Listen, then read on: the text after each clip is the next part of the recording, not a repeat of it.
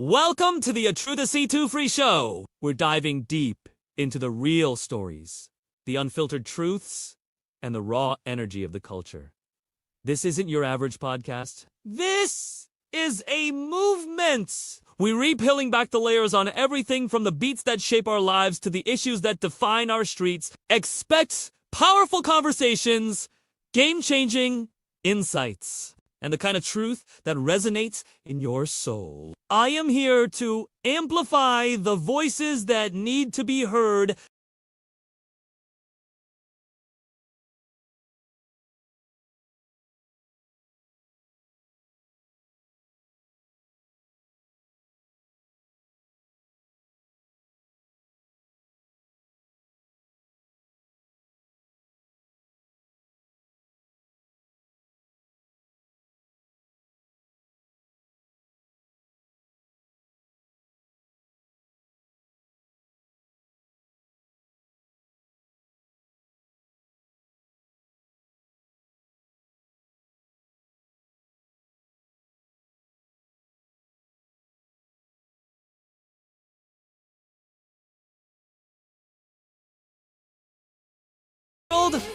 Welcome to the A True to C2 Free Show. We're diving deep into the real stories, the unfiltered truths, and the raw energy of the culture. This isn't your average podcast. This is a movement. We're peeling back the layers on everything from the beats that shape our lives to the issues that define our streets. Expect powerful conversations, game-changing insights, and the kind of truth that resonates in your soul. I am here to amplify the voices that need to be heard and spark the discussions that matter. So, if you're tired of the noise and ready for the real, you've found the new home. Plug in, turn it up, and get ready to be set free. Make sure you hit that subscribe button and join the family. Let's get it!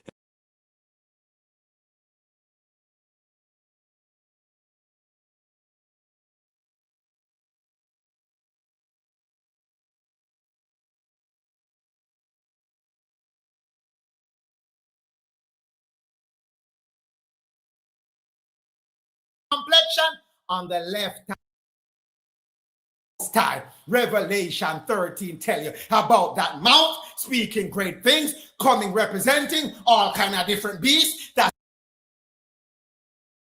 they're Western European, but in the North region, England, Ireland, Scotland, Wales, France, Germany, Denmark, Belgium, Netherlands, those are the ones they're talking about. They're a lighter complexion than the Sephardic Jews, which are from Spain, Portugal, Italy. They were darker, people of color, both of them.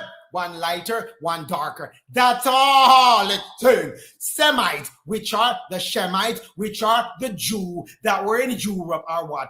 Dark. No getting around that. The Most High revealing records and all record. Dark. That's who the people we're talking about. Evidence in all sacred book gonna come back with the same result. I have not seen any other result, and I've gone through many of the books. Same thing being said.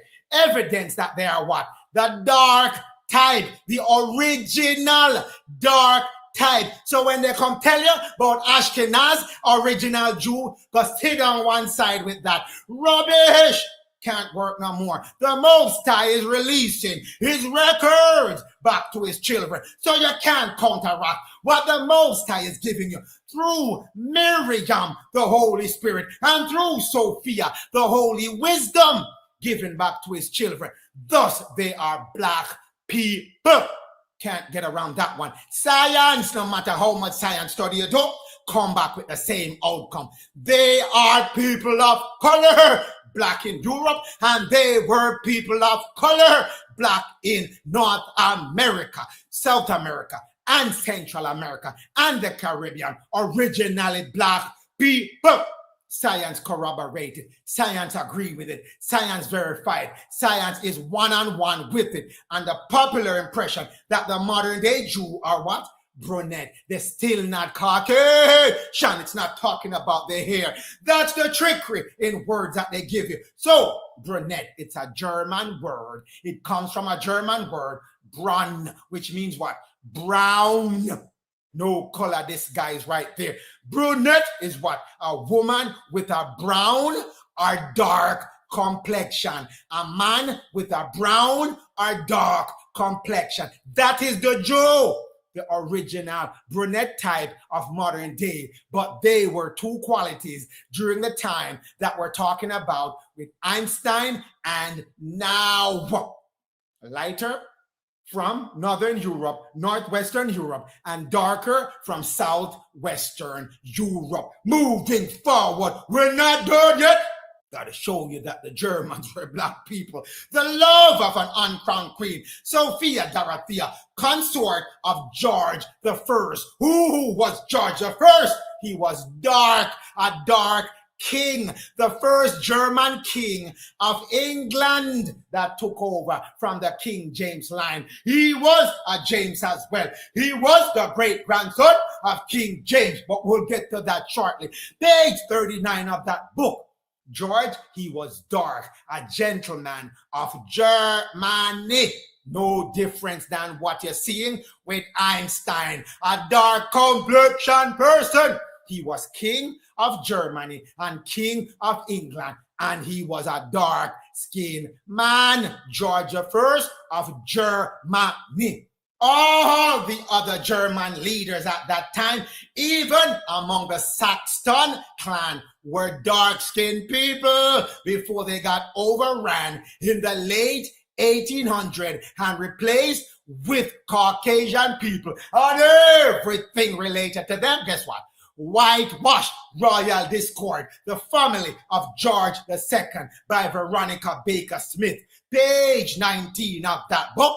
George I was what? A small man, but he was dark. Very dark. He was so dark, he could pass as what? A Sephardic Jew, which is a Spaniard Jew. Telling you over and over, people, you were there in Europe, the king of England, the king of Germany, black people. That was what time? In the 1800s. That's when George the One, George the Two, George the Third, George the Fourth, George the Fifth were ruling England and Germany. Black people line of family before they got overrun in the late 1800s and got replaced with what you see now as your kings and queens of England. But they were not around during the time that we're talking about. The captive princess, we go back to it again, George I, the great-grandson of who? King James of England. The Stuarts, as I've covered, are dark-skinned people, black people. His mother was the granddaughter of the Stuart clan, King James. So if they are dark-skinned, he must be dark-skinned. And evidence, as I already said, he's a dark-skinned man, so dark he could pass for a Spaniard, a Sephardic Jew, because they were Jew, no matter which way you're talking. They, in the practice of their religion, they had to suppress it and adapt to who? Roman Catholic. That's the big spiritual war that was going on in Europe. We're still with the captive princess, Princess Sophia, which is the granddaughter of King James, was a Palatine princess. Who is Palatine? They're Palatines, they're Germans. And Benjamin Franklin added on the Boers in his manual to call them poor without calling them poor. Palatine Boers is a synonym for Palatine Poors. That's who they are. They are German. King George, the Stuart clan, became part of the Palatine Boers, the Palatine kings. So they are still black people in Germany, controlling Germany all the way up to the late 1800s. So they were there, Einstein and his family. They were black. Let's ask Benjamin Franklin, since he was complaining about the Palatine Boers. Observation concerning the increase of mankind, peopling of country by Benjamin Franklin. Page 10 of that book, item 23, he said, why should America put up with the Palatine Boers? Why should they swarm our colonies and take over their position as they had in Europe? No, we don't want the German Palatine Boers to come to United States of America because they will never acquire our complexion. He was one of the Caucasians at the time, complaining that they can't get his complexion. So if he's Caucasian, what complexion he's talking about that they cannot get? Has to be another complexion. Logic says he has to be a complexion other than Caucasian. So they had to be a dark-skinned person.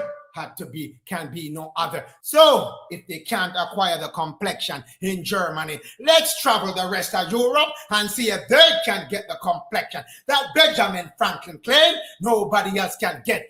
Item 24, the number of purely Caucasian people in the world is very small. That's the information given back to you at that time. Luckily, they didn't whitewash it long enough so we can get the information now. Very small. So that's when he said, no. Too much of them coming from Europe gonna make sure that ratio is blown out of proportion even more. And in Europe, Spaniards, Italian, French, Russian, Swedes are generally what we call swarthy. Can't fool us with that word anymore. The most I open up the record back to us. Swarthy, 1828. Webster dictionary to you. Dark complexion person or a person of a dark hue. Black. That's what it says. So when you come on my YouTube, come in with your rubbish. Swarthy means that they are tan and their hair is brown. Rubbish! Most I give back his children all their information they need. And guess what? You are not needed to give no advice to no children of Israel, no children of Jacob. When the Most High told us in the second stick, the Gentiles, which are the Caucasian, shall be taught by you. So settle yourself and get some knowledge, because you too were fooled by all the whitewashing that was done, removing the people of color and replacing them as Caucasian. You also fell in that trap, even though you're Caucasian. Sit back and learn something new. These people, even the German, were dark-skinned complexion people. So what I'm coming to you with now is no strange thing. Once the Most High reveal his information, bringing us back to who?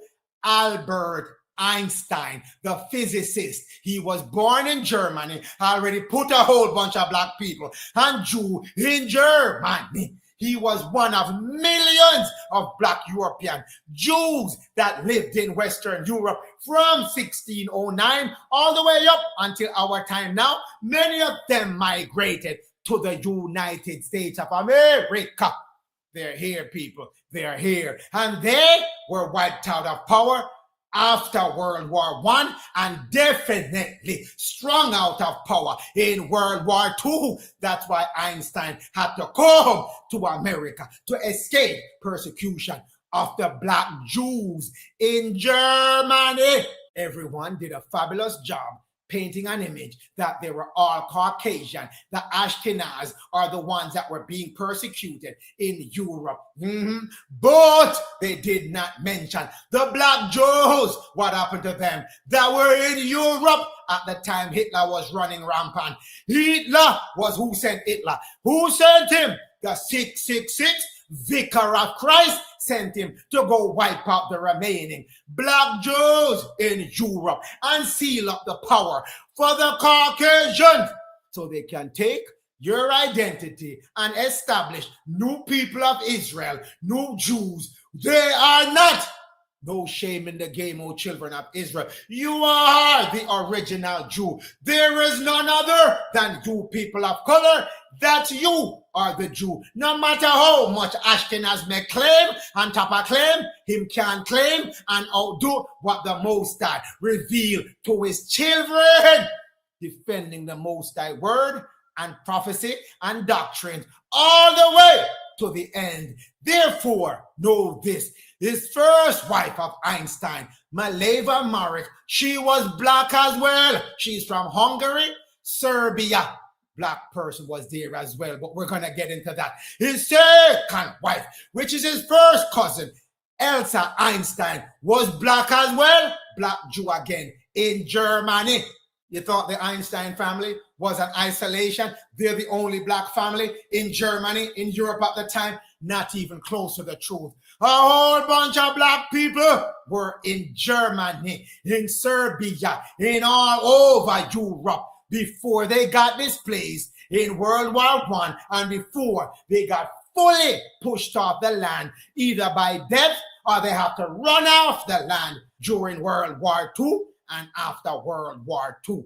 He was a black civil rights activist. That's Einstein. You didn't hear that one, did you? No one came and taught us that, did they?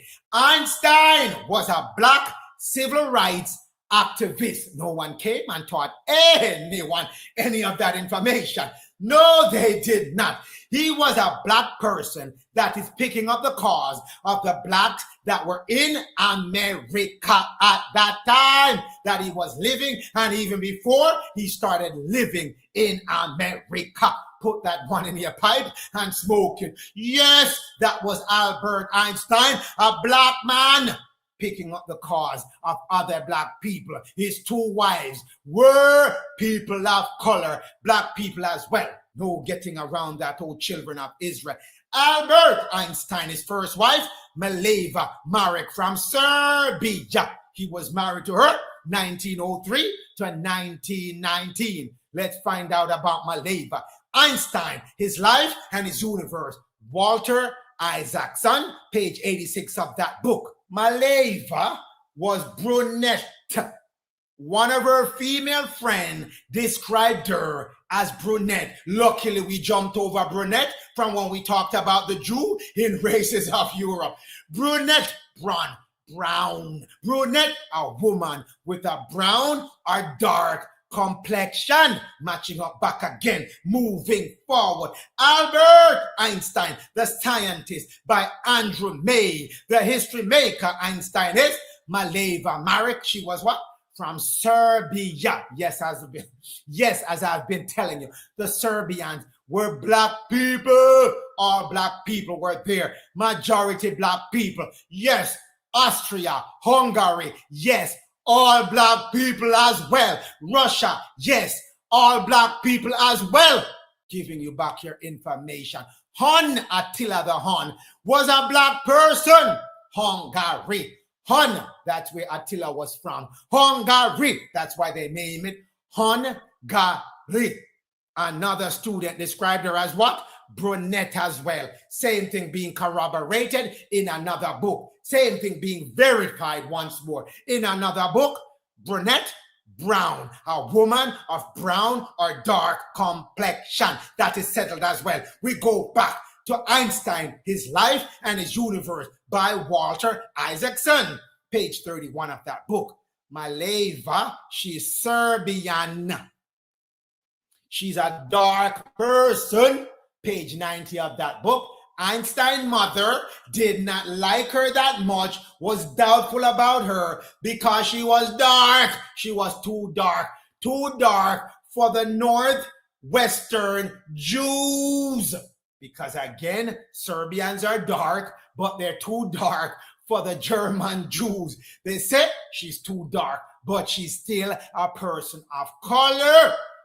Not stopping right there. We're moving forward. Mileva Marek, Einstein, Ramilda Milentijevic, who wrote that book. Page 42 of that book. Milena, another friend of Mileva, detailed description of Mileva was given.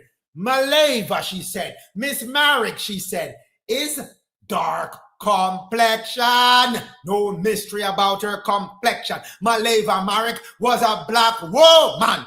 Can't deny that one. Barry Parker, Einstein, the passion of a scientist. Page 60 of that book. Maleva, that's the chapter heading. Maleva, she was what? Yugoslavian. She was Hungarian. It was Yugoslavia, then it got changed to Hungary. Then it got changed to the Czech Republic. Then it got changed to a whole bunch of different names. But Maleva, as a Serbian, she was also dark complexion. You hear that? As a Serbian, she's expected to also be dark complexion, which was looked down upon in other parts of Europe that were making their transition to being Roman Catholic 100% and Caucasian. So anyone who was standing in the way of that Caucasian invasion in Europe during that time was looked down upon. We'll get to that more shortly. But she, as a Serbian, was expected to be dark, and she was dark complexion. Telling you the Serbs are what? Dark-skinned people, not what you're getting now in all the whitewash lies on top of lies with more lies orchestrated by Vicar of Christ with the 666 giving power unto who? The wicked Esau in America. That's changing up all kind of information. Private Lives of Albert Einstein by Roger Highfield and Paul Carter. Page 45 of that book.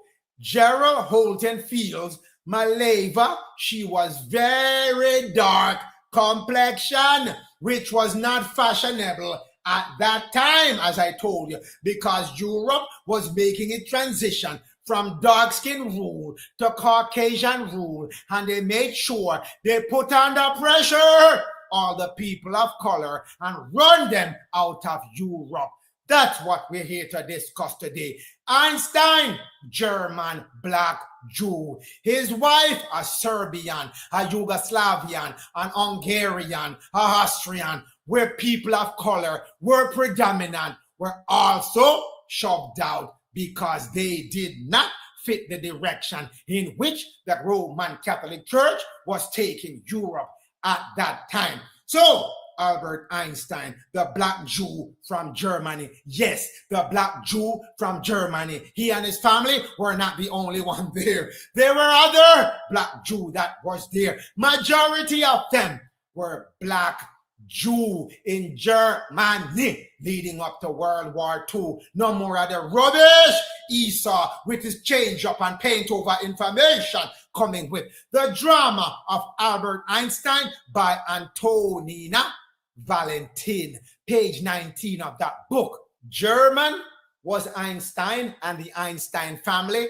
They were Jew at Jewish origin and, like his parents, tried to assimilate themselves as completely as possible. So they enroll themselves and their children in Catholic school, trying to assimilate without totally assimilating. They are what we call conversos Jews, Moranos, Moresco Jews, trying to convert, but still hiding their conversion. They are called crypto Jews as well. That's when they tried to be Jew under quiet while living a Roman Catholic life. So that's what they were forced to do, to try to identify themselves as Jew, not outrightly, but assimilating with Roman Catholic custom. That's what was going on in Europe, children of Israel. Don't be misled. We're still staying with that book. Einstein, with his what? Sallow thing to his skin. His skin had a sallow thing, but we're not done yet. We're going to come back and deal with sallow. We're not done. Page 195 of that book, Albert Einstein, his sons. We're going to talk about his son, his younger son with his what skin? Sallow skin. Like who? Just like his father. Father has sallow skin. The son, the younger son, and all the sons of sallow skin. What is sallow? What is sallow? We go back to the Webster 1828. We're not going to modern day Webster, which is whitewashed as well. So you have to be skillful when you're going through your modern day Webster. Everything change up to fit the 1924 whitewashing perspective. If you go back to Webster 1828, the printed version, which they cannot change because it's already been published, then you get most of the truth that you need. Sallow, yellowish color, a dark yellow, which is not Caucasian. Dark yellow is what? A brown complexion person. That's what given back to you as Albert Einstein. But we're not done yet. You think we're done? We're just getting started. His cheeks, as they put it, is also sallow. In this book, we already identified sallow means dark yellow. It's not Caucasian as you have been given. So when we get to his actual images, that's been whitewashed. Tell me if it looked dark yellow. Tell me, and you will know for yourself that it's been clearly whitewashed. Einstein again, the ultimate Einstein, by Dr. Donald Goldsmith, page 23 of that book. Einstein, dark. But here, this is the trickiness of how they used to write to tell you without telling you, because they can't outrightly tell you. Because if they tell you, they're going to be breaking the command given unto them by the vicar of Christ to make sure these people, the children of Israel, the dark-skinned people, can identify all those who have been changed until the Most High come and wake them up. That's the only way they were going to let you find out the truth. When the Most High said, time to turn over the rug and give truth to the children of Israel. So watch this. Einstein had grown into a slim but sturdy young man of average height with dark curly hair and a small mustache and dark liquid eyes that the girls found attractive. What's the problem there? You don't see it? Let's read it one more time. With dark curly hair, no comma after dark. Dark curly hair, one set of words to describe the hair. But notice the second dark, comma, then liquid eyes. You see, they're trying to let you think, if you're not reading it carefully, has given unto you that discernment by the Most High, that is the eyes that are dark, liquid. No, it is not. Dark is one word by itself because that's his complexion being disguised in the tricky writing that these authors had to write in so they are not excommunicated by the Roman Catholic Church and by Esau power rule, which he said, if you don't do things my way, we're going to cut you off academically, cut you off financially, and cut you off in every respect, and subdue you, subject you to a life as a pauper for the rest of your life if you don't play ball, you don't play game with us in keeping these dark-skinned people ignorant until the Most High come and wake them up. So, Einstein, dark. That's who Einstein is, and we're gonna move forward some more on these tricky ways. Albert Einstein, a biography by Albrecht Falsing, wrote that book. Page 547 of that book. Einstein, dark. A little mustache, comma, dark. That's who he was. They might tell you it's his mustache is dark. Rubbish! We know how to discern how these things are hidden now. So these things shall not work anymore. Let me give you another way to know the rubbish that it's his mustache. His darkness and all his features are reminiscent of who? Young Beethoven. Wrong analogy you want to draw at that time. No way you can go to Beethoven. Beethoven, he was what? His complexion. Dark. He was so dark, he was nicknamed what? Spaniard. Just like George the First, he was a dark person. image of Beethoven given back to you by Getty. But Getty is not making sure you got that information when you needed to get it during the fallen state of Israel of that time. But Jacob, Israel, your information is clearly being given back to you. Beethoven, as the analogy for Einstein, telling you that Beethoven and Einstein are dark complexion people. You can't be reminiscing a black man with a white man or a white man with a black man has features of the person when you're giving a description of their features. Einstein, dark. Beethoven, dark.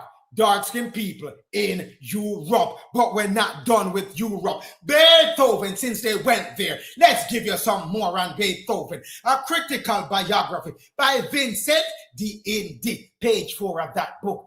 Kapellmeister Ludwig van Beethoven, Beethoven's father. He's from where? Netherlands.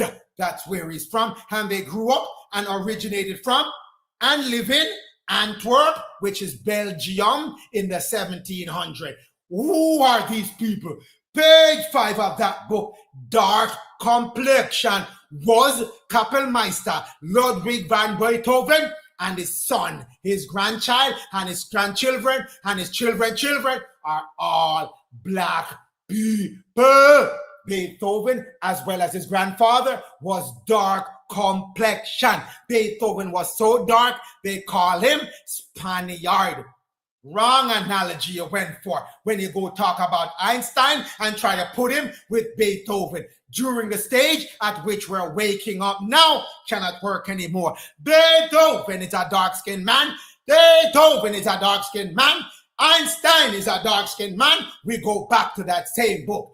Albert Einstein, a biography by Albrecht Singh, page 96 of that book, when they finally settle up and give you the description, the true description of Einstein. Louis Chavon, a French-speaking technician who worked and was taught by Einstein, said what? Chavon recorded Einstein's sketch.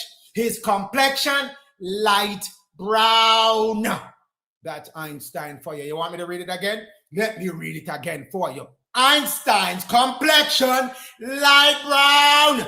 That's Einstein for you. Light brown, a dark-skinned man. He's not a Caucasian man with no light brown complexion. Dark, dark, dark. Sallow, sallow, sallow. Then finally, the truth is revealed. He's light brown complexion.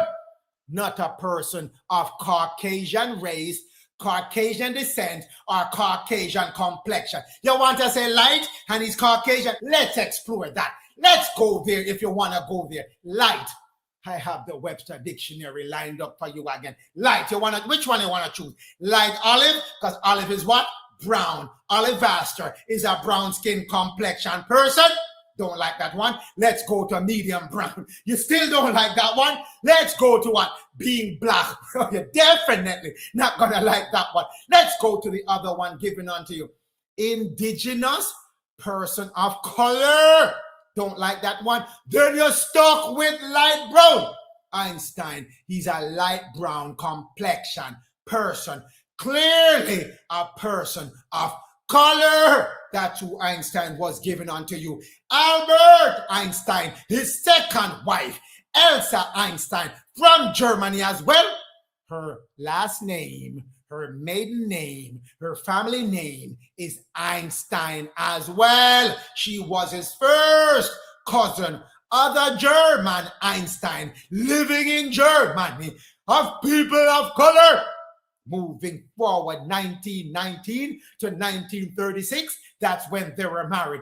But you got to know this part, oh children of Israel. You got to know this part. Common information. Once you know who Einstein is, then all the information makes some more sense. Elsa Einstein, the second wife and cousin of Albert Einstein, their first cousin. Their mothers were sisters. Children of Israel, thus making them maternal first cousin. Their fathers were first cousin, making them first cousin and second cousin on the father's side. Elsa had the surname of Einstein at birth. Didn't need to get it later on when they got married. She's an Einstein. So if she's first cousin, second cousin of Einstein, their mothers and fathers are from the same family line, whatever color Einstein is, definitely Elsa is the same color by default. It not take no rocket scientist to figure that one out. It doesn't take jumping in any books to figure that one out. Whatever color Einstein is, because their first cousin, she's the same color as him, without a doubt. That is the case. Moving forward, since we settled that, Einstein, person of color, a black man, his first wife, Serbian, Hungarian, Yugoslavian, Austrian, she's a person of color as well, dark. And his second wife, Elsa Einstein, his family member, direct family member, is also dark-skinned person of color. Moving forward, Albert Einstein, the black civil rights political activist, didn't teach us anything about that when we were in school, but it still remains the truth. Einstein in America by Jamie Sagan, page 56 of that book. Let's talk about it. In 1931, from Germany, Einstein supported the protest against the conviction of the Scottsboro boys. 8 black boys, 8 boys of indigenous copper color skin complexion, the Scottsboro boys, that were charged and convicted for raping 2 Caucasian women. Classic case of Southern injustice going on at that time, and Einstein protested against it while he was in Germany because he was a person of color as well, and he knew other people of color were going through the same things. Other people of color were going through the same thing. That's why he supported black civil rights activity. But we're not done as yet. It's not isolated to one incident. Albert Einstein, the scientist, by Andrew May, page 109 of that book. Einstein had extended his politics to civil liberty and social justice when the famous African-American singer, when the famous indigenous to America singer Marian Anderson was refused a hotel room when she was in Princeton simply because her first skin color. Einstein stepped in and put her up in his place in Princeton because he was living in Princeton at that time. Marian Anderson was a good friend, her best friend of Einstein, the indigenous American singer. And nowhere on the internet you can find a picture of her standing next to Einstein. They all pull it down once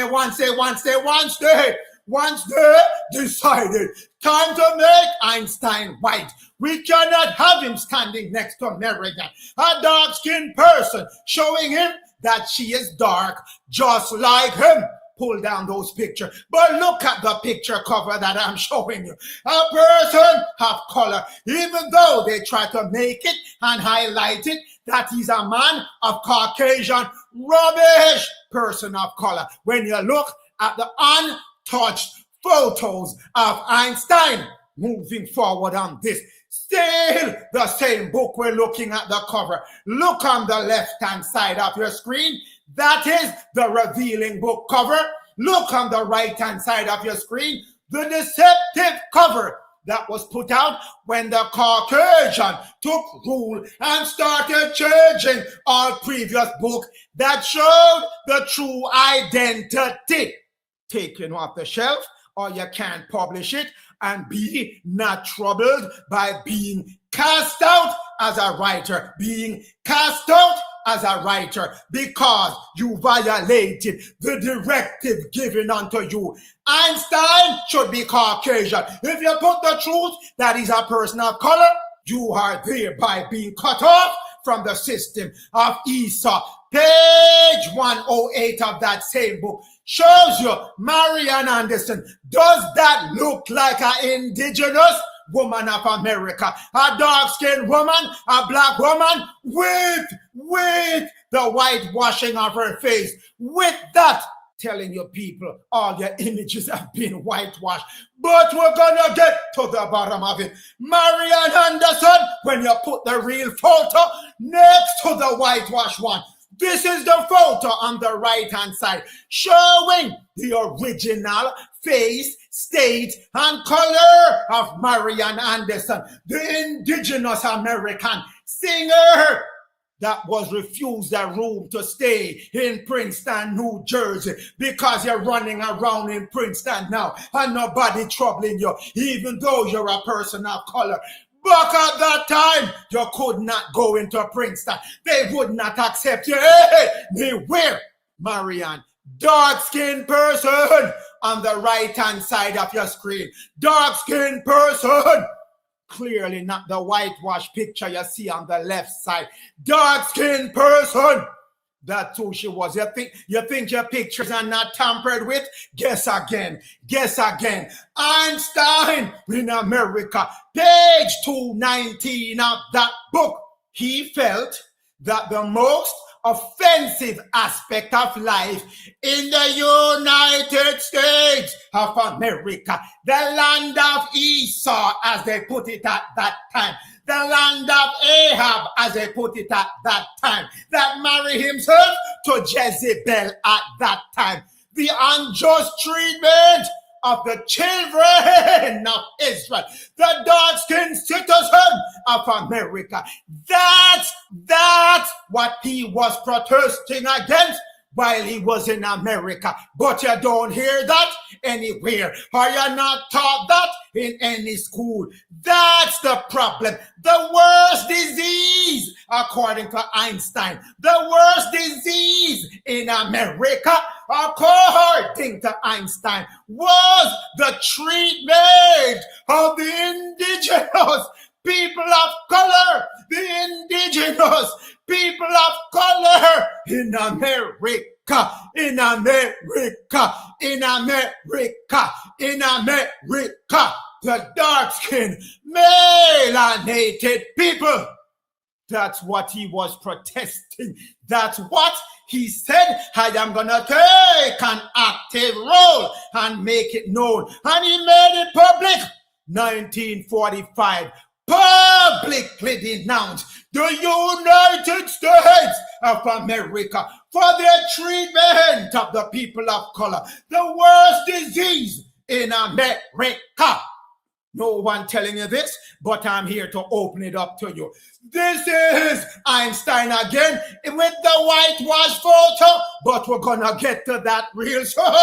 Hang on with me. Page 220 of that book. He accepted a honorary degree from Lincoln University, a predominantly indigenous, copper color skin people of America school university. When he stopped accepting honorary degrees from all schools, he made an exception for Lincoln University. His way to support and to demonstrate his support for the Negro education, the indigenous people of America education.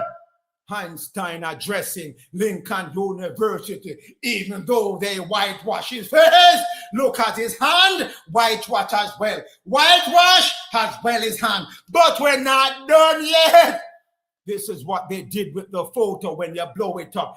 Children of Israel, children of Israel. If you want to know if your photos were tampered with, blow them up more than 200 to 500%, and you're gonna see the distortion and the pixelation caused by the whitewashing. If you look at the picture, his eyes are distorted because they couldn't whitewash it good. His mouth is crooked because they couldn't whitewash it good. His face is white as his hair is white. Same complexion. Cannot be, people. Cannot be. You cannot be as white as your hair. Different type of white. No person is a white. The Caucasian, even though they call themselves white, there is no person that is white. Look at your screen and go walk outside to see if anyone is as white as the screen. No, it is not. What they made is here, just like his forehead, because they had to blend it in to copy all his features of a dark complexion to match the hair. So you don't see by the hairline where they distorted. But we're gonna get into that. Rest assured, we're gonna uncover the shameful whitewashing of Albert Einstein images. We're not done with yet. In books after books after books upon books, you see Einstein as a man of color. You see Einstein on the book cover as a person of color. But when you go in the book, they start whitewashing image. This book, Albert Einstein by Xavier Parota, on the cover, dark-skinned Einstein. You see his skin is dark and his hair is white. That's what we expect. Not like this picture over here where his face is white, just as his hair cannot be, will never be, and can never, ever be. Same picture here, with the right feature and the right hair color, offsetting with his dark complexion. On the right-hand side, the whitewash image, but we're gonna get to that. When you blow up these picture children of Israel, you see the shameless whitewashing. Let's get the Sandman busy. Let's get the Sandman busy, because it's show time at the amateur whitewashing event.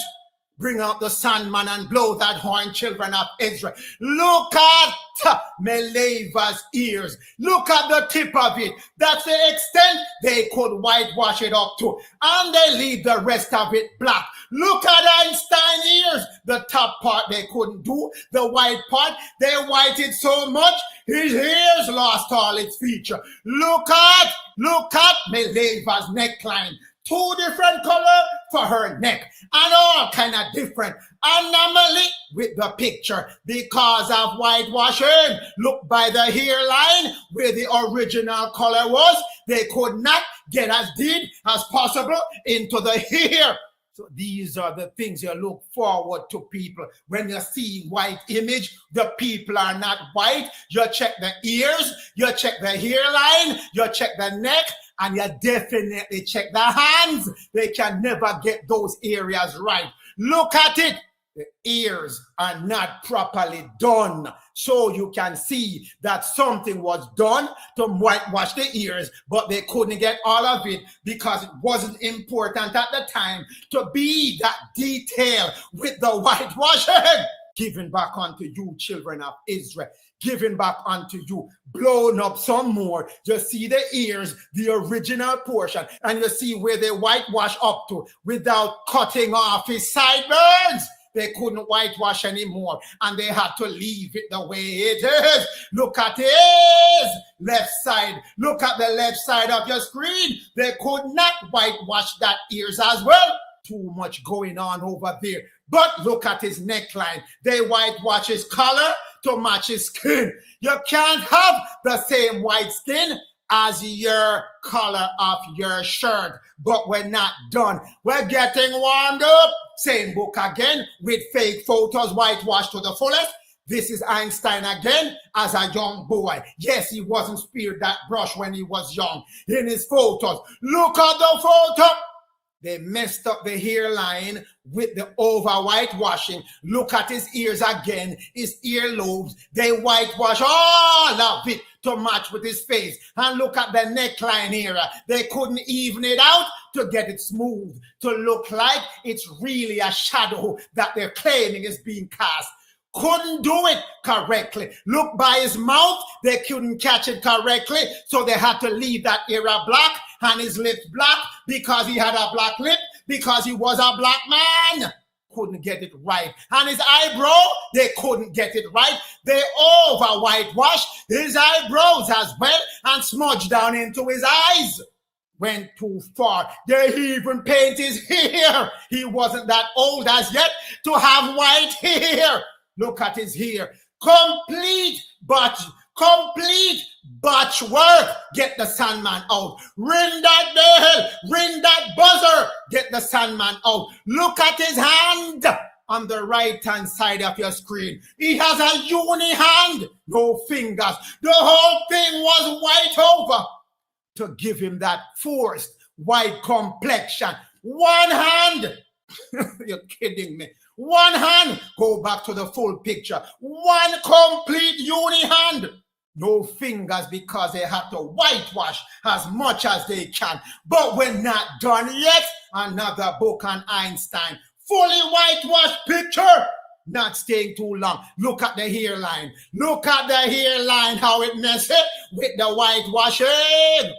The original picture protruding on the upper side of the screen where they tried to whitewash up to the hairline, and they had to make it look like him have white hair so they can match the hairline back with his hair and the skin as white. Lies, lies, lies, but we're not done. Just getting started. Look at the side. They couldn't match the white. No one is that ghostly white, and they even covered his eyebrow to make sure they disguise as much of his black skin, but it's coming through at his eyes. Look there, mismatch at his eyes. Brush, brush, brush, and overbrush, and pixelation where they try to brush and couldn't get it done properly. Blowing up your picture, reveal everything. The most I said, slow your roll down and go investigate the liars and expose the lie. All black skin revealing under the whitewashing. You can't cover up a black man's skin. It's hard to cover up his skin. No matter how you try, no matter how you give him bleaching cream, the black always come back. Never, never, never can go away. Moving forward. Look at the ears. How they whitewash the ears as much as they can and see the top of the ears. Still black. Can't whitewash it. Look at where the ears meet the neckline. Still black. Can't rub out the black man out of a black man, no matter how you try. Look at the mouth area. Still a black man underneath that mouth. No matter how much you whitewash, still black man there. No matter how you smudge and how you white, you can't rub out a black man. When that man is black, black is hard to rub out, people. Look at his neckline. Black as well, and look at where the whitewashing is. Whitewash. You think Job was joking, and you think Maccabees was joking? Whitewashing of your picture, children of Israel. Another picture I'm gonna walk you through just to start you off. Look where his necktie is and where his neck is. They over smudge on the whitewashing, but that's the tip of it. Look at this picture. They could not get the ears to be done properly. Ears always give them problem, children of Israel. They can never get the ears right. And look again at the other ears. They just had to give him a uni ears with no feature at all. They had to paint over the whole ears. No crease, no earlobe, no nothing. Just one ears. Couldn't cover up that black. Look at the neckline again. Black, black, black. His shirt collar and his neck area is black, and they couldn't go that deep with the whitewashing to cover it up. Listen, you can't cover up a black. And 50 million people in the United States of America who are poverty-stricken, making income less than the poverty level. And yet, this is the richest nation in the history of the world. Our national gross product this year will go beyond $800 billion. And yet there are between 38 and 50 million people who are poverty stricken. Now, something wrong. Happy Black History Month, the shortest month of the year. Growing up as a child, I lived in the Chicagoland area, and while there were a variety of different ethnic groups that I lived in close proximity to, most of the neighborhoods I lived in were predominantly Black. I was in community with folks that looked like me, and to no surprise, my cultural outlook reflected that. One particular part of that reflection was always Black History Month. In my elementary school, staff made sure that us young students were aware of the importance of learning our history, all of the struggles, sacrifices, and challenges that our ancestors had to overcome in order to push for the progress we see today. And when I say learn about our history, I really just mean showing the class Our Friend Martin for 4 years in a row. Yeah, this movie did numbers in a lot of school. For some reason, I always thought it was an episode of Recess as a kid. I don't know, it's probably because all 90s Black male cartoon characters had the same fucking haircut. Give me grace, I was like 6. How we teach Black history to our young children is important. So important that it's often debated on what is the quote-unquote correct or proper way to do so. On one hand, you have to keep in mind that these are still young kids, and that it needs to be presented to them in a way that not only allows for them to easily digest what it is that they're learning, but also be able to apply it to the society around them. However, with that comes many perils. In the process of attempting to make it more suitable for children, you risk diluting, downplaying, or even outright omitting historical events. In the end, you're left with a very fine line separating respecting history and erasing it. But for those in power, that erasure or dilution of said history ends up being one of your biggest advantages. America runs on two things, that being white supremacy and capitalism, with the two so intrinsically woven into the fabric of our nation that they affect Black folks on a systemic level. The last thing you want is the affected population learning the true extent of the damage these systems cause, as this is dangerous. Therefore, by misconstruing history or giving a sanitized version of it, you're able to downplay the systemic effects and damage. You begin to water down historical events from the barbarism of slavery to the deliberate sabotaging of Reconstruction, all the way to the pacification of the Civil Rights Movement. The end result is a very out-of-context, sanitized version of history that not only disrespects the lives of those that came before, but prevents those in the present from learning about their current struggle. And before you know it, we start seeing ridiculous narratives about living in a post-racial society. Since we are about to elect the first African American as president, it is a very significant historical fact. And I take it, therefore, around the world, criticism of the United States for being a racist nation will now stop, right? Boy, do I love my post-racial society. But erasing Black history does come with pushback.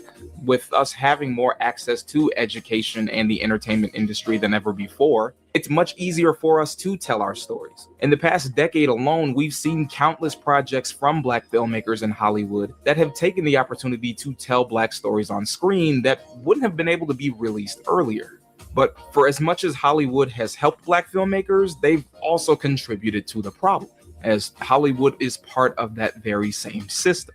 It's a multi-billion-dollar machine made up of corporations that fund and produce films for the sole sake of making money. Any chance they get to protect the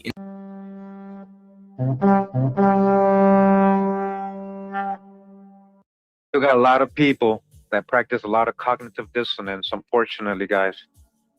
And they still try to debate the word swarthy to me. It doesn't just mean a tan, all right? I've shown so many different dictionaries and etymology pages, books, showing you what it really means and how it got applied in different ways. And in different ways to dark-skinned people, which includes so-called Black people throughout history. We ain't gonna pretend this ain't real. We can't practice cognitive dissonance when it's right in front of you. Swarthy or Black. All right, we're in the American Dictionary of the English Language, intended to exhibit the origin, affinities, and primary signification of English words, okay? I don't care what you think. We're in volume 2 of this, Webster's 1828 dictionary, okay? And once again, swart, to make tawny. Swartly, duskly with a tawny hue. Swartiness, tawniness, a dusky or dark dark complexion, swarthy. Definition A, or 1, being of a dark hue or dusky complexion, tawny. In warm climates, the complexion of men is universally swarthy or black. Swarthy or so-called black. There is no black. Ain't nobody black. That's the crayon color. But either way, you know what they mean. The Moors, right? The Moors are swarthy. The Moors, Spaniards and Italians are more swarthy than the French, German, and English.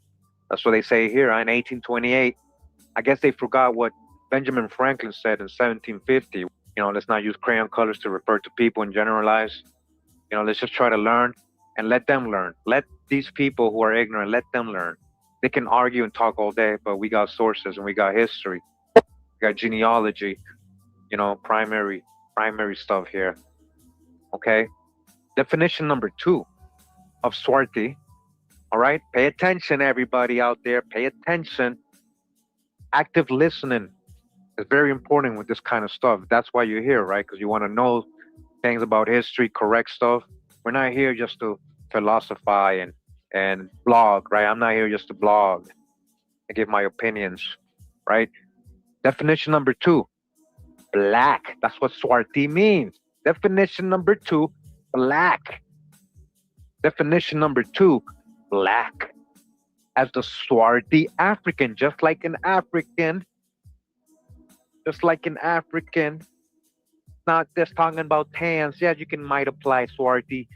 Dark, because it means dark. You can use dark in many ways, right? So we're talking about dark complexion. Yeah, you can use swarthy. Some people that might have a tan, but in general, we're talking about also so-called black people. The definition number 2 is swarthy. 1828 Webster's Dictionary means black. Swarthy means black. The swarthy African. Swarthiness, a tawny color. Swartish, somewhat dark or tawny. Swartish. Swarty, tawny. All right. So-called black. We clear? We clear with that? Before we get into the primary sources that are describing these people with these words, don't forget, it means black. So-called black. You see it? I highlighted it. Do you see? Don't pretend you're blind. Don't practice cognitive dissonance. Listen. Let go. Empty your cup. Empty your cup. I'm trying to help you see something. This might help you grow as a human.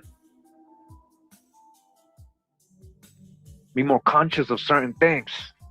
Respectful of certain people. And get you off that ego trip. Get you off that stereotype, that racism, that prejudices. Come on now. Swarthy means so-called black, especially in these colonial primary source writings. And right away, big shout out to Kirkland 88 on Telegram for the drop. All right, we're about to dive into the Kirkland files.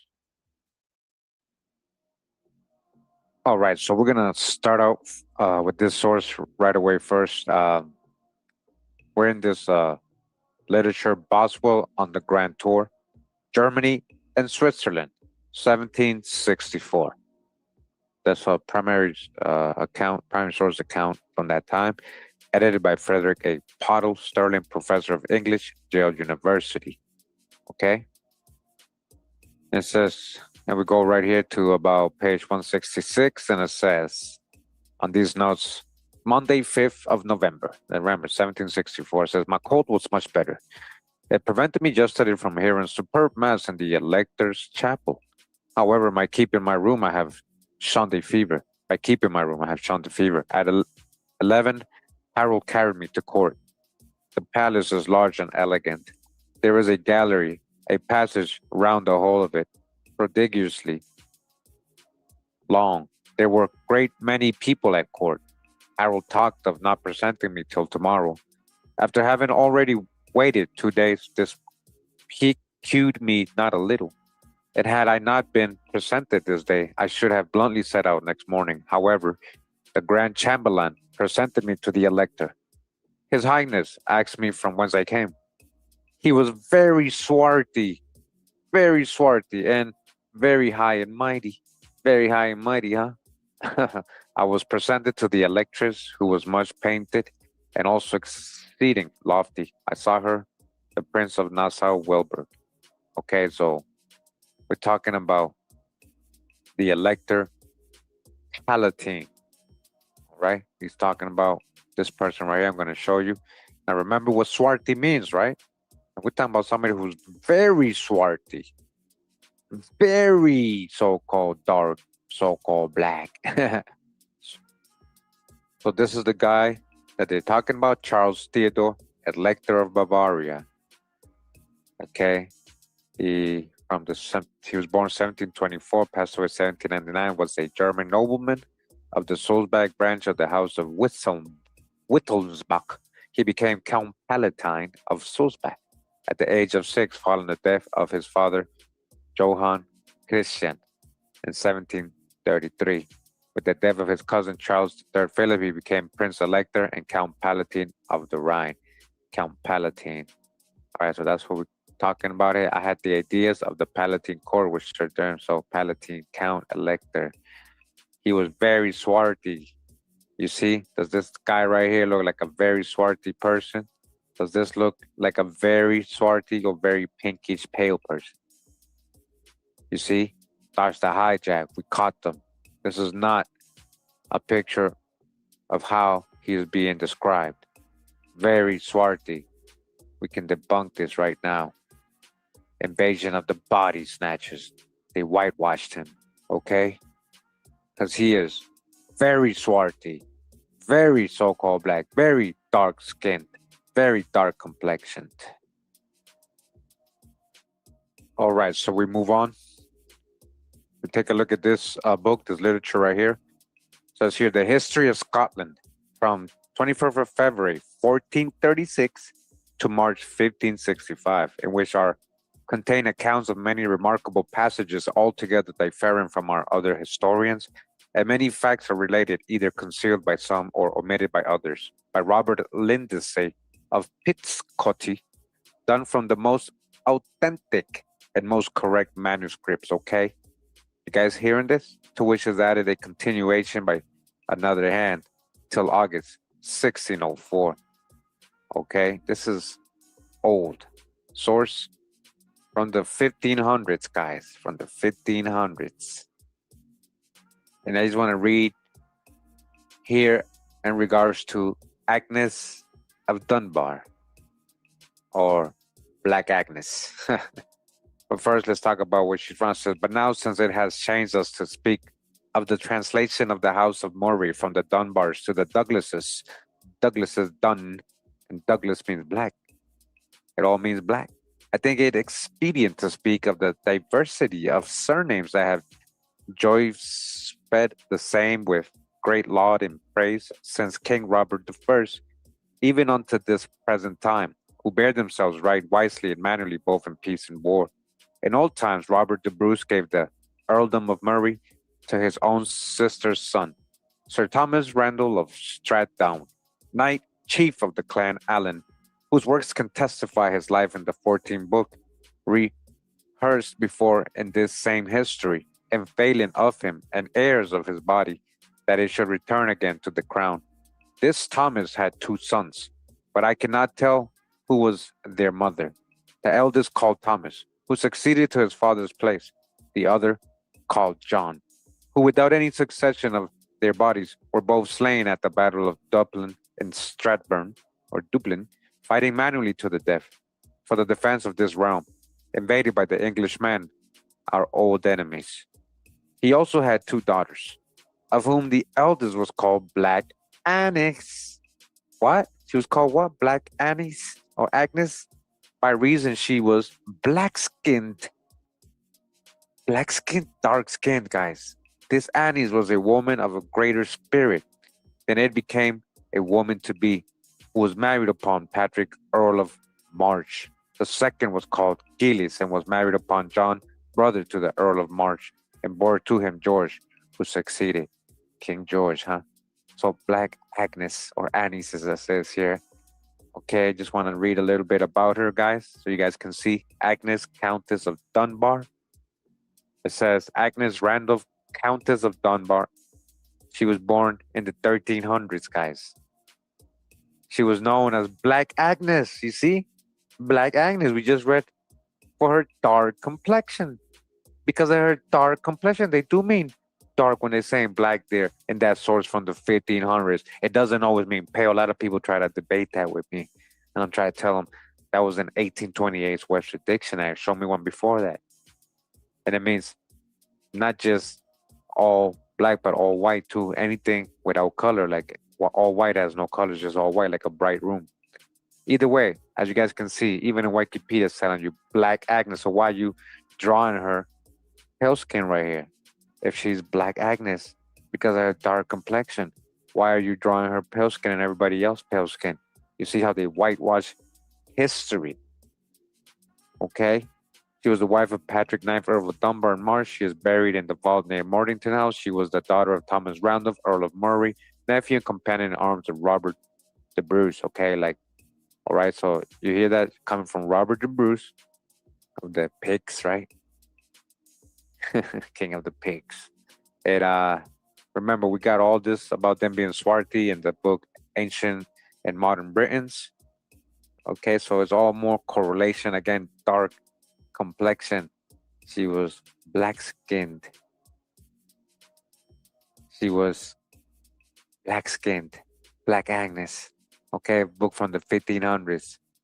They whitewashed her too. Invasion of the Body Snatchers. All right, we're gonna go on to now another book here. It's called The Works of the Honorable Robert Boyle, in 6 volumes, to which is prefixed the life of the author. And this would be volume 6. Okay, volume 6. And this is from 1772. All right, 1772.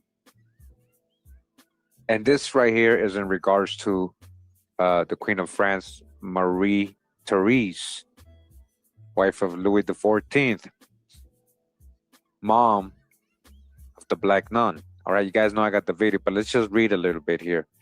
It says, the Queen of France is brought to bed of a daughter of 8 months, which has the shape of a Moor. She has the shape of a Moor. Say, what? What do you mean the shape of a Moor? What does that mean, guys? Does it mean like the phenotype? Or what do they talk about? But either way, the shape of a Moor and somewhat of that complexion. Whence that king is so enraged that he has banished all the Moors because his daughter came out dark complexion. He banished all the Moors, the dwarves, and the monkeys. Oh my gosh, from his court. I don't know if monkeys, they mean animals or that's a title for some people. But if it's, that's just, it sounds a little racist to me, right? But it sounds a little weird. The queen having a little more about her that seems to have so tainted her imagination as to give such a color and such features that resemble him. Okay, resemble him, right? The king. In the meantime, the queen has very dangerously ill and was given over by the physicians. But that Madame de Fouquet came and presented medicine, which she exalted highly as such, and one that would infallibly cure her by bringing away the secondina, which has cast the queen into such convulsions as made her case appear desperate. All right, so it's like in her dying bed, and remember that she supposedly had a baby that was born the exact same day of, as you guys can see here in this video, Princess Louise Marie Therese of France, the nun, the Black Nun of Moret. So the baby supposedly died. Right, this baby supposedly died. Okay, and that's not true. The baby didn't die. It became the Black Nun of Moret. Right here, there's a primary source description of her. It says, there was in the transactions of Paris during the little time I stayed there, for as soon as I found myself able to walk, I set out in good earnest to Sicily. But not being quite well enough to ride post, I made but short days' journeys. I laid the first night at Melun, and did in the next day at Moret, which is a village near Fontainebleau, with a covenant where they say that the Negro princess, right, it just told us, she came out looking like a Moor. Right? And the video we were reading here from my video, right, 6 months ago, is letting us, yeah, of whom the Queen Mary Therese was delivered is a nun. See, the daughter of Marie Therese, who they said in this same book, right, that came out looking like a Moor, correlating with this book. Okay, this is, again, the video, guys, if you don't know. If you not remember the Black Nun of Moret, we have a lot of references of the same kind of stuff in this video, right? But this is just a whole other source we're going through right now, as you guys can see. And I have another one, all right? I have another one. So in the book Correspondence of the Family of Hatton, being chiefly letters addressed to Christopher, 1st Viscount Hatton, AD 1601 to 1704, edited by Edward Maundy Thompson, Volume 1, all right? On page 44, we get how the King of France will appear further in this affair is hard to guess, but the reception of G. Little Lady Fitz Arden was very courtly, and they have sent another. I note now who sends in G. quality. He went of envoy extraordinary by way of return to his complaint, which I should tell you by the by was pretended only for to visit the Queen of France, who was upon the matter of a dying and was brought to bed of a child. Some say all black. Her child was what? All black. Others mulatto only. But it is very odd, most certainly. I have heard half black and half white. All black, so-called black. Again, that is Princess Louise Marie Therese. That's her. She became the Black Nun of Moret. That's where they hid her. Okay, so you guys are getting different descriptions of what we go over this video and plus more. Make sure to check out the video from 6 months ago, right? Check it out. All right, again, she also was whitewashed. They just talking about Louise Marie Therese, known as the Black Nun. All right, was Benedictine nun, rumored to be of French royal descent. Rumored, it alleged that she was the daughter of Queen Marie Therese. Okay, and King Louis XIV. So, what do we know? So, what do we know about King Louis XIV? He was a brown and swarthy man, so-called black. And we got primary sources letting us know about that. Okay, Louis XIV in a large wig, arched eyebrows, aquiline nose, and brown complexion. All right, brown complexion. Louis XIV was also in good preservation, but his skin was as black as ink. As black as ink. All right, guys, you know, we got many sources. So all these people.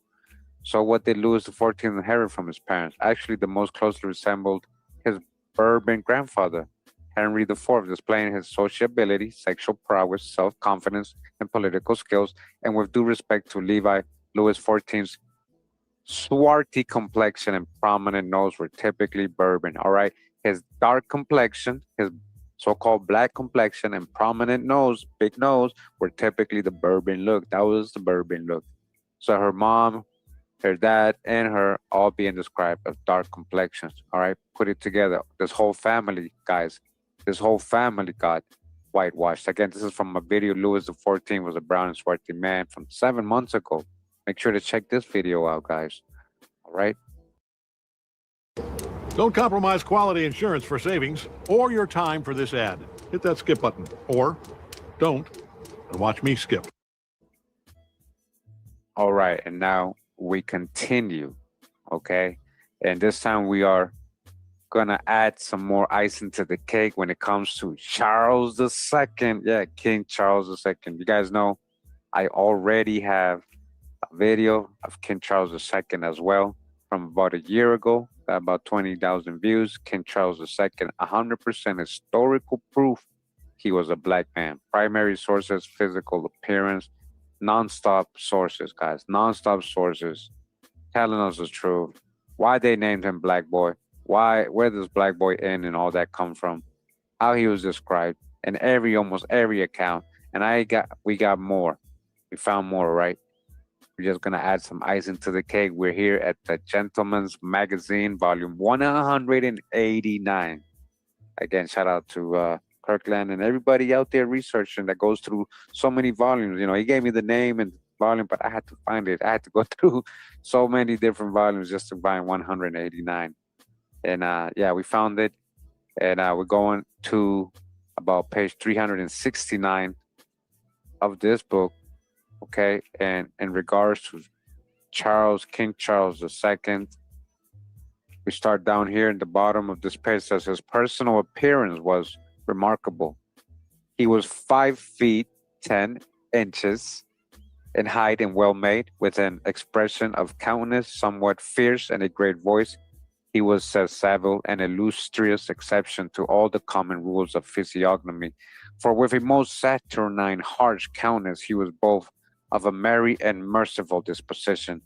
His eyes were large and fine, his face swarthy, all right, swarthy, so-called black, or rather almost black, all right, just in case you don't know what swarthy means, almost black, so much so, so black, right, so much so, indeed, that Monk, as a person before the Restoration, used to toast him as the black boy, all right, as the black boy. Is this like me, he said to Riley, who has just completed his portrait? Then odds fish, his favorite phrase, I am an ugly fellow. Wow. See what they're saying? So that's from Hinton's memoirs. Okay, they're getting that. He is the black boy. Charles II. Remember, his own mom called him that. All those black boy inns and taverns and all that. That was in reference to King Charles II. Black boy. Remember, he was born so black. Remember, go back to the video. He was born so black. We're at the Westminster Magazine now for June 1778.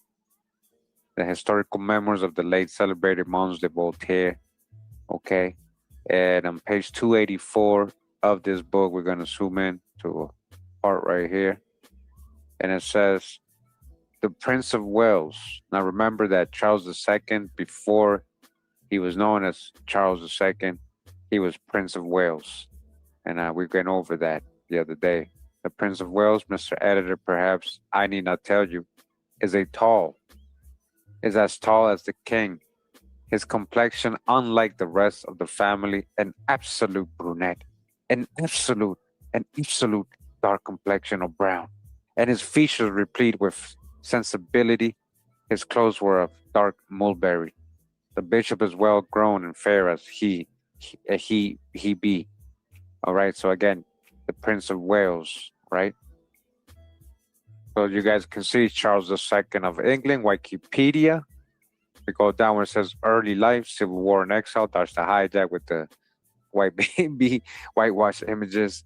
It says at around his 8th birthday, he was designated Prince of Wales, though he was never formally invested, all right? Prince of Wales, again, the Prince of Wales, an absolute brunette. Remember, he's the black boy, okay? That's two sources that we're adding to. Remember, we got so many already, okay, in the video already. So we got another one, actually. We're in this book, The History of Man, or The Wonders of Human Nature, in relation to the virtues, vices, and defects of both sexes, with examples ancient and modern, alphabetically digested under their proper heads, the whole work being intermixed with variety of useful and divertive relations. In 2 volumes, okay? This is from 1791. This is volume 2, 1791, okay?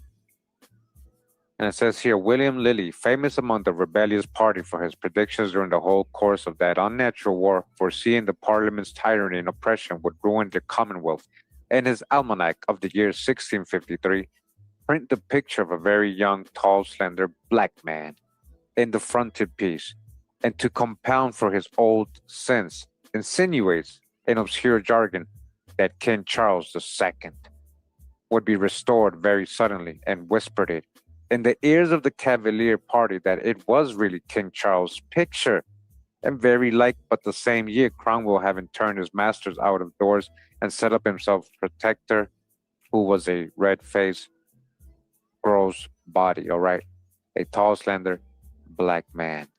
Charles II, so-called black. Charles II. All right. As it says here, this darkness was the subject of comment. I said when he was born, he was so dark. First, he had an abnormal darkness of complexion, a truly saturnine tint. This darkness was the subject of comment from the first. His mother wrote jokingly to her sister-in-law that she had given birth to a black baby, and to a friend in France that he was so dark that she was ashamed of him. She would send his portrait as soon as he is little fairer, but Charles never did become fairer. Later, the sobriquet, the black boy, would be used, still commemorated in English inns and signs, all right? There was definitely a strain of very dark, swart Italian blood, all right? So that keeps going. Check out the whole video, guys. It gets deep. It gets pretty deep, all right? Codex can be such a lifesaver on busy days. It's not only amazing at building things, Codex is also a great partner for everything else at work. For any task, it connects to all my favorite tools, and it knows when to pull from my issues, my emails, or from the hundreds of threads I have to catch up on. And the best part is, Codex can be proactive with automations. It runs common tasks for me in the background at a specific cadence. So I now wake up every day to what's most important and exciting to me. And I let Codex deal with all the busy work, like addressing comments on my PRs every hour. Codex keeps all of the context for me, and I really can't work without it anymore.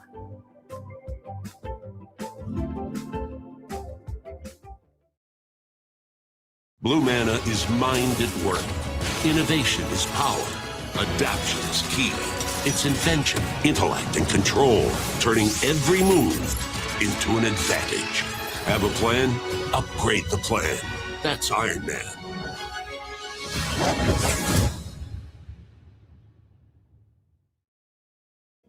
So again, they whitewashed Charles too. They whitewashed Charles II. Dodge the hijack. You see, invasion of the body snatchers. Dodge the hijack. All right, guys. So continuing, I just want to show you guys what's funny, because one of those references of Charles being called a black boy, they even said that the guy toasted him as the black boy. That was Monk. That was George Monk. All right, who was actually calling Charles II a black boy. We just read that right now, okay? First of all, who is George Monk? And Dodge the hijack with the whitewashing. Why? I'm going to show you how he is described. Same guy who's calling Charles II a black boy. He's also, you guys are going to see. So Charles Monk's first Duke of Albemarle was an English military officer and politician who fought on both sides during the Wars of the Three Kingdoms, a prominent military figure under the Commonwealth. His support was crucial to the 1660 Stuart restoration of Charles II, all right? So before the restoration or whatever we just read earlier, he was posting him the black boy. He was calling Charles II the black boy, all right? George Monk. So what does it say about George Monk in this book right here? All right, volume 2. Page 185 of this book, it says here, George Monk. Soldier, sailor, and politician, created the first Duke of Albemarle, okay? Died in 1670. 3/4 length, seated 3/4 to the right, short, dark hair and mustache, very swarthy complexion, all right? Very dark complexion, very so-called black. Very, very swarthy complexion, all right? They whitewashed him too. They whitewashed him too, okay? Very swarthy complexion, large white cravat in armor, his R hand not seen, his L grabs a batoon, red sword belt, okay? George Monk, again, George Monk, first Duke of Albemarle, okay? Very swarthy, he was a black man, so-called Negro. Very swarthy, very dark complexion. Does this look like a very dark complexion man to you? No, they whitewashed him. That is not a very dark complexion man. You see, they whitewashed him too. You gotta dodge the hijack. He was very swarthy complexion. All right, here for the dismount. All right, we go to this book. It's in French, but it's called Histoire de Henry the Eighth. So history of Henry the Eighth et du Schisme de Inglaterra. All right, this is the cover. You guys can see, and it's volume 2. All right, volume 2, 1847. We go to page 373 of this book, and this is in reference to Annie de Cleves, or Annie of Cleves. All right, before we go, it says Annie of Cleves, it says, was Queen of England, in case you don't know. Queen of England from 6th of January to 12th July 1540 as the fourth wife of Henry VIII. Later was known about Annie before 1527. Yeah, they don't want you to know. When she became betrothed to Francis, Duke of Bar, son of heir of Antoine, Duke of Lorraine, although their marriage did not proceed, all right? So a Queen of England, an ex-Queen of England, so you can know Anne of Cleves, right? And this is in French. So what we're gonna do is we're gonna grab all this right here. We're gonna probably grab these two paragraphs, okay? Let me just show you what he's saying about her and what he's complaining about. Okay, so we go to Google Translate. We put detect language, we hit paste, and it gives us the English translation. As you guys can see, it says, "How do you like her?" asked the king to Lord Russell, whom he had summoned in the morning before leaving for Greenwich. "Is she fair and beautiful as she was painted to me? Tell me the truth." And so he's like, uh-oh. He's like, you gotta tell me the truth. Is she actually pale skinned, fair and beautiful? "She is not fair," said the courtier. "She has the complexion of a brunette." All right, when you have the complexion of a brunette, guys, that's brown. Many so-called black Americans are brunette complexion, brown, brunette, brune, black, so-called black, dark. Brunette is dark complexion, okay? And taking the hand of Lord Russell, whom he had just questioned piteously, Henry cried out, "My God, who can I trust? She hardly resembles the portrait I was given. It is an infamy. How could I have been deceived like this? I do not like her at all." You guys hear that? Henry VIII is literally complaining because they gave her a painting or a portrait of her. They had painted her pale skin. And then Lord Russell told him, no, she's actually so-called black. She's dark complexion. She has the complexion of a brunette. And he got mad. He's like, oh, I don't like her anymore. How could they deceive me?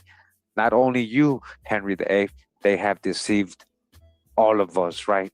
They have deceived all of us. She got whitewashed as well. She's been whitewashed as well, Anne of Cleves, okay? Because she has the complexion of a brunette, the complexion of a brunette. All right? And that's where we're gonna end it today, guys, here. Again, shout out to Kirkland for the investigation. Quick video here into the Kirkland files. Black Europeans have been whitewashed. Invasion of the body snatchers. Much love and respect. Pura vida, mi gente. Wow.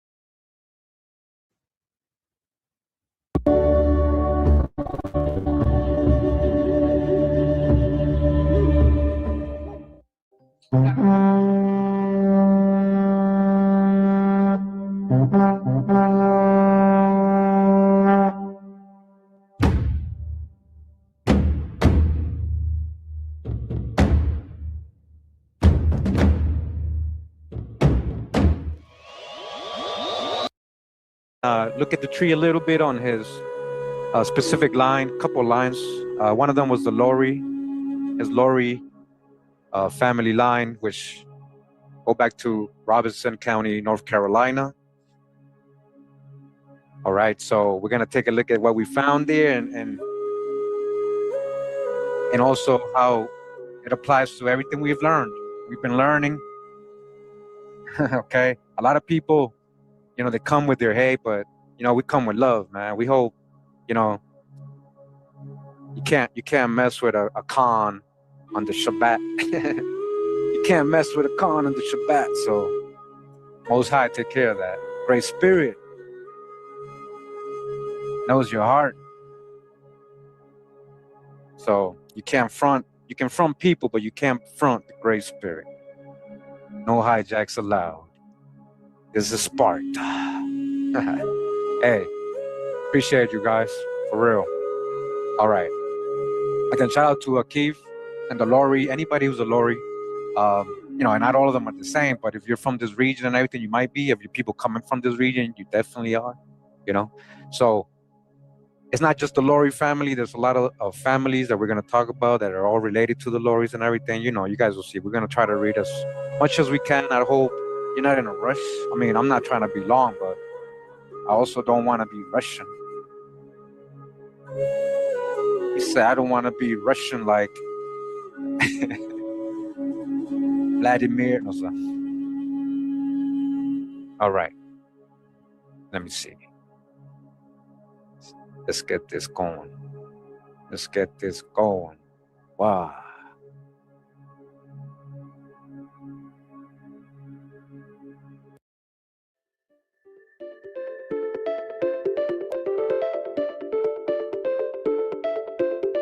My name is Bella. My name is Maya Diaz. My name is Damian Corwin. I am the module safety leader here at Tabler Station for the warehouse. I started here. All right. Genealogy. Genealogy is very important. Genealogy is very important, and especially if you want to, talk about, right? Indian first settled in Robinson County about the year 1769. This was Bladen County at the time, so that was what it was called. Robinson County was actually Bladen County. On the 9th of August, 1769, James Lowry bought a tract of land containing 100 acres from William Ford, to whom it was granted by George II. And most likely, I know a lot of people say he was a black man. I haven't really, but I think I have seen a source where he's described as swarthy, but I do believe he is a so-called black man. George II, right? So in 1748, he gave him 100 acres, man. So this Indian, huh? Why he giving an Indian 100 acres? That's something I said to Keith, like maybe he fought in a war or something, but you guys will see. Let's keep reading. He also entered another tract of land containing 300 acres adjoining the above tract, the grant being signed by George III. On the above mentioned tracts of land now owned by the heirs of the late Colonel Archibald McEachern, James Lowry first settled. About 500 yards below the residence of Colonel McEachern, a band of swamp is shown the place where James Lowry resided. Okay, so hold up. Let me just get, okay, so here's some other families, all right? So he came first to Robinson from Butte County. So this James Lowry, this Lowry line, so you see how we're trying to trace. So this is what we're doing when I'm helping in my genealogy today in the morning. This was this morning. I'm searching the internet. I found this book. I'm like, look, this is the progenitor of the Robinson Lowrys. Okay, this is the progenitor right here, right? And he came from Butte County, so we're able to trace. He goes now Franklin and Warren counties. Okay, in company with Silas Atkins, who emigrated also from Butte County, from that portion now called Franklin. Other families also, the Thompsons, the Kitchens, the Cools, the Drakes, Moores, yeah, Coles. I know these are swarthy folks. Trust me. Humphreys, Bridgers, and whose descendants still live in Robinson, came to Bladen County, now Robinson, from that part of North Carolina. So they all came with the Lowrys, right? That's what this book is telling us. James Lowry, from whom all the Lowrys, very important, are descended. Okay? So what is this telling you? You guys, all right, let's take notes. This is how you battle the hijacks, right? Oh, maybe he got the name because he's a slave of the Lowrys, Africans were there. I know, sorry, it says here, James Lowry, from which all the Lowrys in Robinson descended. All the Lowrys in Robinson County descended. So wouldn't that include Thomas Lowry in Robinson County right here. And if you can't prove this is a slave or anything like that, then that is conjecture.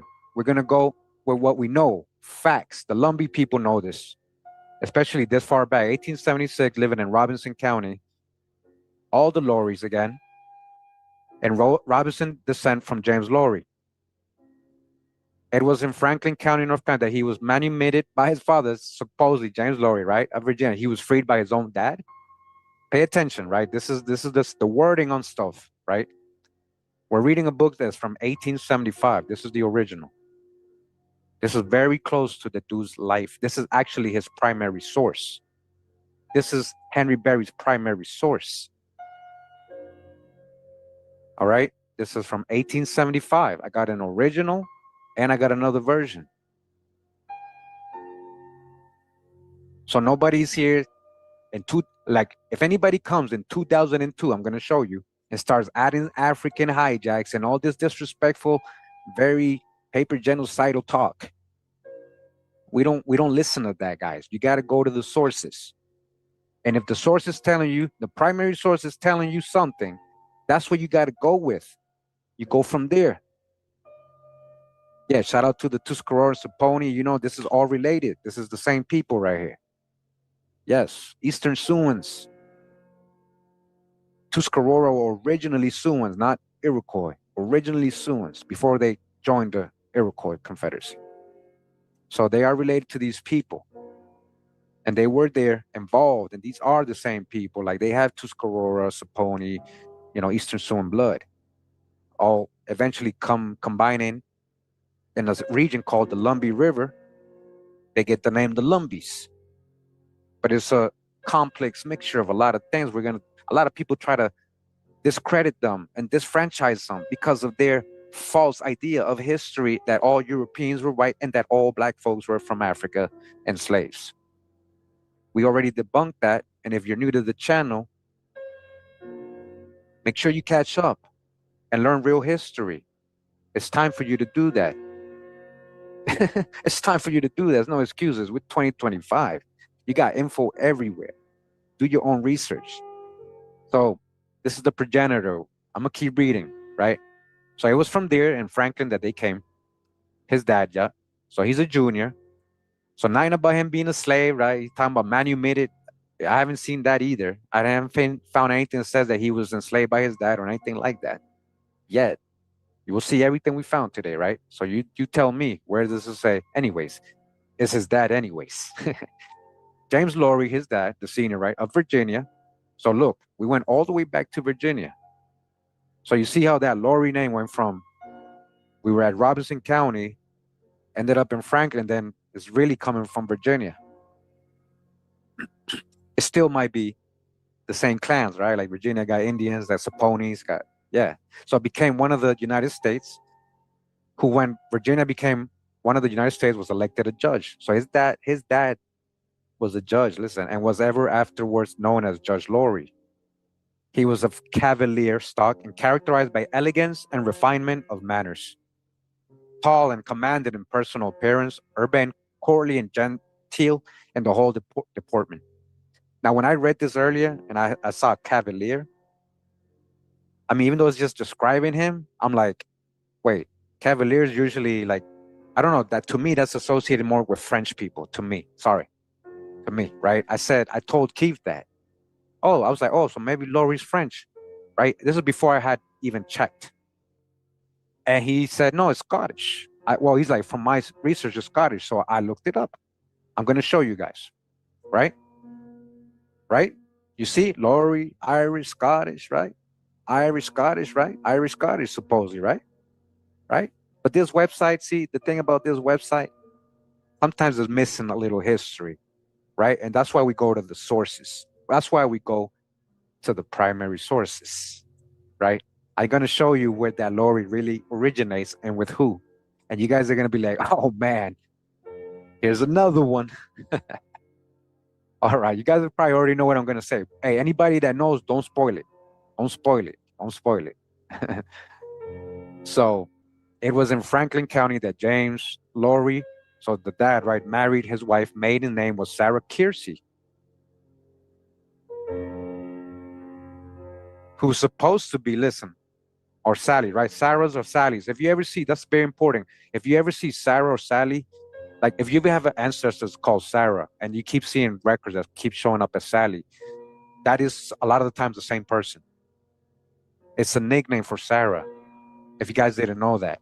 So if you see Sally and then you keep finding a Sarah, it's not two different people. It might be the same person. Okay? So they're calling her a half-breed Tuscarora Indian, right? There you go, Tuscarora. I told you they're going to mention them. From this couple, all the Lorries and Robinson trace back their origin. Okay?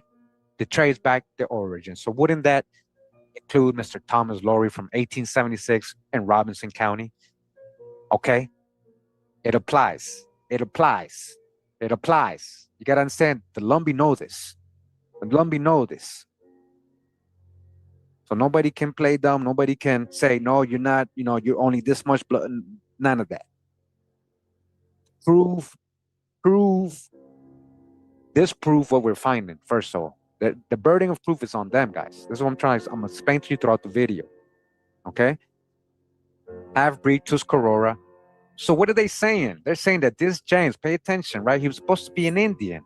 Call him a respectable Indian here. They didn't say he just called him an Indian. If you leave it at that, you'd be like, oh, this is 100% Indian, right? I know a lot of you, when I first read this, you said, oh, there goes the Indian right there, 100%. 100%, right? Nah, not really. Not really. So I guess the Indian they're trying to say comes from his mom's side, right? We don't know if before these Lorries in Virginia, there's a history they were Indians. They could be too.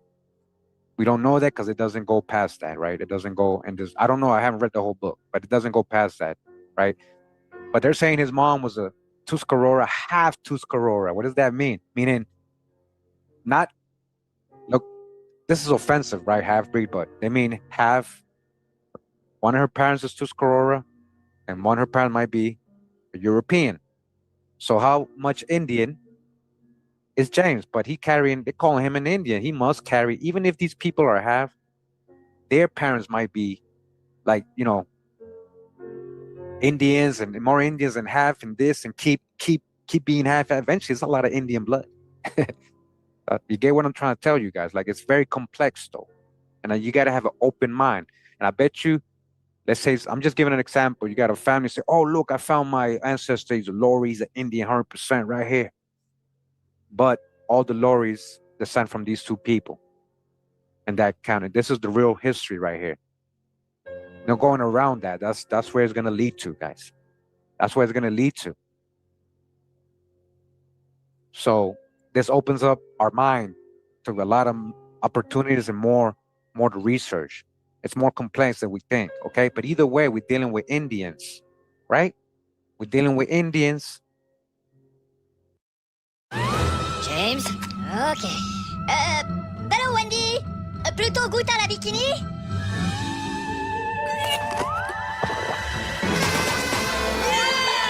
Wendy's Minions and Monsters meal. Minions and Monsters. Only in theaters July 1st. Moving? Spectrum makes it simple. With the fastest, most reliable fiber-powered internet for just $40 a month. No contracts, no commitment, just internet you can count on. Click and make the move today at spectrum.com. The above statement in regard to the origin of the Lorry family in Robinson County is not current rumor, but a true statement as given by James Lorry himself and corroborated by Silas Atkins, with whom he came to Robinson County in 1679. That's who they came with, right? And other families, remember? Other families. It says James Lorry had 3 sons. This is the junior, right? James Lorry had 3 sons, William, and look at this, Thomas, James. So literally, the progenitor had basically 3 other progenitors. His sons became progenitors, right? They were the first born in that place. Thomas, huh? That's why I was telling Keith, you paid attention to me earlier. Not you, Keith, I mean everybody in the chat. that I told Keith, hey, it might be a name that is being passed down. So that might be a lead because I see a lot of Thomases. I said that before I even knew one of the progenitors was named Thomas. Thomas Laurie. Thomas Laurie. Robinson County. We're dealing with the same people. They're passing down the names. These are not slave names. Why am I saying that? Yeah, because this is a so-called black man. Tom Laurie, South Carolina. Phoebe, it's them, so-called black.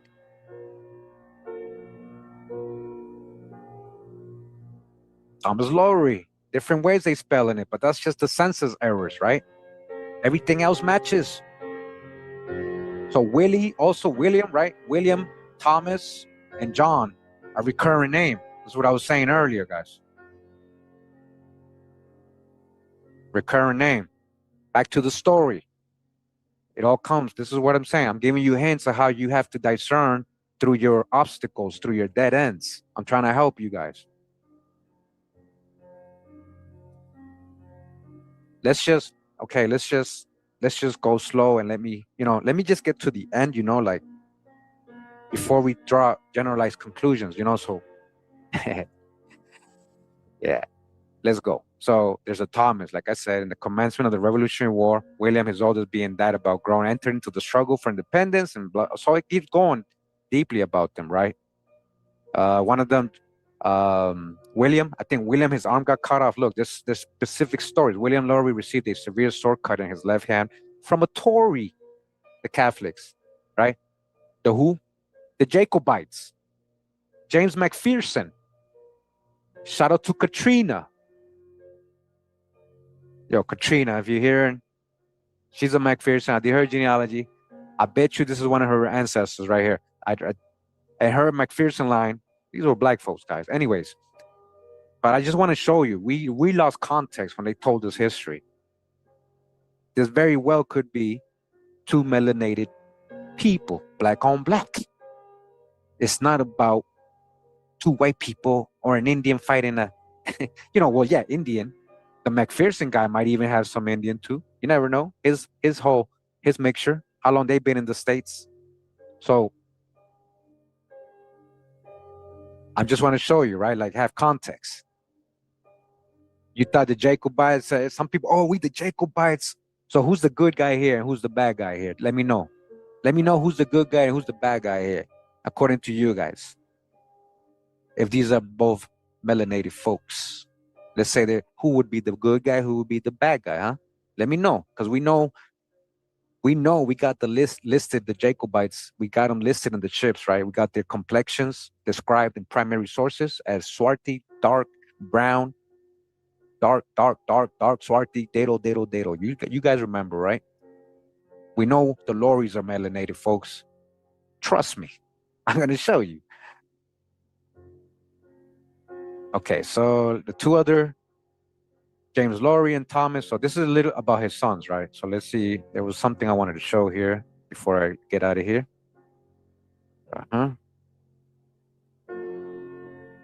So here goes the Locklear. That's what the brother in the chat was saying. Boom.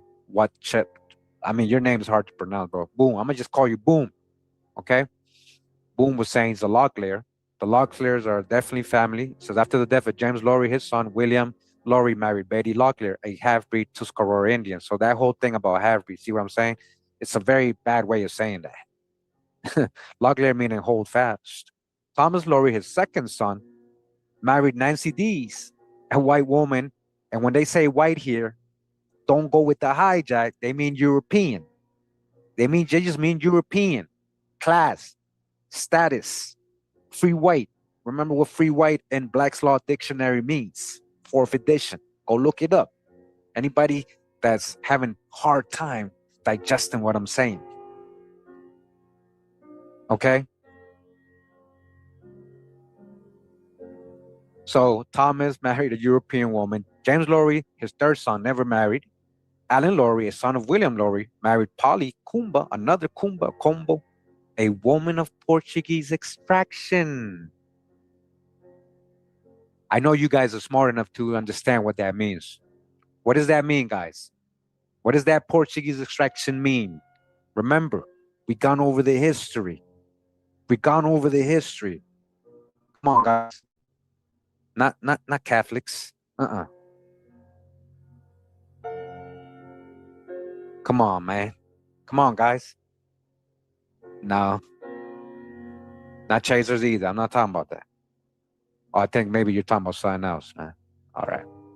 But anyways, guys. All right, I'm gonna say it. Sephardic Jew. Portuguese crypto Sephardic Jew. Sephardic Jews, Portuguese, Moorish, Muslim cryptos. That's what they talking about. Cryptos.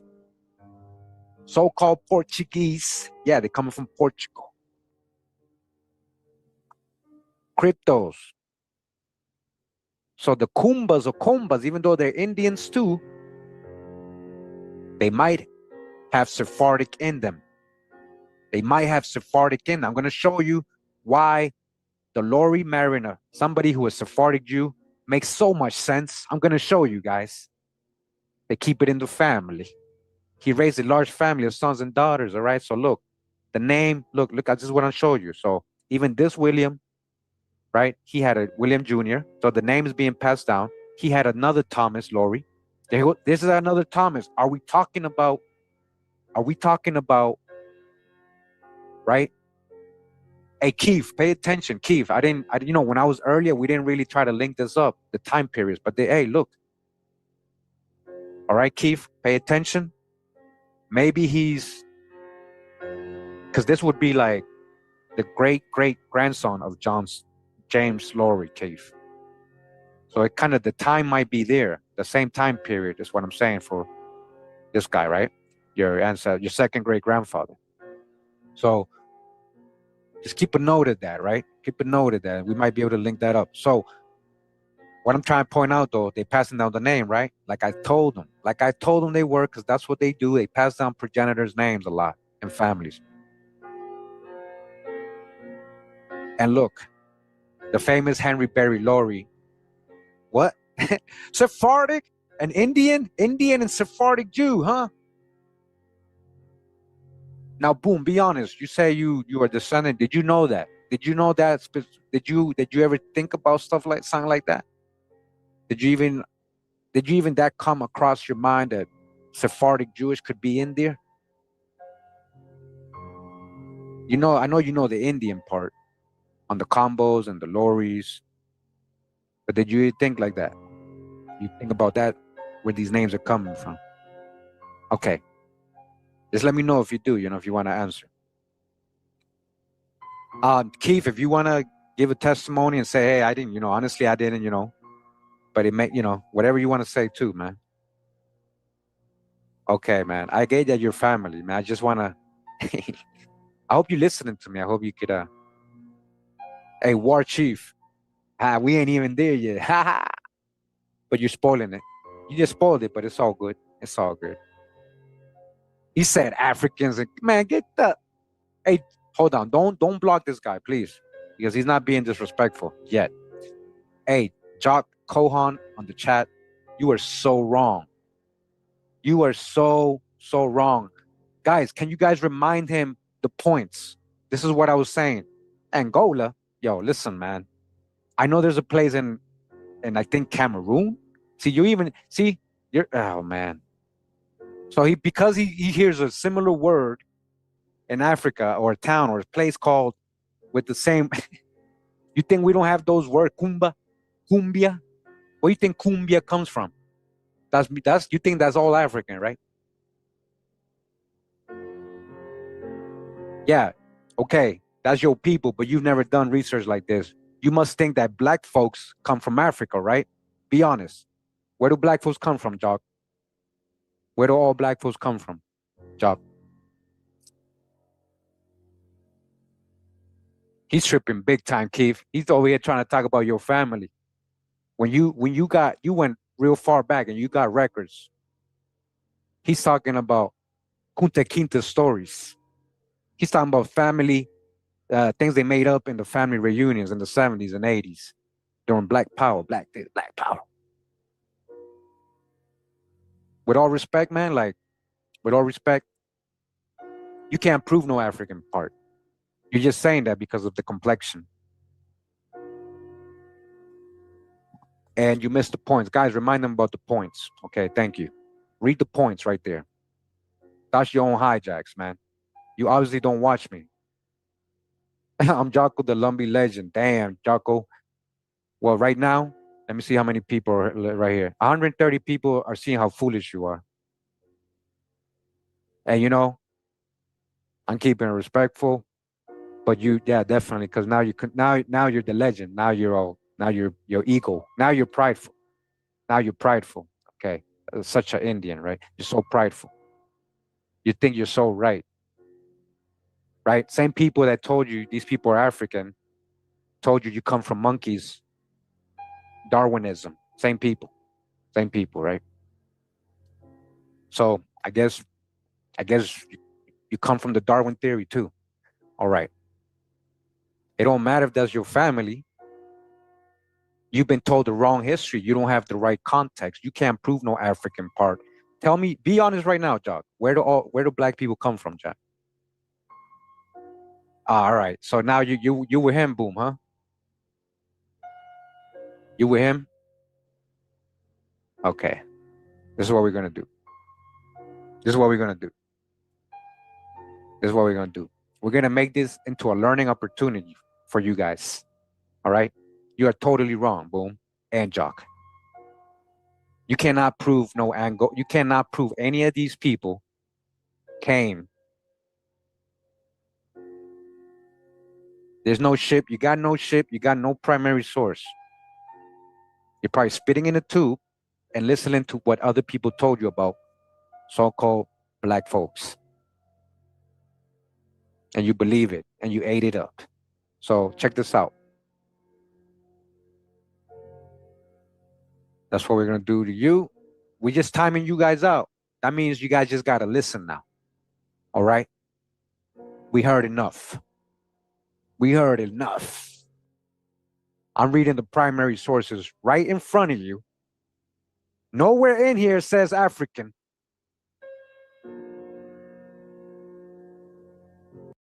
There is a lot about the job isn't actually that fun that I have now automated away almost entirely. Like, we have a very large code base and we have a lot of contributors and we've got some controlled chaos going on. But here I'm asking Codex to look at the last day of commits into this section of our mono repo and basically like group them, tell me who worked on what got done, what do I need to know about. And so I wake up in the morning with almost like a, if you've used ChatGPT Pulse, it's like a personalized pulse. I open the app in the morning and sitting there is like, here's what happened yesterday in the code base. Get a Jimmy John's Vito, Turkey Tom, or the Pepe, chips and a drink for $8.99 with our summer sandwich savings. Try all natural turkey or smoked ham or Italian meats and cheese. The $8.99 meal deal at Jimmy John's. Oh, that's good. Hey, Fly Mama, thank you. Fly Mama lived in Ecuador amongst the black indigenous folks over there, melanated folks, all kinds of melanated shades, all kinds, right? I know her story. She told me. We did her genealogy. You guys think we just over here making stuff up, like you guys just talking out your ass without no sources. So she made a good point. She said there's a tribe in Ecuador called the Kumbi, and don't try to make them African either. We already debunked the out of Africa theories. If anybody can write those 2 points too, we already debunked the out of Africa theories. And we already exposed the false West Africa slave trade to the Americas. It has been falsely, hugely told wrong. Like it's a whole, you're missing a lot of context. You don't know what you're saying, and that's okay, but you got to be willing to empty your cup. And if you're too prideful to do that, you're in the wrong channel. Get out of here. I don't care if this is your family. A lot of the people that I know are also family, and they ain't having it with that African stuff. So you're disrespecting them. They know you're disrespecting them. I ain't gonna let y'all disrespect my boy Keith right here. All right? That's his family too. I'm literally showing you his tree. So be quiet. I am dealing with family. Be quiet. listen. Fools love airing out opinions. Wise people listen. I did a prayer right when we began this video. I did a prayer. You weren't here most likely, so you didn't get the spirit. Don't come here with your hijacks, guys. I said this yesterday. You must have missed. These are people who probably got the video shared somewhere. No, it's good, Keith. I get it, Keith. Yeah, I'm going back to the presentation, but it's good. That way we address the foolishness right away. Anybody else got any opinions? Say it now. Forever hold your peace. They not Africans, okay? I'm showing you the whole thing right now. Nowhere here said Africans. Thank you. So Henry Berry comes from this line. They want to say, yeah, all right, let's go.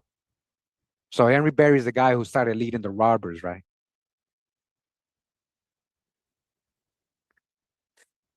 So he was concerned that the depredations committed in the county of Robinson from their inception, while it is due to history to record that his other sons had no connection whatever with their four brothers engaged in robbing. Henry Berry Laurie, one of the younger brothers, assumed the command of the robber band and was styled chief.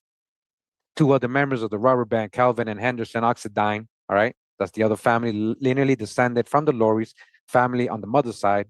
All right, so these are all the people involved. You guys get it? You guys can get the book. I found it. You guys can find it. Trust me. The robber gang, the Lauries, the famous robber gang. Okay. Description of the Laurie robbers.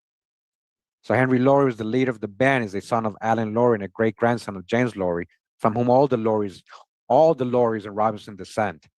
He is a mixed blood. Okay. All the Lauries. So again, James ain't from Angola. All right. James ain't from Angola. And the Kumbo isn't either. We hear the Angola story hundreds of times. Never know real sources. So he was just from all the Lauries, right? All the Lauries in Robinson, he is a mixed blood. Mixed blood, what's mixed? Strangely commingled, having curse in his veins, the blood of the Tuscarora Indians and the Cavalier blood of England. Cavalier. And I told you guys, England, they're trying to say this is English, right, in this book, but England, Cavalier to me is associated for French, for, to me. You guys are going to see why I'm saying that. He made a handsome personal appearance when dressed up. The color of his skin is of mixed white and yellow, parting and a mixture resembling copper. Oh, resembling copper. Copper colored tribes of America. The Indian color, however, is still predominating. What is the Indian color? The darkness. All right. Scar, okay, blackish. Let's see. So that's him, right? You guys can read about him. I just want to show you something right here because we got a lot to read. Got a lot to read. Oh, my fault.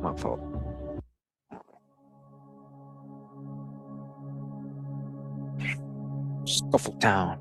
Okay. So we're gonna read the story a little bit. You're gonna see that he was actually fighting for their survival. They wasn't just robbing. We're gonna see that. I just want to show you his other son, Tom. I think Tom. Okay, Tom. Thomas. Tom, right? Just like his ancestor, Tom. Thomas Laurie, Tom. Another member of the outlaw gang. Now they're outlaw gangs, huh? Because they're fighting for their land. They're fighting for their survival, their status, so they're not disfranchised. That's literally what they're fighting for. So they wouldn't be disfranchised, reclassified. Literally, guys, take their land taken. And a brother to Henry Berry and Steve Lower was Indian, gypsy looking. Wait, remember what we know about the original gypsies? So we got videos on all this. Not just videos, the videos have primary sources. Tom Laurie was of darker hue and exhibiting in his countenance more sneaking look than his brothers. Gypsy, huh? So by gypsy, you mean so-called black. You mean dark skin.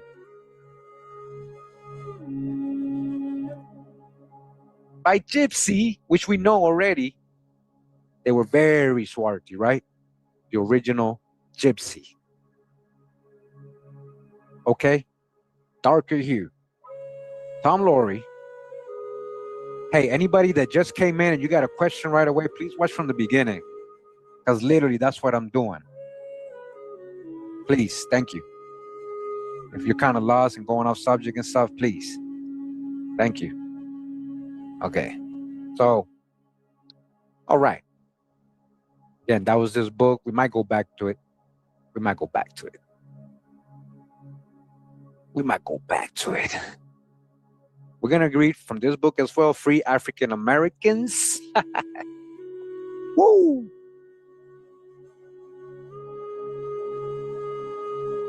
So Swarty. He said he yellow. He said, what did he say? Yellow something, but then he said like copper. Copper, man. And then his other brother's even darker. Tom, right? Like a gypsy. All right. All right. So we got the Laurie family, right? But we ain't coming to this yet. We're going to go here real quick. What's this book right here? It says the Lauries.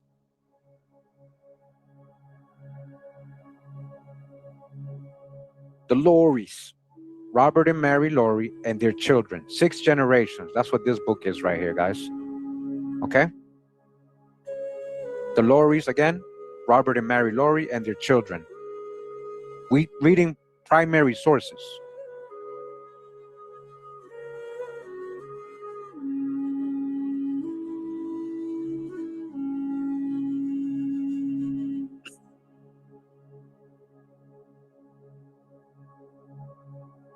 Pay close attention. Family traditions. The Huguenot. Uh-oh.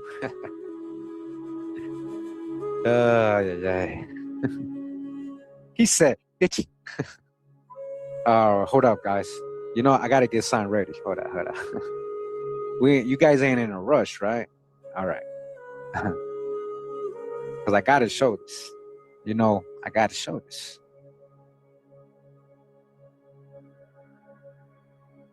I definitely got to show this. So I'm gonna just get certain things ready, guys. Don't. All right, hold up. Failed? Why it failed, man? All right, hold up. It's acting up. It's okay. Open with preview. I'm just opening up some images, guys, real quick. Give me a second. Actually, yeah, give me a second. Hold up. All right. Oh, it's getting exciting. It's getting exciting. It's getting exciting. I mean, I don't have to go through the whole history, right?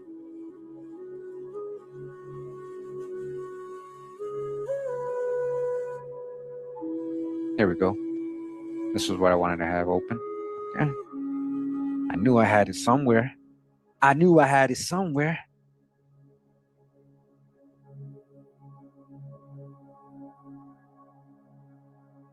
Okay. I got a lot on Huguenots. Huguenism is one of my expertise. Huguenotology is one of my expertise, guys.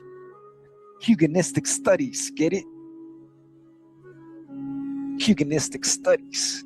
Before we read about who the Lauries really are, before we really read about the Lauries, who they really are, want to remind you, a couple things we've already gone over, right? So in the book, Jews and Muslims in British Colonial America, remember? A genealogical history. They want to try to Africanize everybody, right? They want to say everybody's from Cameroon, Angola, Ghana, all these places, right? It says around 400 Huguenots immigrated to New York, around 60, numbering among them were Francois Bouquet, right? All the Huguenots, right? Look what it says here. It says, Augustus J. was a very successful merchant from that crypto-Jewish stronghold, La Rochelle. La Rochelle is where all the Huguenots came from. A lot of them, right? Cryptos, Huguenots, right?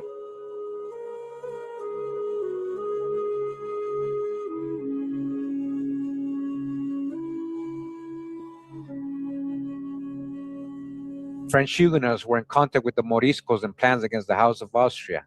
Okay. Oh, this is what I wanted to show you. Hold up. This is the only one I got to show, really. I mean, I got mad videos on this, man. All right, this is for the newbies. This is for the newbies. They're going to get mad at this, too. They're going to get mad at me again. They're going to, oh, man. History of the Conquest of Spain by the Arab Moors. The Arab Moors. I didn't notice that. The Arab Moors, yeah, the pure Arabs. The Almoravids are from Yemen. Their ancestry is from Yemen. The Almoravids' ancestry, the Sanjaya Empire and Confederacy are from Yemen. Yeah, pure Arabs. So-called Moor. So, hey, guys, if you have Huguenot, this is getting deep, right? Little by little, I'm going to start breaking this to you. So you can start picturing what I'm trying to show you. And the patterns and migration of people, right? So it has been asserted that when the Moors were driven out, thousands took refuge in the south of France. Moors, they took refuge. Who was the first refugees? Huguenots, right? They took refuge in south of France, who afterwards, abhorring the Roman Catholic persecutions, became Huguenots. Became Huguenots, like how I used to say it. Huguenot. And that of these many emigrated at a later date. Where? South Carolina. South Carolina. South Carolina. South Carolina. Huguenots are a combination of Sephardic Jews and Moors. They're cryptos. Huguenots, right? Huguenots. That's what we're talking about. If you didn't know this, catch up on the videos. We got way more sources than this. So much more proof. So much more proof. Huguenots were descendants of Muslims in Europe. Huguenot history, description, fate in Europe, and their occupations and skills, etc., are so integrally related to Muslims that it is not far-fetched to investigate their being Muslims. Remember, it is well known that well before the fall of, blah, blah, blah, blah. They ended up in South Carolina, right? Okay. I think we have context now. South Carolina. South Carolina. Where are we right now, guys? We're dealing with South Carolina, right? Laurie. He's a Laurie, right? We're talking about Huguenots. Laurie. The Huguenot.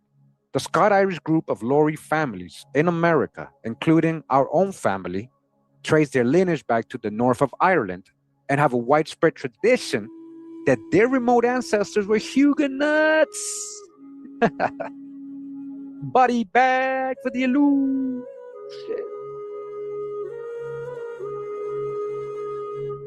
So what's a Huguenot again? What's a Huguenot? I just showed you. Let's not go backwards. I just showed you. Let's not go with conjectures and but. I'm showing you what the primary sources are telling you. All right, nobody wants to say Huguenots. So what are we talking about? Moors, Sephardic Jews. So the Lauries are what? The Lauries are what?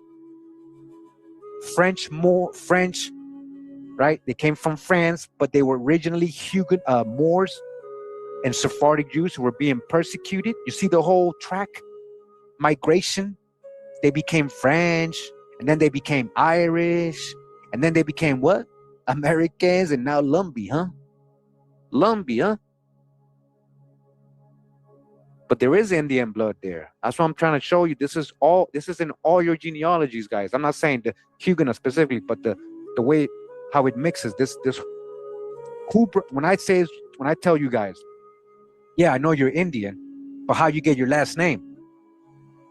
How do you know it wasn't a black European that brought it? I'm showing you the Lauries, where that name was brought by a black European, guys. That's what I'm trying to show you here. So-called black, Moorish, Sephardic Huguenots that were a couple generations already in Ireland. Remember, these people were being persecuted, the Huguenots, all over Europe by the Catholics. And vice versa, they persecuted the Catholics. Okay, do you guys understand right now? Let's take a big breath to absorb this large pill. if you weren't ready for this. I'm going to breathe in. Breathe out. Okay? So, again, there you go. You're dealing with Black Irish too. So-called black, but they're really Huguenots in this case, right? They were Huguenots driven out of France. Driven out of France. During the religious wars and persecutions following the Protestant Reformation. What? The Catholics. The Catholics, just like they were doing to the Sephardic Jews and Moors, persecuting them the same way. These are the same people. A lot of the Protestants are your cryptos.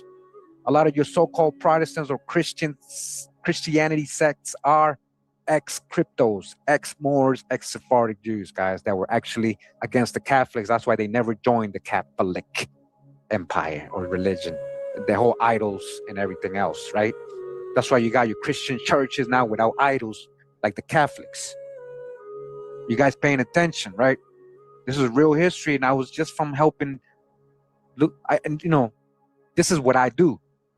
I'm gonna help. All right, let's see if we can't find the parents. Let's see what is the history of this name, of who brought it, and how, and maybe that can connect you to the right people and the right history, so you can know who you are. Okay. Another thing about Huguenots is we know they were very much. It was common for them to mix, amalgamate, assimilate, especially with American Indians. Y'all ready? I think they're ready now. If they're in my channel, then that means you're ready. If you're not ready, then go start from 8 years ago, like kindergarten. Go back to the journey. Take the journey. So the most authentic statement of this family tradition is in a letter from Reverend J.W.S. Laurie of the Canadian Presbyterian Church at Fitzroy, Ontario. From what you say of your forefathers, we are undoubtedly of the same stock. All right? That guy's telling him, yeah, the parishes of Killilea, Killinchie, and Kilmore all border on each other and are all full of Lauries. That's in Ireland, guys. Kilmore is my native place, and I have many relatives in Killilea and Killinchie. My father, William Laurie, was a merchant. Who's the merchants? There's a reason why I say that, so I can ingrain that into you. Every time we read the word merchant, you understand our past research. Who's the merchants? There was the Sephardic Jews and Moors. They were the ones with the ships. They were the ones with the ports secured, the money, the trading, the commerce, the merchants. I won't return soon. If at all.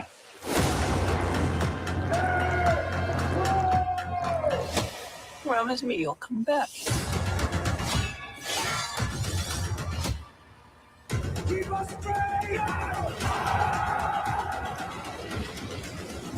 The Odyssey in theaters July 17th. Get tickets now. Rated R. There's a lot about the job isn't actually that fun that I have now automated away almost entirely. One of them is Sentry. This is kind of a different type of automation where it's going to go through on whatever schedule, whatever cadence, and it picks off one of the top Sentry issues. So what this type of automation does is it allows us to focus on what is going to make the Codex app great to use and useful and joyful, and all of the things that like bugs and things that fall through your cracks that like aren't quite as fun to figure out, at least for me. That stuff can happen kind of behind the scenes.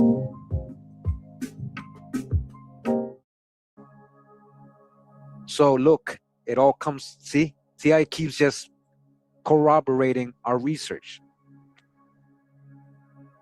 And for many years, an elder in the Church of Kilmore, and I was born and brought up in that congregation. My maternal grandfather, Reverend Joseph Laurie, was pastor in that parish over half a century. Our progenitors were French Huguenots, Protestant refugees who at the time of the massacre of St. Bartholomew in August 1572 fled to Great Britain and subsequently to the Emerald Isle. This is deep right here. So, see, this book thinks they're just Huguenots, right? That's where they left them, right? This book didn't go where the other book brought us, right? Let's go back. Before they were in France, right? Who were they? It has been asserted that when the Moors were driven out, thousands took refuge in France, right? And then they became known as Huguenots and ended up in South Carolina. You see, I'm showing you the history. See how it connects. But this book didn't go that far back, right? This is what I'm trying to tell you. A lot of people are always missing context, think we're just making it up always. The name tradition, a second family tradition, is that our Huguenot ancestors at the time of the Reformation were living at Lorry or in the Lorry River settlement, the exact location being unknown. Our family name is most generally said to be derived from this place, whether it may have been from which our remote ancestors fled, seeking refuge in Scotland, where John Knox and the lords of the congregation had already established Presbyterianism, where the other crypto king are, where the other crypto folks are. And they had established the Presbyterianism and kicked out the Catholics, right? In Scotland, they had kicked out who? The Jacobites. Remember, this is all connects. And that's why when you get to the Americas, right? What happened to William? He got his arm cut off by a Tory, by one of the Jacobites. They were enemies. Don't matter if they were both black. This is what I'm trying to tell you guys. It wasn't about color back then. Why? Oh, it had already established Presbyterian. They mean they kicked out the Jacobites, the Catholics. They kicked them out. They send them. That's why.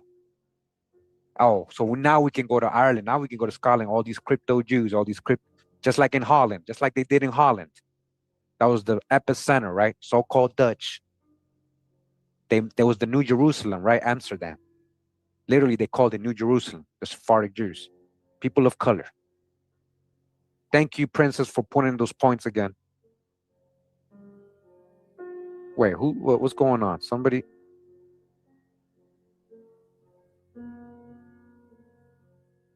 It comes with responsibility, yeah. But, listen, a lot of people here are very informed, guys. They've been following me for years. Years.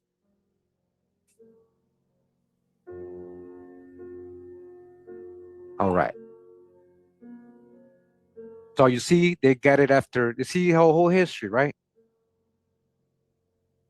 So all the Irish people, yo. All right. So we good with that, right?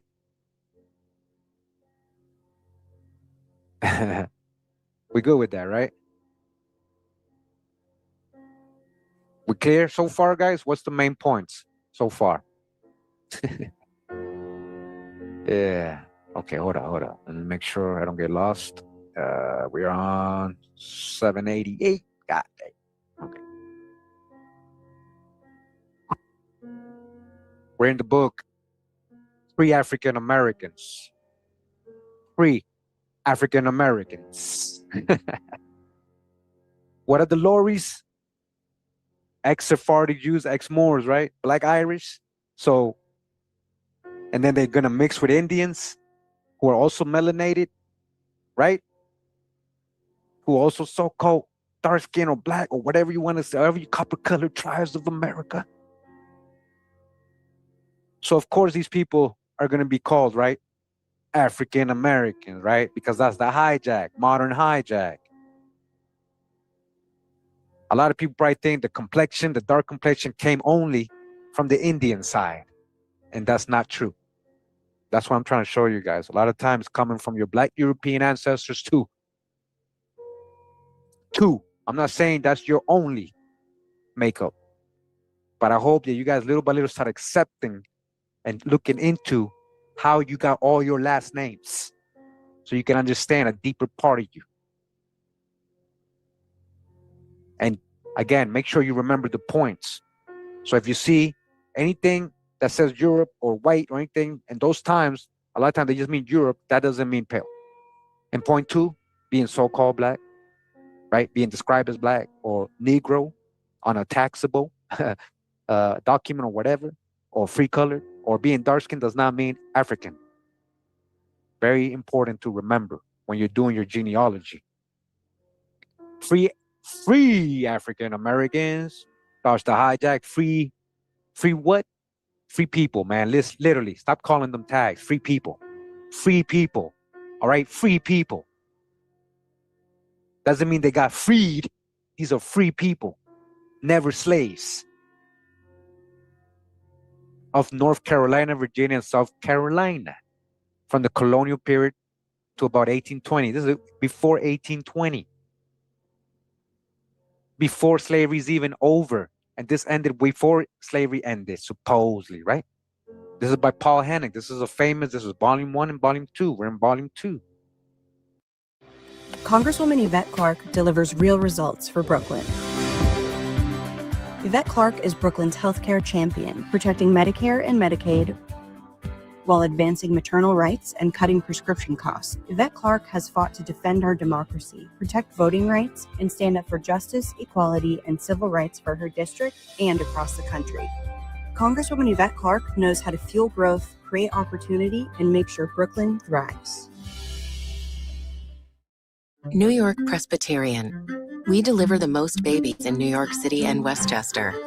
With over 60 locations across Brooklyn and doctors from Weill Cornell Medicine, we bring expert healthcare closer to home. Okay, so who's in here? We got the Lorries. We got the Lorries. Hold on, let me get it. Okay, the Lorry family. James Lorry, born, say, 1735, received a grant for land in Bladen County on October 27, 1767. Now, guys, this is where you got to understand another hijack I'm about to reveal to you. This is why I'm trying to tell you, you have to be able to research in many different ways with many different sources, right? A lot of the time in this book, yeah, it's listing free people of color, right? That were never slaves. But a lot of time, they will mention a lot of Indians here, but sometimes they don't. They leave the Indian part out, right? They leave the Indian part out like they just did for James Lorry, right? They just left that out, right? I'm gonna go back to the other source we read earlier, right? How does it start? James Lorry, a tall, well-proportioned, fine-looking, respectable Indian man, Robinson County. An Indian. But guess what? Now, just like John and Boom earlier, somebody Africanized him. Somebody's calling him an African American. Where was the African? Where did you guys see any African? Hey, what's up, Wingo? Appreciate you, man. We got a lot of family here too. The chat. I hope you can check out the video from the beginning because I went over a lot of context. I really want you to get to know since you grew up with the Lorries, you can understand, right? So welcome. Hopefully you can watch from the beginning and when you can catch up at some point, so you can get all the context we've been going over. So guys, listen to what I'm trying to show you. So you might be able to find your families here. It might not say Indian. It might be trying to make them freed slaves or whatever. But a lot of them are Indians.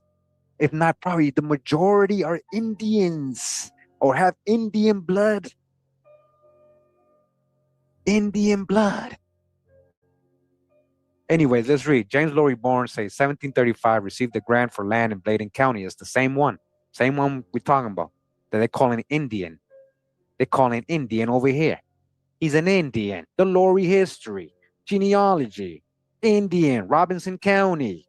But we're in the book, Free African Americans, supposedly, right? I know I'm repeating myself, guys, but I want to make this point clear. Okay, thank you.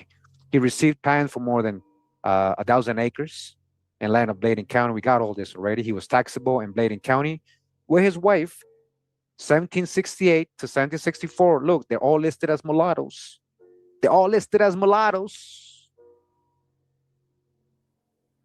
Where, when we read about him, where did it say anything about him being African? So remember, mulatto is supposed to mean half black, half white, right? Right? Supposedly, right? We already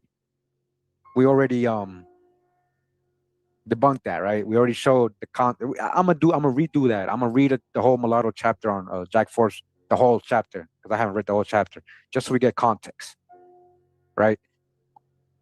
Tax upon William Jones, a mulatto. So they're telling you that this guy is being called mulatto. We already know he's Indian, but the Lorries, again, are coming from where? Black Irish, Black Scottish, but they're Huguenots that are mixing with Indians.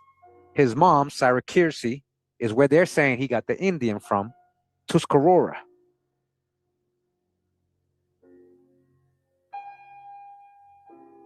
Half-breed, ha. Okay, so that's mulatto originally meant a mixture between two different nations, not two different colors. So it could be a black European and an Indian, a black Indian. They mix, their kids are mulatto. Or literally, they're just calling Indians that based on what they look like. Or based on the fact that they're known not to be from slaves or something like that. So many different reasons, but it doesn't mean black African with a white slave master, right? Like that's the hijack. So we know he's Indian, and you guys saw the other history. So him being called mulatto doesn't mean he has African blood. That's why I was saying I should have put mulatto in the point. I forgot to put that. That doesn't mean African. Because when it comes to this family, the dark complexion is coming from both the Europeans and the Indians. That's the hijack, that's your own hijacks. Yeah, that's your family, but you never got this deep. I'm not telling you, Wingo. There was some other brothers earlier that they were trying to Africanize everybody here. Okay? And they said they were family, so I had to like just time them out a little bit so they can just listen. Okay. Do you eat, sleep, and breathe Tesla? Supercharge your future with Allset Auto, the nation's #1 Tesla-only aftermarket accessory franchise with 7 locations and growing by the month. Allset Auto offers paint protection, window tint, accessories, and more, exclusively for Teslas. Franchise experience optional. Passion for Teslas, mandatory. Take charge of your financial future by clicking on the link below to get our free 12-page brochure, packed with information on why franchising with Allset Auto is a no-brainer for Tesla owners and enthusiasts. Protected territories are filling up fast, so click the link below for your free brochure now.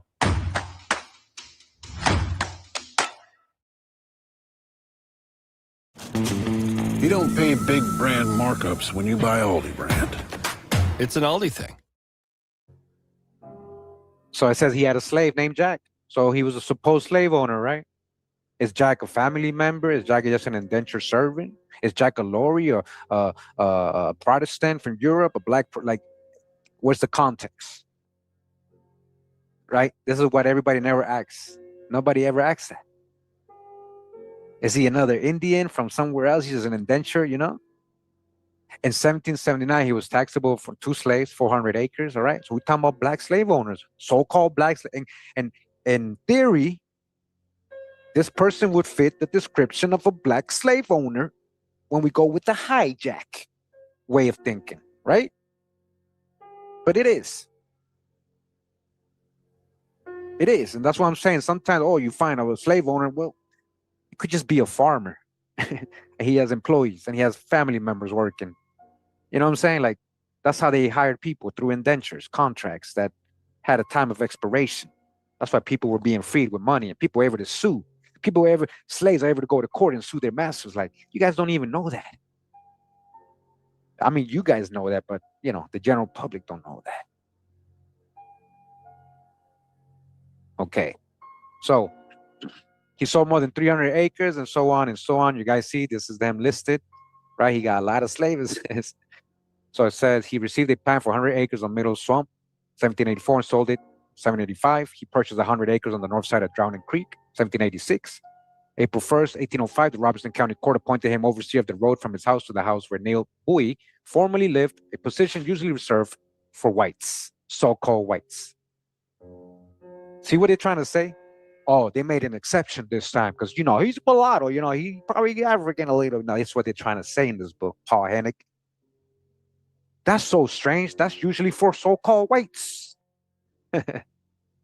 What whites? What whites? That's a crayon color. Tell me who you're talking about. Prove to me they're pale skin. Hey, we're talking about status here, guys, when they're saying whites. And in this case, he's an Indian. They mean, usually not Indians. Or they mean Europeans or people who are part of the corporation already.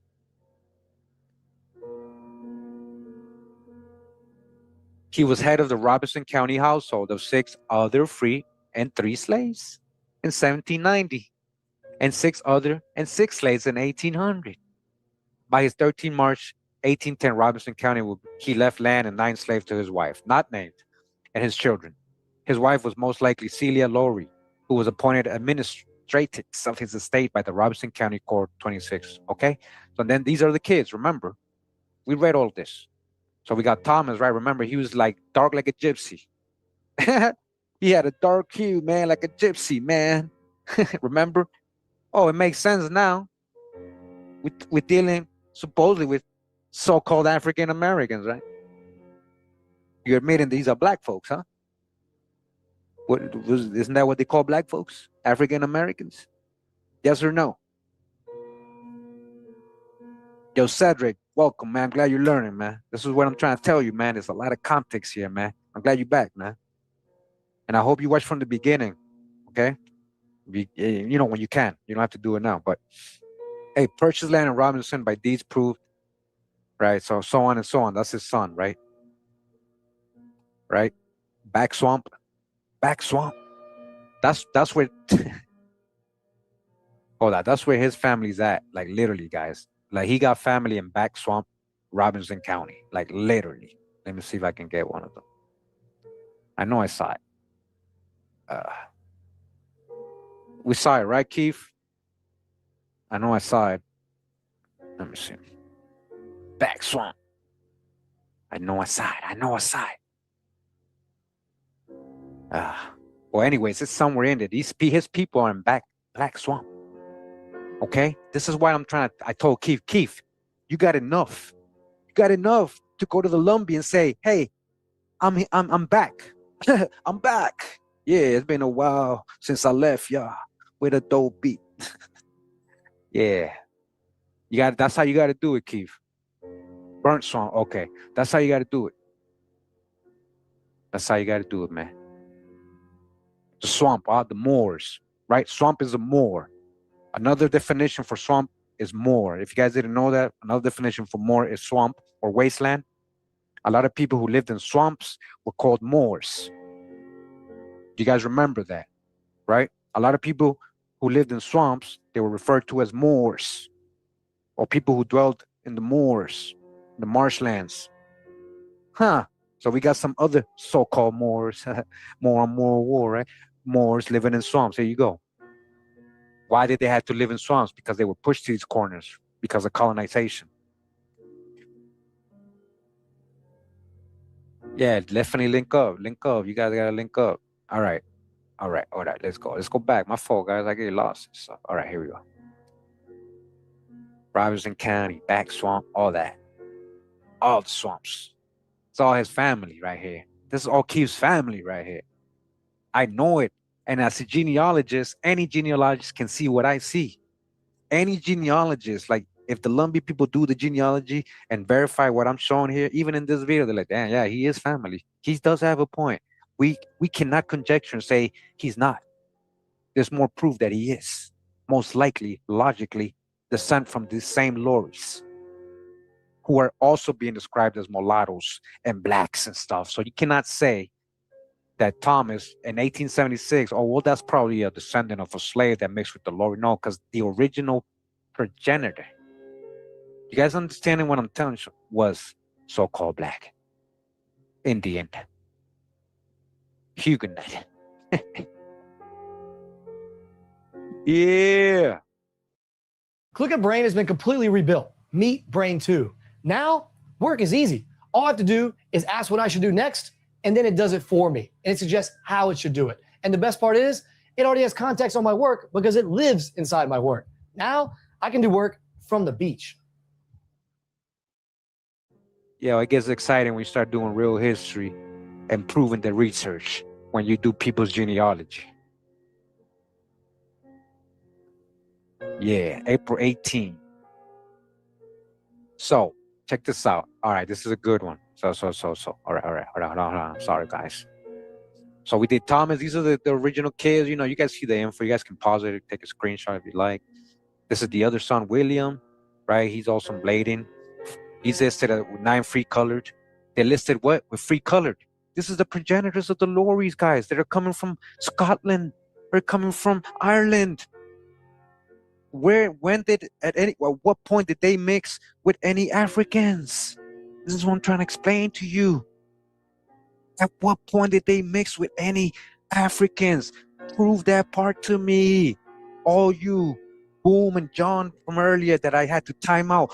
Prove that part. Eesh. Then we got James, right? And the Locklears, right? Coming together. Free colored again. Come on, man. They had illegitimate. Look, legitimate and illegitimate.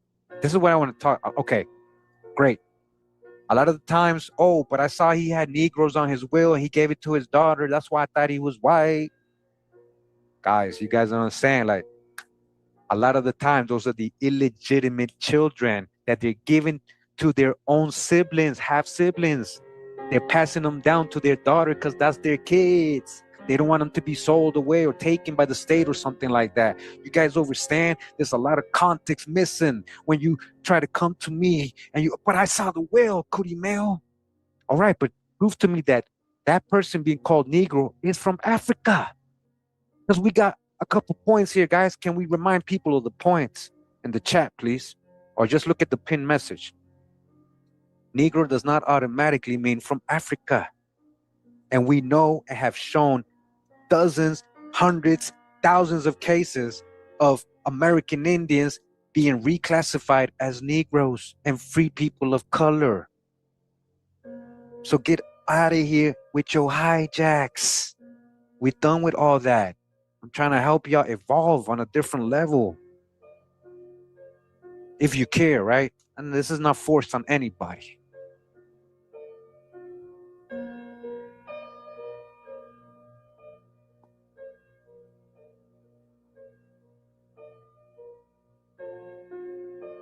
Alan Laurie, right? He had also a son named Tom. And I think the Alan Laurie's where we get Henry Berry, right? The famous gang, the Laurie gang, right? So check it out. It says here, his son, Henry Berry Laurie, Lady Banner, his relatives, they called them a gang. They called them a bandits. They said they a gang. They say you a gang. They say when they go to your hood and you're chilling with your family in a cookout and you in the front of the house and the police roll by, they say, look at that gang. Look at that gang. Look at these outlaws. But in actuality, it was a band of your relatives and your friends. You're just chilling with your family and your friends. That's all. You ain't doing nothing. Ain't no gang. Well, you know, some of you are, but a lot of you are, but it's not the case. It's not the general case, is what I'm trying to say, right? They do the same thing today. They try to make it a negative. They try to put a negative stigma on them. Why? Because they were kicking ass. They were kicking ass as the settlers. They didn't like them disfranchising their people, reclassifying their people, taking their land. They didn't like that. He fought back. Henry was tired of that. So he said his family and his friends like, yo, let's stand up for ourselves. We're talking about some rebel Indians here, right? They're calling free African Americans in this book. They're calling free African Americans. But only thing we can find is Indians and Huguenot and Black Irish. That's all we can find. Huguenot and Indians. Where's the Africans?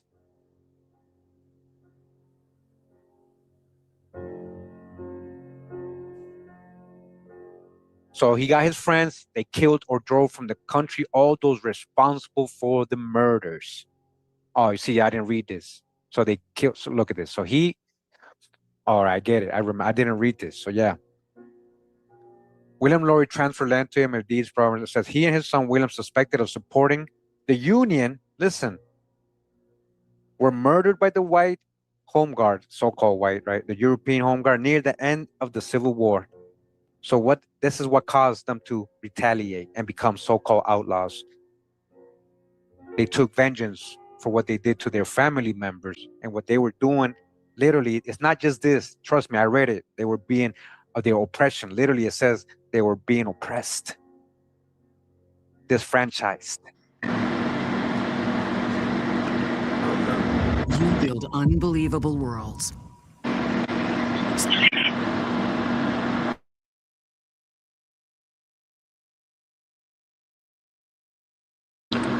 What up?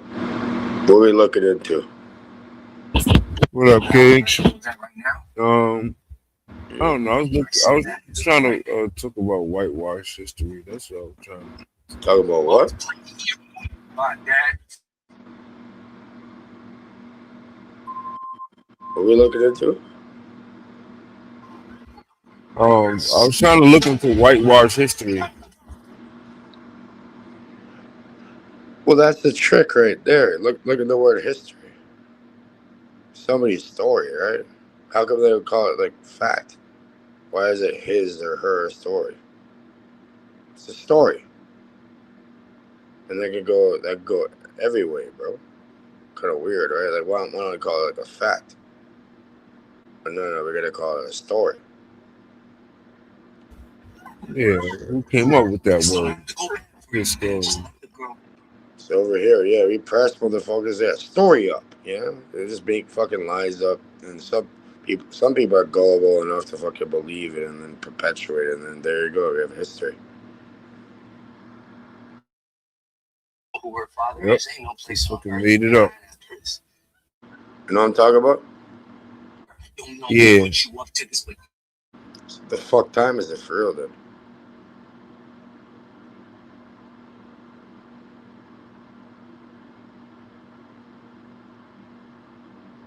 How much coke do people need? Enough for your fucking story. Let's get to business. You know what I mean? Let's make this shit happen now. Not tomorrow, not the next day. Now. Not in the past. Now.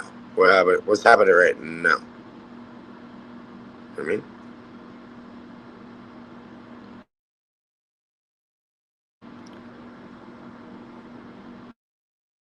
Yeah, I had a video with this guy. He was showing the pictures, like how, like a lot of pictures that we look on the internet, like they be painting them like white and shit, like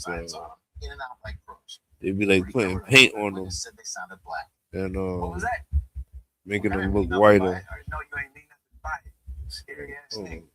I want to take that as a compliment because I know that's how you intended it. But this robbery, though, customers. This guy right here. I heard people like talking in the background saying about Toronto though and all this. Like, what they talking about? Huh? I hear like other people going through your microphone saying something about Toronto. Oh no, that's my TV. I'm watching the show.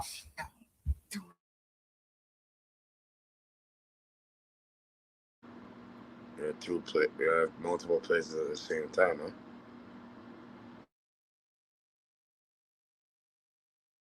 Well, I'm laying in my bed. So you see this picture right here and how he up close on it, and you can see like what caused somebody's fucking hand off? It looks like yeah, this guy, he was saying Albert Einstein was black. Albert Einstein was a black person. Bro, what's with this whole fucking stupid fucking? But that shit's getting deep. What about the being beyond that? Why is this whole race fucking? Again, how do you? Apparently, whatever they want to call it. You know, there's so many billions or whatever the fuck amount of people in this world. How do you divide them up? How do you conquer them? Divide and conquer. Oh, you could do it through color, skin color, bullshit either way. You can do it through religion, bullshit either way. You can do it through politics, especially bullshit either way. You can do it by over here, like where I grew up. You go down the fucking street and there's a war, just because you live down the street in the same fucking street. It's competition. Yeah, people want to compete amongst each other and go do crazy ass shit for what? Who or what is really benefiting off of that? Oh, the powers that not should be. There should not be. The powers that should not be. Fucking benefiting off of all of our goddamn shit everywhere. Yeah, that is the main way they make us work against each other with the divide and conquer. Dude, that's the only way they could ever fucking handle people, right? And they do it through propaganda. They do it through, oh, hey, bro, we got this and that, and this person's like that, and this person's do. Fuck off. And then they, it's funny after, like, people eventually realize this shit, probably on their fucking deathbed. And they're like, oh, why did I participate with it the entire time? And put everything and everybody down, including myself, and everything around it. What about neighborly love? What about being there for the people that can't speak? What about being there for family? What about being there, like, extend that? What about fucking loving yourself? And then if you don't love yourself, then how the fuck do you expect you can love, random other people? You can't. So what do you think they're afraid of? Why They're using afraid divide and of conquer? people. They're afraid of people realizing this thing and coming together as actual humans, and then their little game fucking collapses on itself. Like, imagine this: people actually start realizing the game being played on. They're like, okay, we're not playing that fucking game anymore. And look at how easy it is for people to be convinced of stuff. With the lockdowns and all that, the cough or whatever. Well, they put everybody in fucking pretty much time out in reality, and everybody comply with it because somebody told them to go do it. That they think they can get someone off of. Well, yeah. Well, look, how did that work out for people? So they scared that we would go up against the government and like all the tricks they be using on us. Bro, they're running a massive game on people, bro. They've been doing it for a long, long time. I'm just saying that example just showed the type of game and how easily people are gullible and put into it.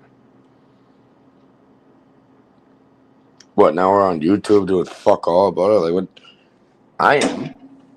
Not happening anymore. And yeah, now, and the funny thing is, like, people that speak about it or actually go against it and actually do something, they end up becoming targets. And they probably end up, some stupid ass shit will happen to them. And what, people are afraid? Well, I'm not afraid to fucking die. I don't give a fuck. So yeah, you want to play like that? And there's going to be serious repercussions if you want to pack me like that. Because people are not unified. Because people are not unified, one person or a little organization rises up against the government or against the machine, they get shut down and they get a bad image put on them, right? Yeah, they can do character assassination. They can do all these different tactics and shit in order to silence them and shut them the fuck up, right? Because it doesn't go. It goes against the corporations. It goes against their little money. It goes against controlling a bunch of people. It goes against divide and conquer tactics. It goes against auto ab chaos, meaning create chaos on purpose and then swoop in and do order. Or it's something called Hegel. Hegel. He's like a fucking psychologist. So they call it like Hegelian dialectic or dialect, whatever the fuck. So it's like, you. Fuck, how do I say this properly? I don't want to butcher it. So there's a synthesis at the end, right? So it's like just look up the three Hegelian Yeah, I'll look it up. Fuck this. I don't want to fuck it up. 3 Hegel tenons. So that's it up. So, what do you think are some of the things that would change if people was unified? If the common people would So unify and get together? there's thesis, antithesis, and synthesis. That's sorry. All What right, was your break that question? down.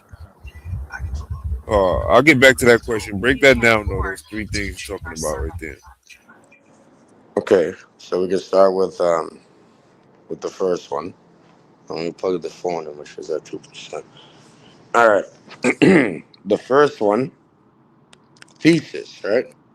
So it's initially, as a starting point, it's a thesis. It's an idea. It's something that, you move this something this way, and to a theory or a thesis is going to go that way. And it usually works, right? Through the tenets of how reality is shaped through people's minds.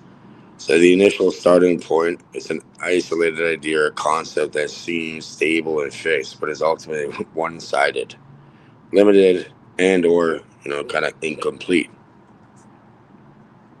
Here's a dialectical, the antithesis, the moment of instability or negation, meaning it's the opposing force, right? Like, oh, you're trying to do something? Okay, we'll do that this way. The initial concept reveals its hidden contradictions and collapses into its opposite, creating a state of tension. And the speculative, technically, or the synthesis, the resolution.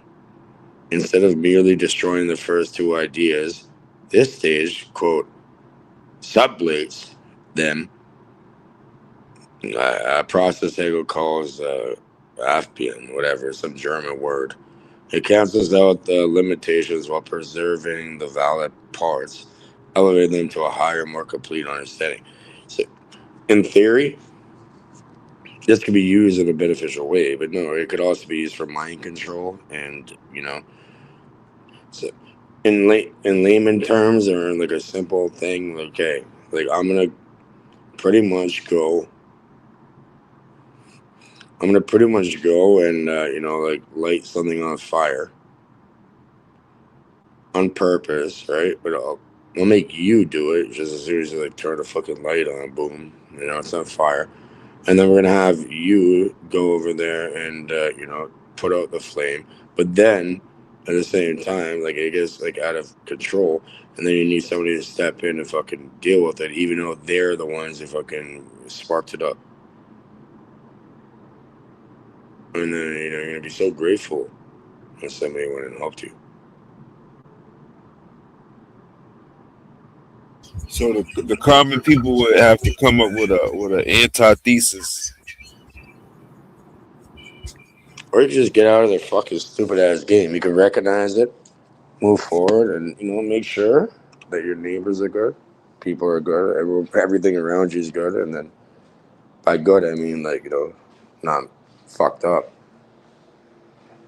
Just not play that game, because this is you're not winning in this game. You think you're winning, you can get all the money in the world, you can have all the ladies, you could own certain businesses, blah blah blah. But either way, you're still in that motherfucking game. That's All why right, let's say there was an awakening amongst the people, and all the people unified, and they came up against the government, right? What would actually change for the common person if we was to come up against the government and I'm not talking about overthrowing governments and shit, okay? yeah. But what I'm saying is there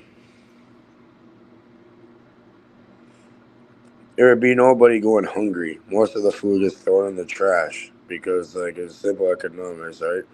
Like most of the shit, it could feed everybody. Everybody should have a home, no matter what.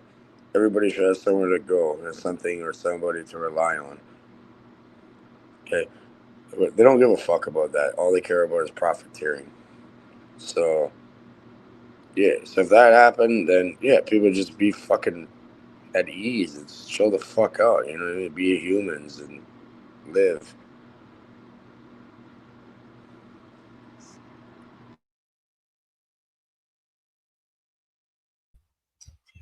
So why you think they so afraid of people being unified though? That they it's like they going so hard to keep us in like Real shit. I don't even think it's fucking humans, bro. I think there's something beyond that. There's some force, some weird ass like devilish shit that's Man, beyond all us. that pseudo. Okay, I'm not gonna try to be pseudo. Okay, well we'll bring it back to humans. Some people they have a mental fucking problem and Hey, they like what's control up, my nigga? people. I seen your email. Hold on, I seen your email, bro. I tried to wait up for you like 20 more minutes last night. You ain't pop up. Oh, nah. I was watching the video. What I ain't up, look at my TZ? email mad long. I was like, what the fuck? And I looked. What You up? had What me up, asleep. True Zone? You Yeah, good, for bro? sure. I should. Yeah, that nigga, bro. I woke up, bro. I looked at the laptop. This nigga Jeremiah was just sitting there bopping his head back and forth. I said, where the fuck everybody go? I cut the bitch off, man. I hit the end, Yeah, but that but nigga. True Zone, we're getting into something there. We're having a conversation. Man, shut your bitch ass up. I am saying something right now. Hold on, We'll King. talk. Hold on, King. Nigga, This nigga Jeremiah was fucking. He started being annoying. He getting mad at niggas, so he started playing music and dancing and fucking drinking that natural ice and shit. bro, that nigga so crazy, bro. True that you free, bro. Nigga, I ended the live, right? That nigga still, he thought the fucking live was still going. He sat back on the he sat on the live almost a whole damn hour. I said, this nigga retarded. I said, he don't even know the live ended. I said, I ended this shit 30 minutes ago. Oh, he was sitting in the back. Not in the back, he was still on the panel. Like, you know how you can end the show, but some Yeah, people you can still still be be on on the the live. panel. He Bro, thought the that's motherfucking online live was for still you. going. Yo, I True ended this Zone, you shit. already know you've been around a long time, right? So these, bro, obviously some people are gonna be out of their fucking brain on here. But I'm gonna let y'all build. I gotta get ready to go. Though. I'm gonna sit up here for a minute. Don't let them. Don't let them. They want the attention, bro. That's what it is. Yeah, that nigga's crazy, son. Well, you don't want a real. Whoever these people are trying to fuck up True Zone shit or other people's stuff for no fucking reason. Yeah, well, you're gonna Yeah, meet real yeah. crazy. Yeah, they're not crazy until they meet real crazy, and they shut the fuck up and get slapped back to reality. Nah, he be trying to fuck up the panel on purpose. You know what I'm saying? That's what he be doing. Yeah, that's some Like, little hating little bitch. yeah, he's like a Dirty. hater. He a hater. He was doing that shit yesterday. He kept playing music and dancing, and we was like, "Yo, please turn the music down so we could talk, bro." We can And he make you wouldn't do dance. it. They don't want to shoot at your fucking feet, make you fucking tap dance. Regardless, like, it's funny as fuck. Cause when True Zone, I've seen him for a long time. When he started building, and like he wouldn't monetize this shit, um, people started hating on him like heavily. He's like, "Oh, how come I didn't get that?" And I'm like, "Fuck that But, shit." yo, you see how I was dark like one of the first people to go and support the dude. I'm like, yeah, bud, keep it see up. how dark Einstein's skin was. See how dark his skin was. I don't give a fuck what people's skin looks like. It could be purple. It doesn't matter. Regardless, like all I'm saying is, yeah, people they're a little jealous, a little hating, little fucking little bitches, and then they'll pretend and say you're doing that when they do it to you and everyone else around them. They'll Yo, let's flip the finish talking script on about you. what we was talking about, Cage. Let's finish talking about the divide and conquer shit. We're going into the So Hegelian dialectic or dialect or whatever. We're explaining yeah, that. Then we're also you had a question, but you said, oh, before we get into that question, that you're gonna ask me. Let's get into that. So I tried to explain it to the best of my ability, and yeah. So what was the question for that? yeah, I was saying what would change? Like, all right, if everybody was unified and everybody was on the same page, and everybody realized, like, all right, yo, the government is putting us in like a, they trying to trick us and they trying to, they trying to take advantage of us. Everybody got together and they wanted to do something about it. What do you think it would actually change with the common person, like, in society? Well, all this bullshit would end. It'd be like I said, it'd be like a whole new different realm, right? Like nobody's going hungry. Nobody's out here fighting and competing for something that's in abundance. Like all this shit, like I said, like they throw most of the food in the You dumpster. think we be paying for stuff that we shouldn't pay for, like fruit and water and electricity and stuff like that? It all comes from nature, all right? Like people have to put in work, but in order to create this infrastructure. But either way, if we all do our job, and some people can, but either way, that's why we're there to help. Regardless, we all put in the work, we all build, then everybody's taken care of. You don't gotta worry about any of this fucking bullshit. This is what they teach people in little economic classes, right? It's supply and demand. So you pretty much make a drought, or you pretend like, oh, it's not really available, or for people to have a, that's what these different things have a value, right? Because it's scarcity. But there's no scarcity out here. Nature will provide everything. Do you think people should be paying for water and fruits and stuff that just naturally come out the ground, and natural stuff like water bottles, fruit, Water comes from the electricity? sky, bro. It rains and there's water everywhere. Okay, and people want to put fucking. A lot of people are like, I don't drink tap water. I don't drink bottled water. The same exact tap water is coming from the bottled water. We're not gonna put it in a little container, put a brand on it, and sell it to people. It's ridiculous. That fucking shit falls from the sky.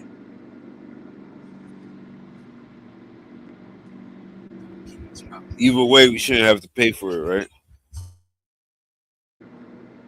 You can't put price. You can't put a price on nature and what's here. This is why the human species is kind of fucked.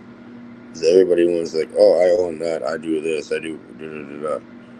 What about we all provide a service and we help the people around us, and we do the best we can? I'm pretty sure other people will back you up and do it. The main issue is if people started doing that, like society in this world as you know it is gone. And these little jealous little fuckers, like why do you think they're these quote billionaires? These like corporations, they're all building massive bunkers because they know it's gonna happen eventually. They're just gonna nuke the fucking place and just go live in their bunker and like, oh, we won.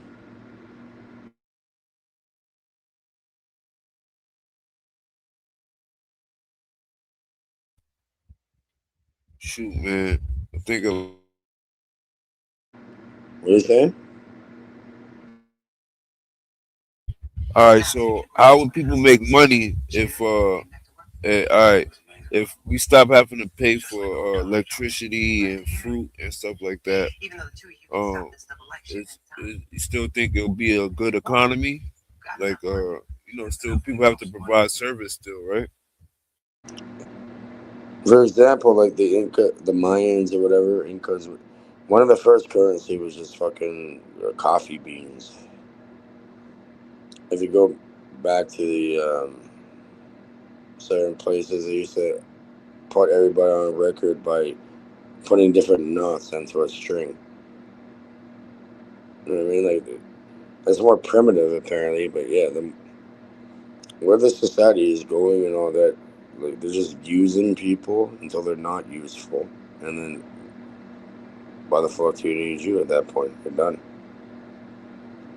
So, and then people are just signing up and actually helping it happen, right? Just to get some little fucking function or something they can gain out of it for now. And what about in the future? What about the future generations and all that?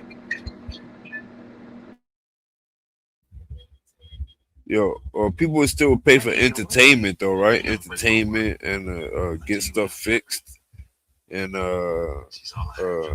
what clothes. Okay, we're getting out of paying for certain things, right? There's a tailor that needs the cobbler, which does the shoes. That needs the electrician. That needs a doctor. That needs a lawyer. That needs the list goes on and on and on. Regardless, like what about Of course, yeah. People put in work and they need something back. But if everybody had each other's backs, then there's no money there. Like, you know, you're gonna deal with money. Everybody. I'm not trying to be like some communist or anything, because I've never voted. I'm not into politics. Regardless, I'm just saying, yeah. If everybody just put in work and made sure everybody else was okay around them, then imagine everybody did that. Then there would be no fucking problem ever. Well, I think that's the main way that they tricking us, making us pay for resources. You know what I'm saying? For food and energy and all that type of stuff that we're supposed to get for free.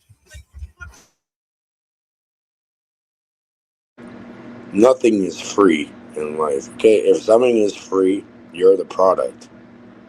Like, oh, people can freely go and download an app and go on YouTube. Yet, oh, what are they doing really? They're looking at your patterns. They're looking at everybody around you. You can scroll on your little short or whatever, and they're gonna see like your micro reactions on your face,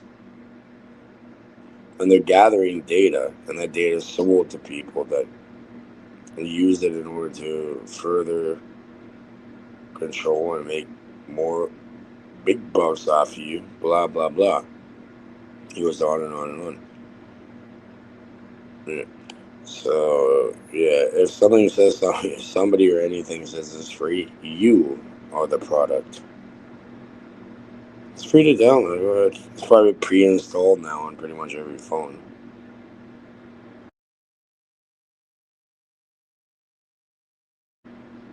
or computer. All right, if we didn't have to pay for fruit and water, do you think people would overindulge in it and not leave enough for everybody else to have? No, not if they're on their job. First of all, most of the stuff, like I said, gets thrown into the fucking trash. But yeah, like okay, here's another an allegory. Let's say the world was paved with fucking gold, and then the gold has no value if it's everywhere. So things that have value, you know, you gotta put work into to do with it. So I'm not saying there should be zero discipline or constraint and like something to value and create value out of. But whatever system they set up, obviously it's not working. It's gonna end. I swear to God, you know what's gonna end in? It's gonna end in fucking World War III, and people are just gonna start hitting buttons and just nuke the entire place.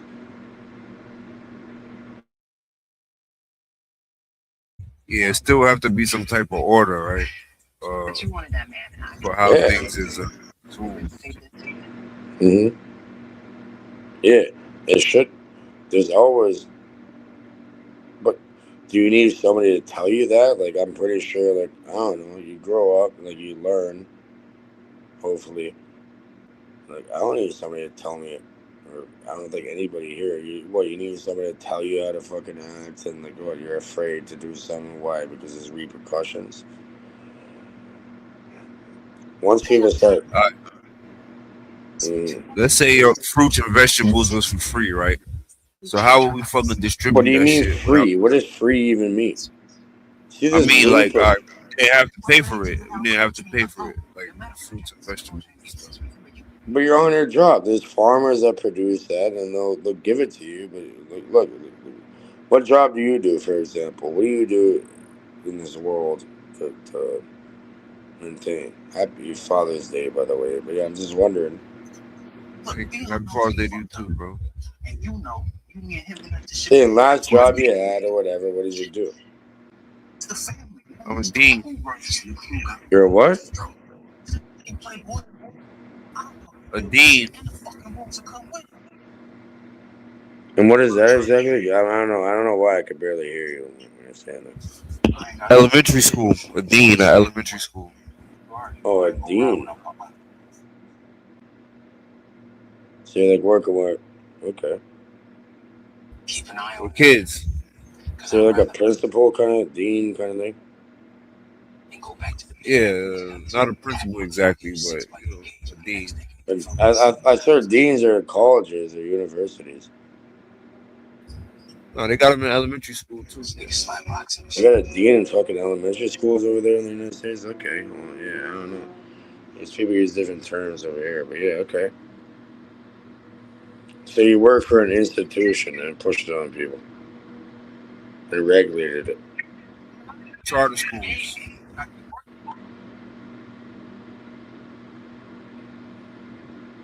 A private school Charter around the schools. country, dude.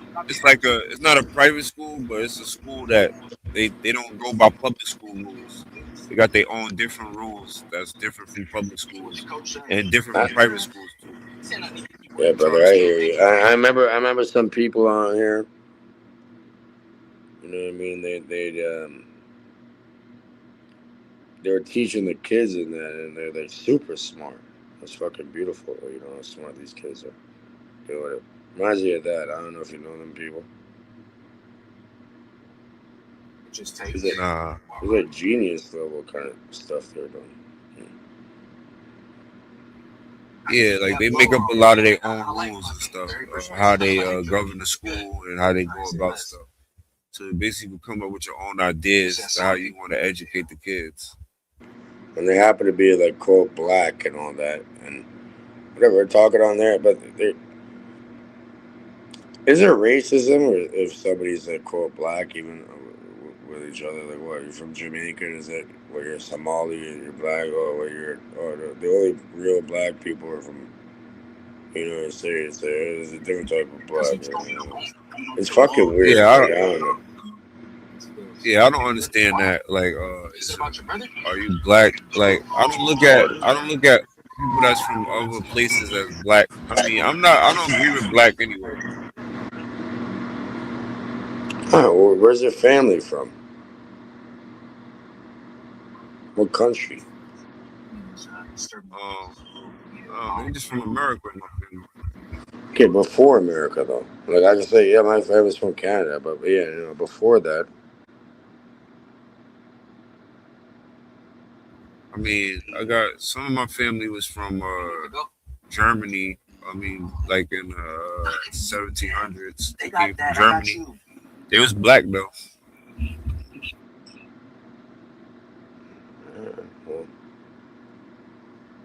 Yeah. And for example, Germany and Switzerland. I got ancestors from Germany and Switzerland. My genealogy. There you go. So, do your court have black skin or what? Yeah, they was colored. Because on the first census they took, they was colored, so they had dark skin. Well, guess what, buddy? I don't give a fuck. But, you know, never judge a book by its cover. So I look at people's hearts and what they really do, and what they're doing and their being. I don't give a fuck. You could be orange or purple or whatever the fuck. Doesn't matter. I look at stuff like that too. Yeah, look at somebody. We'll look into each other's eyes on the road for real. And yeah, you're cool. Don't worry about it. If not, but no, if they're a little fucking piece of shit, regardless of where you're from or where your family came from, then yeah, you know, now we're gonna have a fucking issue. But yeah, as long as they're real, there's real good, quote, good, they want to talk. That racial divide is just something that's in our heads. That people don't realize it's just something that's in our heads. Mm-hmm. That racial divide, that's something I think that's it's in our taught. head. It's taught just like religion. You know what I mean? Like there's some fucking guy over here. He was trying to talk about, oh, he hates Muslims and Muslim this, Muslim that. Like he hates everybody. Like I'm like, bro, you know what? Just because somebody's born in a different way and they happen to be indoctrinated into a fucking religion doesn't mean you have to go hate them and want to do like genocide on people. It's retarded.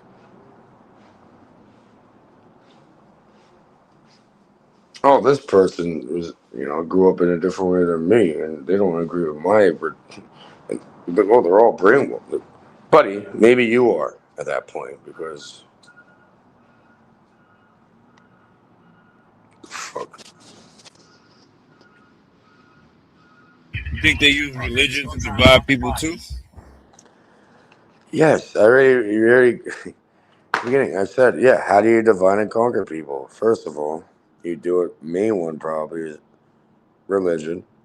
And then you got, race, if you want to call it that, skin color. Uh, what else? Ideologies, politics, ways of looking at things, and you can really get really deep into that. Like I said, like where I grew up on the Jane, it's in Toronto, there'd be people literally down the road on the same street, and they have a fucking war going on just because they live in a different neighborhood. It goes on and on and on and on. And that's the only way they have control. They put people against each other, make them self-regulate. It's just a fucking psychological ploy. Oh yeah, few people fighting over turf. Yeah, because like, and then these fuckers that run it, like, here's a few breadcrumbs and make a bunch of fucking idiots fight over it.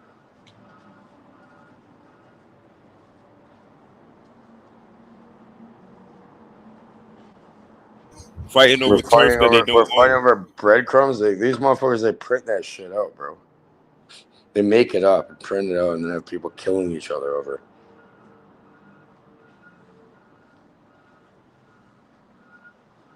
Thinking like, oh, I'm better than you or better than someone. Why? Because I have more. Where does it lead to? Okay, and some people really don't care. Like, I won't be alive at that point. All right, well, yeah. Thanks very much for letting other people that actually do care, and like the kids and that coming up to go deal with that. Yeah, great job. Well done. Oh, rich and poor is a division too. Exactly, classism. Called classism, right? They're getting rid of the fucking middle class here now. It's either poor or fucking rich now. There's no middle class anymore. Like, you know what I mean? The people who grew up, they had it easy. You could work at a factory and support a family of 3 or 4 and just actually get a livable wage. Nowadays, these are people like absolute utter slaves everywhere. And that's why there's so much fucking crime over here and people are just shooting each other all day. It's fucked. Oh, you live in Toronto? Yeah, man. Of Is course. there a lot of crime there? But a what? Is there a lot of crime? Crazy amounts, man.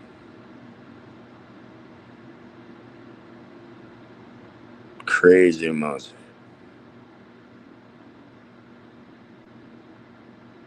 It's even Time worse. them type of crime they do robberies and stuff.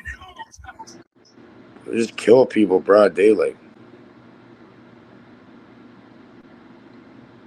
I don't know what dumb idiot went over here and just started loading everybody up with firearms. But yeah, they're running around just shooting each other. Oh, where they be shooting over there? Bro, they got major firepower over here, bro. Where I grew up, this is before it got that crazy. Yeah, where I grew up, bro, people throwing rocket launchers off the balcony. Grenade launchers, whatever. Why you need a grenade launcher in Canada? And then the cops can just like throw it off the fucking building. Yo, what y'all gun laws is like in Toronto? They're illegal unless you get like a PAO license or an RPL. They did a gun buyback. Some people are grandfathered in. They did a gun buyback. Like, oh, just give us your pistol. I'll give you a code $2,000. Bullshit. Do y'all have like open There's carry no and one stuff? over here with a legal firearm. What they've done is pretty much made a secondary market for the shit to either be smuggled in, which like pretty much 95% of the shit is smuggled in from the United States. Because you can go buy a Glock for like $300-$400, and then over here you'll probably go for like $3,000 plus buy bullets. So all it does is just make a black market for this shit. Like, the legal gun owners over here, like, they're not the people out here, like, going and doing these fucking crimes and shit.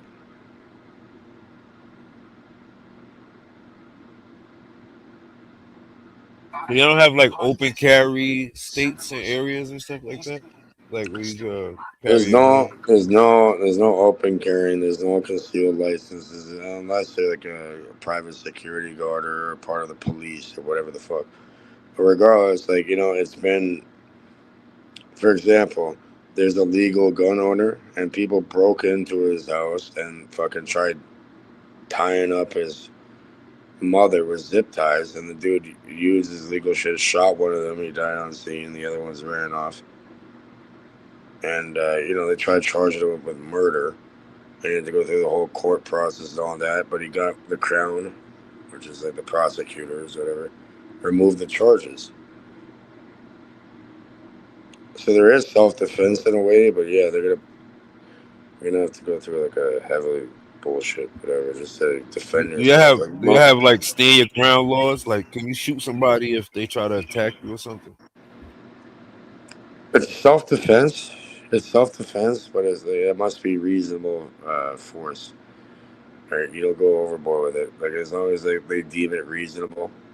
Where, for example, if somebody like goes and like punches you or whatever, you don't pull out a knife and start stabbing them. If somebody fucking pulls a knife on you and stabs you, you don't pull out a gun and blow their head off. You know what I mean? It has to be some kind of reasonable,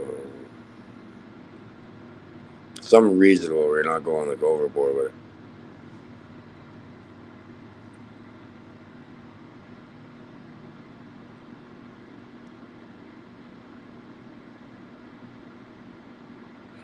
It's not like Texas, right? Like in Texas, if somebody walks under your lawn, like you're not allowed just to fucking blast their head off, or shoot them or whatever. Regardless, yeah, I don't know. It's weird. It's on a case by case basis and shit, depending on what's going on. Some So even if pussy you thing. had a gun and somebody attacked you, you would still go get arrested for it.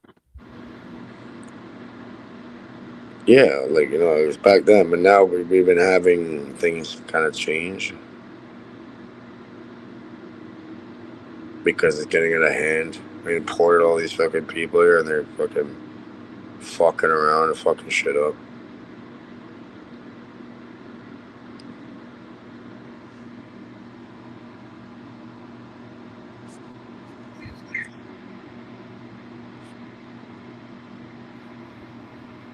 Yeah, gangs and stuff, gang wars and stuff. Oh yeah, man. We have like street gangs. Yeah, we have that, and then we have like the highest level of it. They actually use Canada as a hub to come over here because there's less strict laws if you get caught. So yeah, you got like you got mafias, cartels, everything. You got a little Italian mafia. Oh yeah, big time. Different factions and shit, even opposing mafias over there. You got the Vietnamese, you got that, you got Russian, we got everything you can imagine. But it's no fucking joke out here. You got the HA, you got all types of fucking. But that's like higher than street level. Then they use the street gangs and stuff. For example, where I grew up, I was trying to warn these people. They're like, okay, so I can't get a gun. I'm like, no. Not on my end. If you want it, I'm gonna just stick to the cannabis, stick to the weed, which is now legal here federally. Long time now, like almost like a decade. I'm gonna just stick to that. They didn't want to listen, so somebody was selling their shit. So they went and did that and made their own gang called Shots Up Mafia. And now literally everybody I've known is dead or in jail. You put on camera and show you, literally.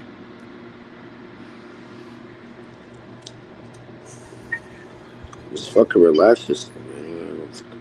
So if you got caught with a gun, how much time would you get? Depends on who you are. But yeah, if you get caught with a gun, you're at 3 years. I think it's like the minimum. Depending on how much bullets you have in there, they add on months for each bullet.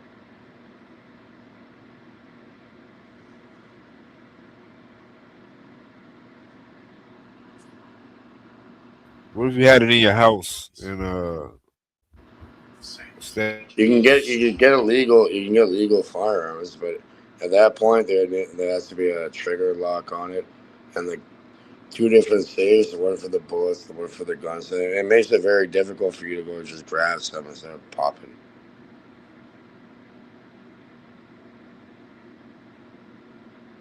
Can't get it if you got a record, though, right?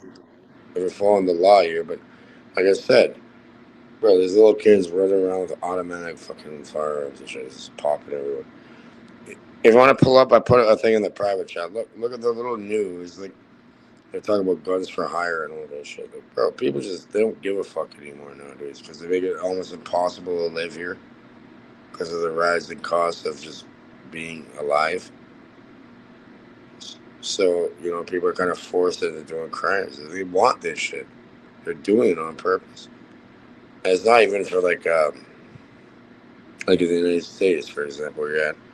Like over there, that's privately owned institutions and people profiteer by putting people in jail. So I'm not exactly sure why that they're forcing people into a position where all they think they can do is go do some bullshit. I don't know.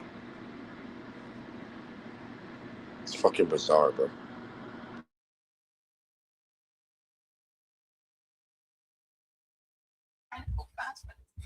So you got like a video of the crimes in Toronto and stuff?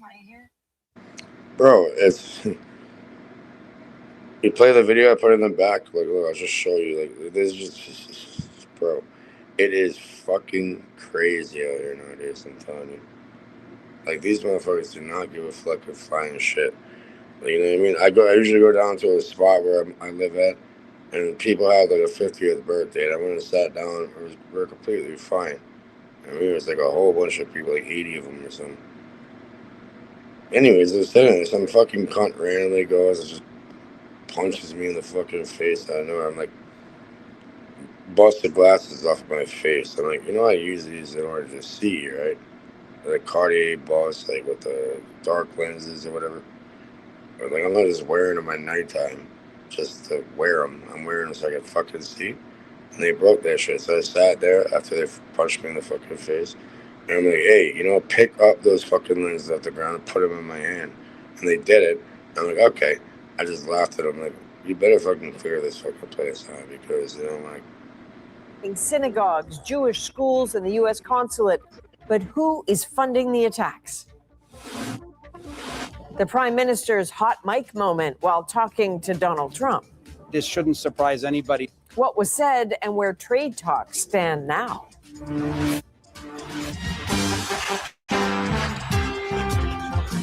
And the end of an era for Hockey Night in Canada. The CBC will no longer broadcast NHL games.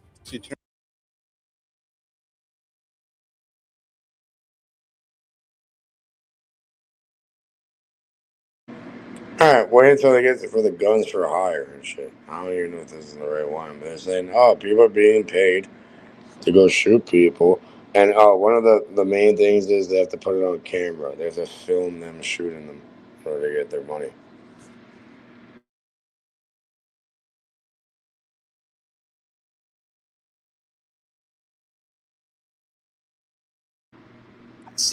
Wow, that's crazy, man. Oh, that's a cop that got shot in his fucking head the other day.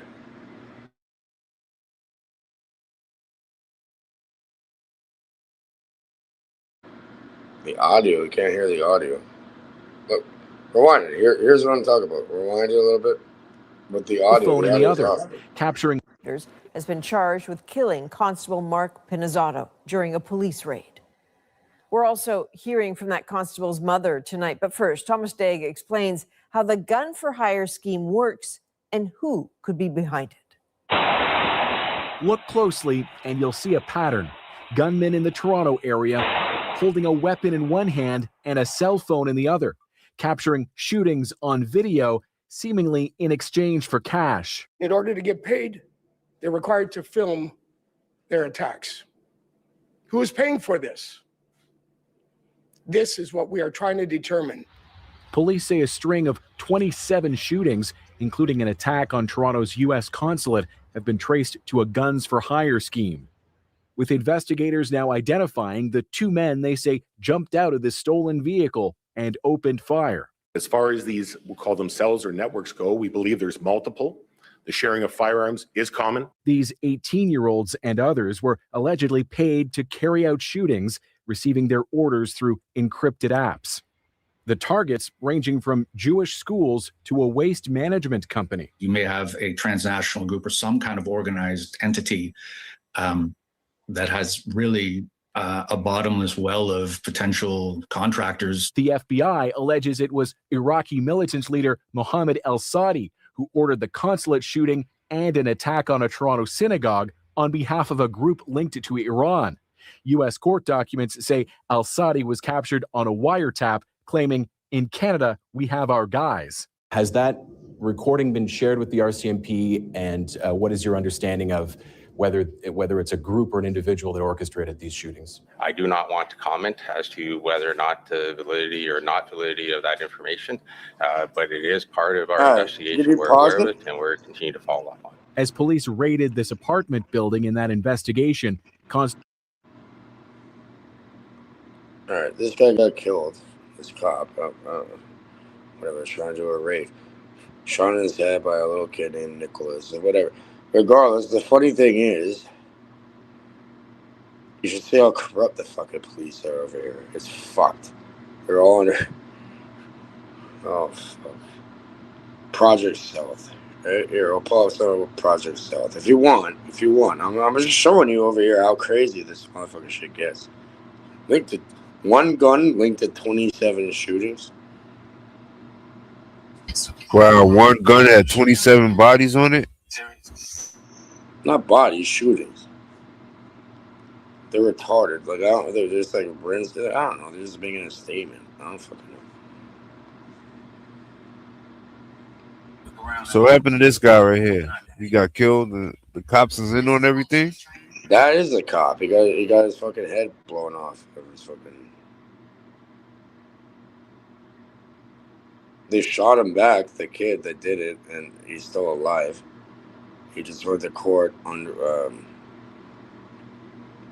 Apparently, the judge said, like, put your finger up if you can hear us. And he, after like 3 or 4 times they asked him, he just fucking slowly moved his finger up. Like, dude, it's like he was in critical condition, but yeah, now he's kind of stabilized. Like, they'll still keep you alive and shit. It's like, God knows, they probably pissed him off. Like, whatever food he's eating probably has human feces in it at this point. So you saying the police department is corrupt? Oh, this project. Oh my God. Okay.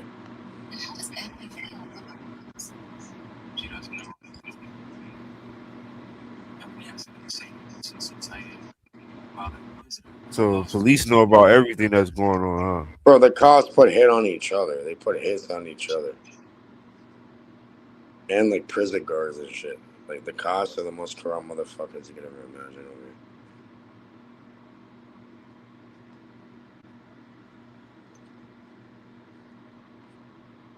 here. Word? So cops putting a hit on other cops? Wow, that's crazy, man. Real shit.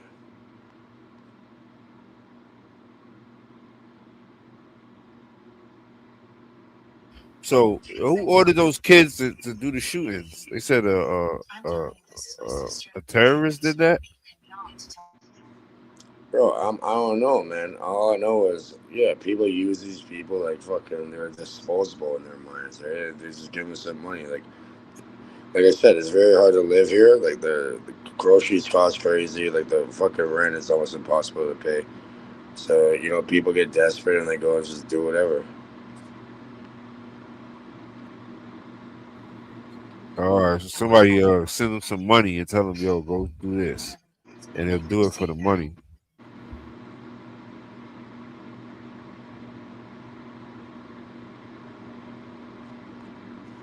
Here, play this video about Project South. Okay, this guy's Rebel News. He has his little hat. Whatever. I've been there before too. Like, I got into an issue because I was being chased from a gas station, right? And I'm not pulling over. I already got stabbed and nearly killed on my birthday. I'm not pulling over. You know what I mean? And I'm being chased by these sick fucks. They're like popping bullets off.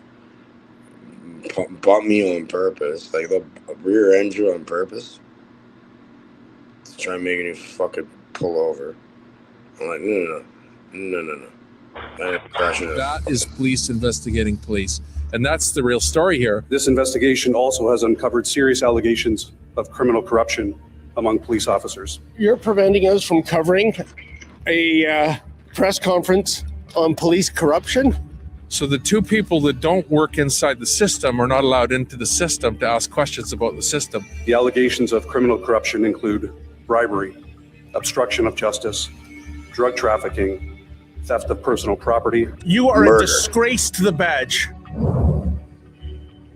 David Menzies for Rebel News here in Aurora, Ontario, and I'm standing outside York Regional Police Service headquarters.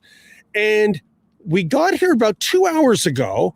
That's Lincoln Jay and I, and it was to take in a press conference regarding what is probably the greatest scandal in the history of the Toronto Police Service. You see, news broke yesterday that 7 police officers have been arrested for a variety of crimes, drug dealing, a conspiracy to commit murder, if you can imagine. The list goes on and on. We have heard from sources there might be another 30 police officers who are involved in this crime spree. And remember, these are the good guys.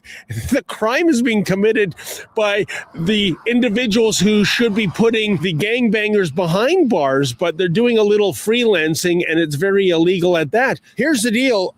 The York Regional Police Service, which has been investigating this, was going to have a press conference here with the chief of the Toronto Police Service, Myron Demkew. Tons of media showed up, including us.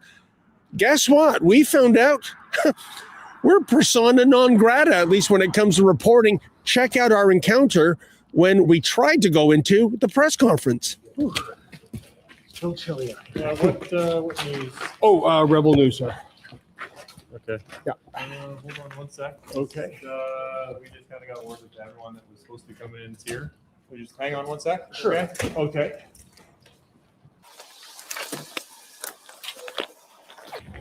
All right. So that's everyone that's going in there for now. Okay. Oh, what do you mean? My supervisor told me that no one else is going in. We can't go in, but it's a press conference. Everyone that's supposed to be in there is in there right now. And by everyone that's supposed to be in there, you mean only government-funded and approved journalists? I have my orders. That's what my supervisors have said. Okay? Oh, I see. You're just following orders. If you're going to keep recording here, as you can see, no recording devices in this area. Yeah, well, we need to have a record that we tried to attend, and you're preventing us from attending. I mean, this is kind of ironic, officer. This is all about police corruption. I'm going to ask you to leave. Okay? No recording devices. He's recording. Well, okay. I see recording devices everywhere. That's for the building. Okay, I'm going to ask you to leave. Okay. Don't touch me. Okay. You've been told to leave. Leave. So you're preventing us from covering a press conference.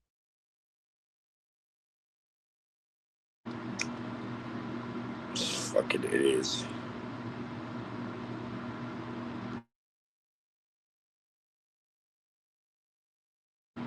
Whatever, the internet is fine. It's this Ouroboros.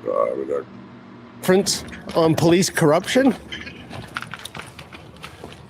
Now it is. Look at Ain't that against the law? Ain't that against the law to do that? To do what? What do you refer to? Freedom of the press. Exactly, and look, my supervisor said you're not allowed in there. Yeah, man, making that shit up. Yeah, because they're all full of shit and they're being exposed, bro. There's something going on in this room that you didn't want us to know about? Something to clean up before we got here. Yeah, you can't stop the press from coming to a press conference. He's like, don't touch me. These guys, look, the other guy, like, you see it, he has his hand on his fucking little firearm. Before. Yeah. He's like, oh, you're about. He would have shot the fuck out of him if he could get away with it. But he knows he can't. I would have fell on the floor and sued them. Like, oh man, you pushed me down.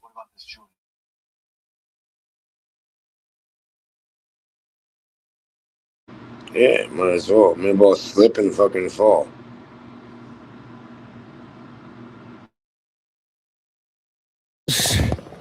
"9:45 a.m. At 10 a.m., there is a press conference scheduled here.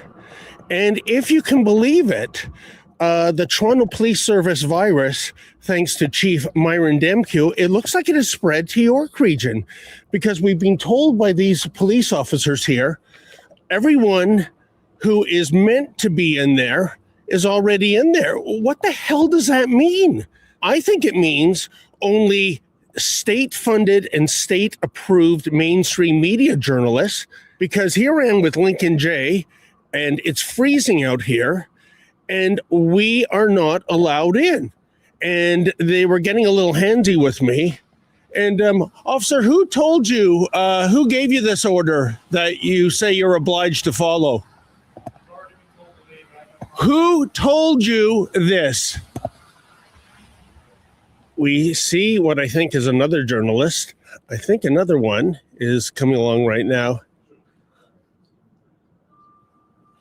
Oh, well, knock me down with a feather. We were told everyone who should be there is already in there. And there goes another one. Sir, why did that journalist, why was he allowed in? Your colleague said everybody who should be here is already in there. So how did that additional man go in? He was with his colleagues are already inside, I believe. You believe? I believe. Okay, then. So we've asked you to leave this property and not record here. It's posted up here that you can't record on. It's a press conference. Everyone's recording. Inside they are, not here. Okay, let us inside then. Have a good day. You're not accredited source to them, so everybody that's credited has already been inside. What do you mean we're not accredited? We're a part of the independent press gallery. Like I said, they told us that you're not coming in here, and we're just asking you to leave the property here. Officer, who is they?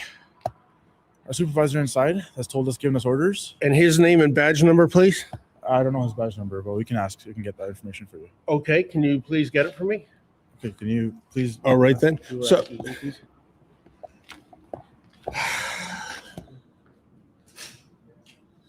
officer, I thought you said everybody that is in there is already in there. You just let another guy in. Why? Okay, you're still filming, and as it clearly states here, you're not supposed to be filming. Yeah, can you answer my question, please? I'm not answering any of your questions. Officer, everybody in there What up, is Yodi? filming. What up, Yodi? Hit the link. And what's the charge? Victims of crime that come in here, and we need to protect their privacy, okay? Oh, is that what you call the members of the media now? You can go to the sidewalk. What would be the charge, by the way? Trespass Property Act. For filming? Giving you a lawful order to get off the property, and you're not doing so. All right, we'll leave, but you are a liar. You said everybody that should be in there is already in there, and you just let two other people in. You are a disgrace to the badge. Have a good day. Yeah, you have a good day.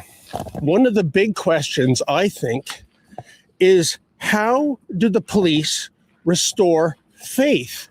And by the way, I've never had a problem going into York Region. I know what the issue is. It's that rat MQ. He has told them that we... I ain't got no motherfucking service, man. What the hell does this cage got on the screen? How funny is this shit? I was asking about the crime in Toronto. Falls on this garbage ass shit he's playing right now, man. Buddy, they get it big time down here, you know what I mean? Like, bro, even the cops are fucking on payroll here. You said what? Even the police are being bought and paid for over here. They all bought and paid for, nigga. Yeah, no shit, but I'm saying it's even worse over here for some reason. It's weird. It ain't worse again. Canada ain't, man. That's soft, man. Canada's soft, man.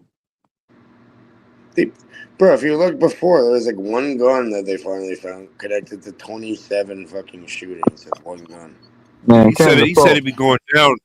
He said it'd be going down up there. Yeah, I don't believe that shit. Who believes that? Who believes that?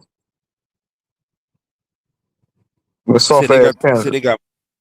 He said they got the mafia up there. He said they ain't got no motherfucking. You want to bet? Nobody believes that bullshit. It probably is, but it's all soft. But your belief is not necessary to it, though. It's all soft. It's not soft, bro. It's fucked.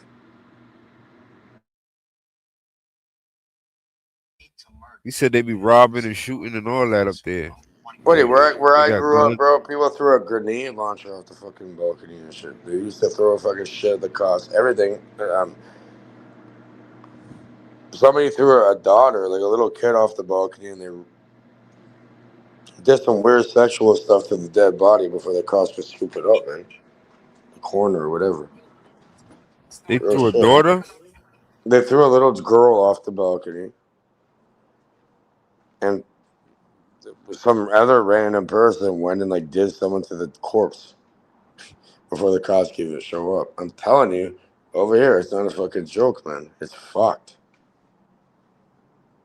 Man, shut your white ass up. You ain't that shit going down over there.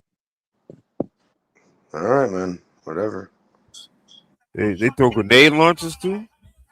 You believe this shit, Mr. Free Man? This motherfucker full of shit. He wanted to be so I tough wish over there, so I wish I gangster. had made something up That like that. way he can come up here and act black. Man, shut your conniving ass Let up. me act black. And So you how can am I act like a conniving? nigga. Shut your conniving prankster. You manipulative.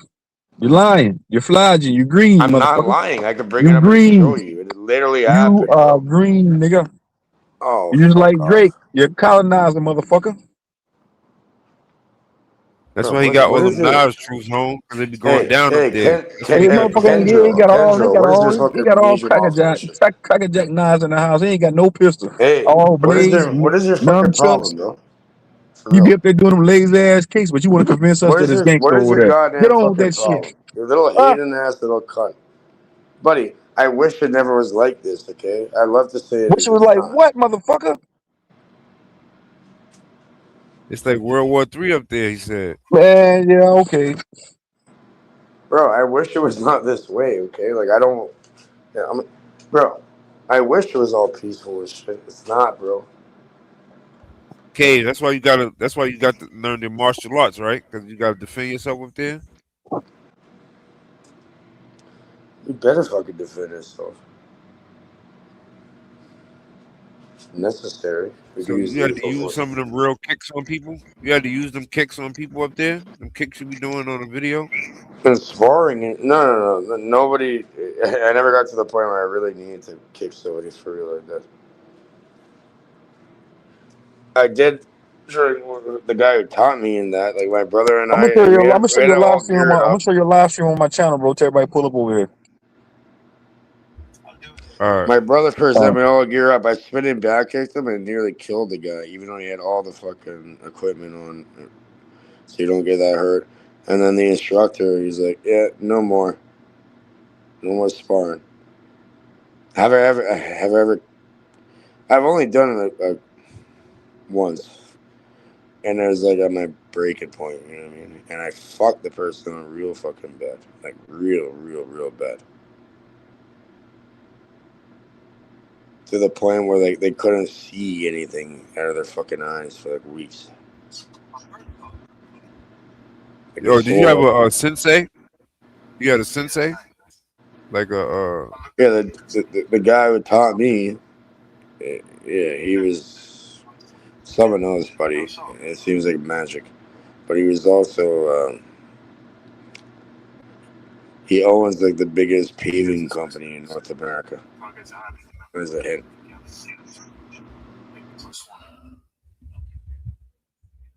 Think that my perfect place to bet on baby plus one's books. It's the biggest notebook you right now. Okay.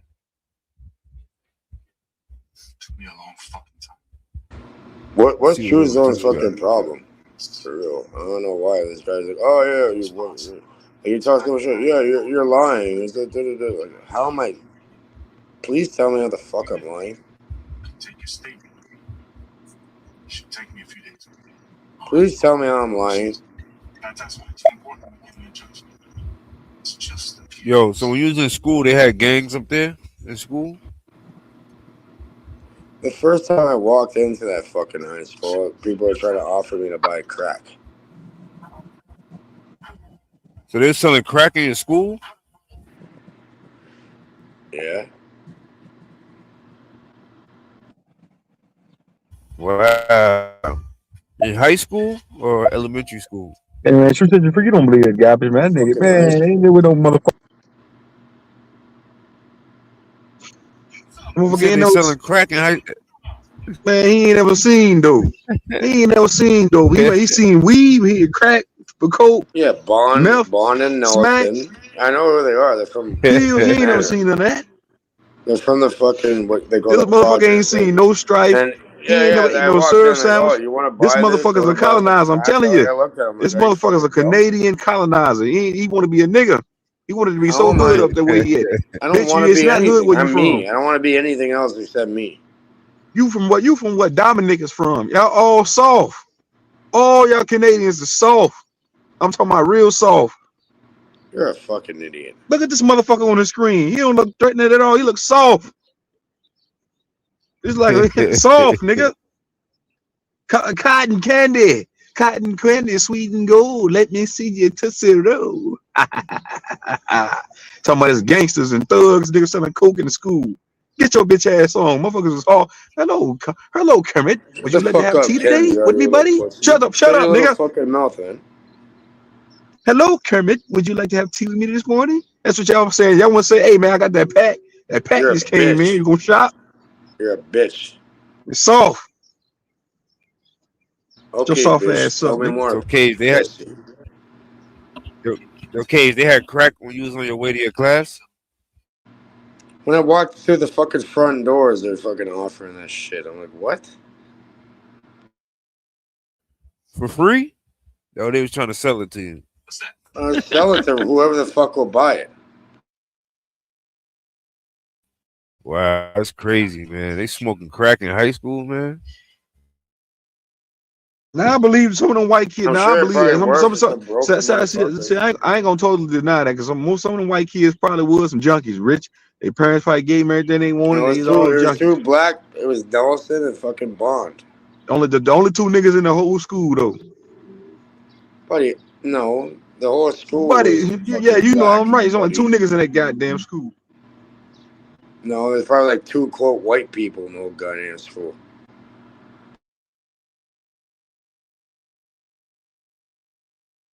So where they learn how to cook crack up there in Canada, man? They got niggas cooking crack up there. You get some high purity cocaine, at least 70% non-stop ton. And what you do is you add equal parts baking soda to it. You put it into a pot, heat it up to a certain point, and then you fucking flash freeze it or whatever. You cold shock it with fucking ice cubes, and then you got crack. Oh, you sound like an expert there, Cage. You know how to do that? You did that before? That motherfucker ain't never seen a Pyrex pot. You ever seen a Pyrex pot before, boy? Huh? You're a fucking idiot. You watch crackheads get high while you play Grand Theft Auto, nigga? Huh? We're in GTA. You seen the junkie shoot up with a black needle? Huh? We're in GTA, Greater Toronto area. You ain't been around no dope. You ain't sold no dope. Nah, I only sell cannabis. Hey, you sell weed and shit like that, but you don't come from a life of crime, a life of thuggery, gangster, street. You don't know about no motherfucking street. You're perpetrating. Oh my god, bro! Shut your Chuck Norris ass up. Somebody used to. Not because you're faking the phone. No, because you're up here faking. Because you know why I know you faking the phone? Because I know who you hang around in real life, motherfucker. Hey, truth set you free, bro. You know who this nigga hang around in real life? If you actually did, you'd be quiet. You know who this nigga he hang around with a weird ass white nigga named Dominic, man. This old white dude, old weird Canadian motherfucker. That's who he hang around in real life. He ain't involved in no street Italian. life. Second of all, I went and met him and his wife. He's a weirdo. All y'all Canadians is weirdos, nigga. So shut up. With this fake gangster shit you trying to put on up here. You one of them white boys sitting in the goddamn house all day, infatuated with niggas. You sit in the house all day, infatuated, watching rap music, infatuated with niggas, and I coach you. Get your teller. You a white man. You know I ain't gonna call you a teller. You just a motherfucking you mimic. You want to be a nigga. You say you grew up in a rough neighborhood, True Zone. You believe that? Selling crack. They were selling crack outside and everything. This boy come from a good home. This boy ain't come from the group in no motherfucking project. This boy come from a good home, nice parents. His daddy was a mason. You ain't know that? Tell him show you that goddamn that apron. You ain't seen his apron yet, True Set You Free? Yeah, he said he found that in the garbage though. I fucking That you it was believe? right by a garbage. No. That's Bro, his I granddad's. wish I came from a nice family. Fuck. I came You from ain't. someone your dumbass doesn't His even grandma get. ain't find that. His Okay, mama ain't doesn't find that matter. in the garbage. Man, they passed that down to him. All them niggas is Masons. All My his families. mom found it by the garbage, bro. Yeah, all right, yeah, nigga, please. People are moving out and they were like throwing up. That's your granddaddy shit. That's your granddaddy's apron, nigga. My granddad is born in 1933 and he has no fucking. All Masons, nigga. No. Why can't you just keep it real, Cage, man? Why you up here lying? I am. Who the fuck finds shit like that in the garbage can, nigga? Oh, that shit got all gold on my it. mom found it, called me because I was looking into shit like that. All gold up now. You know what? I don't know. You might have grew up in the projects because you live in a shithole now, so I don't know. I can't. It's a beautiful place to live at. What the fuck are you talking about, man? What your granddaddy used to do? What he used to do? Cage, your granddaddy. He was in the army or something? My granddad on the other side, Pepino, they own a bunch of restaurants. But my mom's mom, right? Okay, on my mom's side, her mother, my grandmother on that side passed away. So I only know what I'm being told, and they really have nothing to do with it. On my dad's side, they're still alive, both my grandmother and grandfather. My grandfather owns a bunch of convenience stores and shit in Ecuador, and he came over here and they have property. He has a property over there, whatever. Okay, and then my grandmother, she's the grandma, so she's like taking care of the kids. All right. On my mom's side, like I said, apparently her name was Ellen. She passed away when my mom was like 11 or 12 or whatever the fuck it was. She had 2 different color eyes. She was apparently a teacher, and that's the most I know about that. And then the grandfather on that side is like Pepino. It's a Sicilian mob person that fucking, it means daddy in Italian. I don't fucking know. Huh? So your granddaddy's a rich guy? Nigga, Vino in the building. Vino, hit the link, Vino, nigga. Vino, hit the link, bro. Well, there you go. I'm telling you the most I know because that's all that's been shown. But yeah, that's okay. I'm lying? So your granddaddy was a mob boss? Yeah. And then, on the other side of the fucking family, like on that side with my grandfather on my mother's side, Sicilian whatever. And then her uncle. He was like one of the Sopranos, like one of them niggas from Casino and the Godfather and shit. Her uncle or whatever is the president of the Hells Angels, right? He passed away in 2013. I know that. So about the Ann out there. She's an only child, and she lost her mom when she was young. And I don't know what the fuck is going on with him. Then on my dad's side, where my grandparents are actually alive, like I told you, Ecuador, they came over here. My dad was like young, and he came over here and established some. But yeah, on them, yeah, they have like, I don't know, my grandfather. He's old as fuck. He's born in 1933. He's still kicking. And yeah, in Ecuador, whatever you want to call it. Yeah, they own like stores and all this shit and fucking. Vino, what's up, nigga? What's up? What it do? My nigga Cage up here lying like a motherfucker. Yeah, I told you this nigga up here lying. This nigga cap. Don't want this nigga up here flogging. You don't want to believe this shit. Look at that. Bro, he wants to believe that. Look at this soft ass Canadian nigga on the screen. He wants to believe that they hard. You're soft, you fucking know. Your bitch ass up. Slap your bitch ass pink.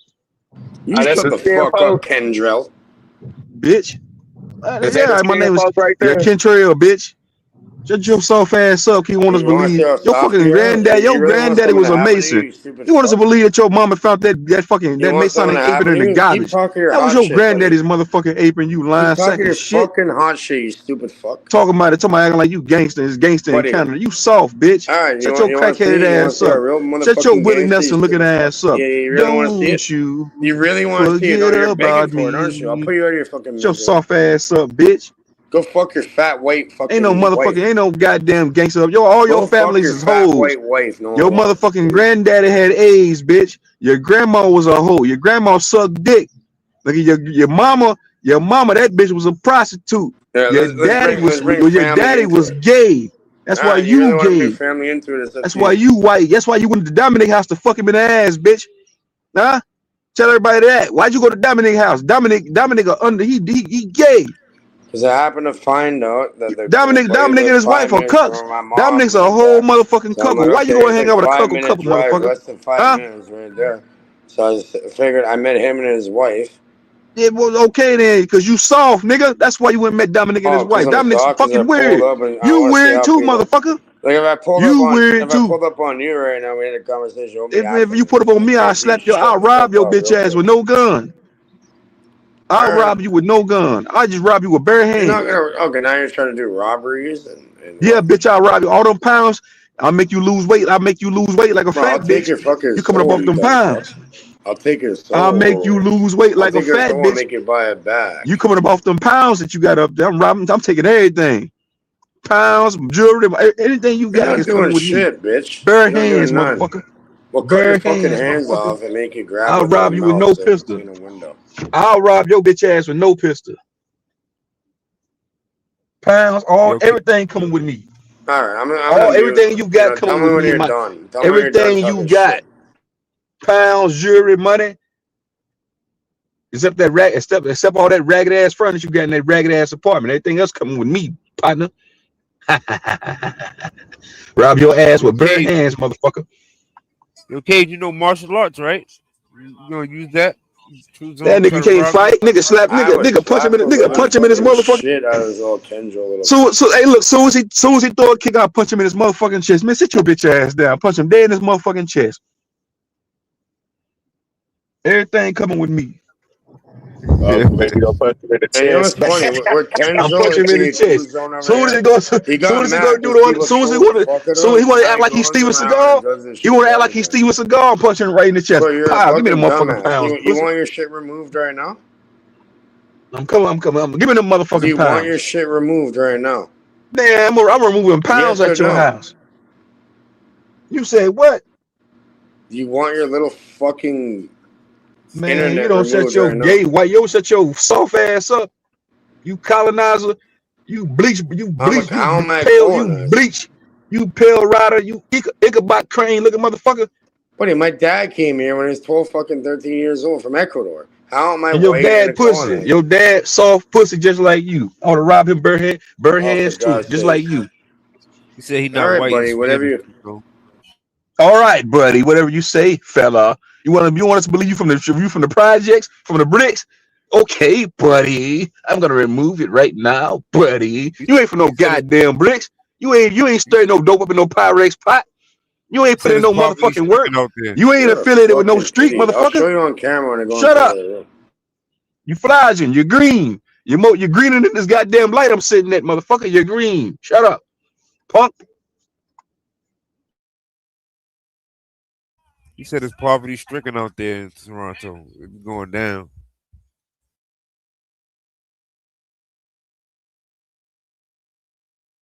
He said it be going down out there in Toronto, man. True, I see you guys lit over here, my nigga. I'm gonna have to start coming over here and fucking with you, my nigga. What time you be going live? Stomach went to jail for a few years because he had a like 4 o'clock.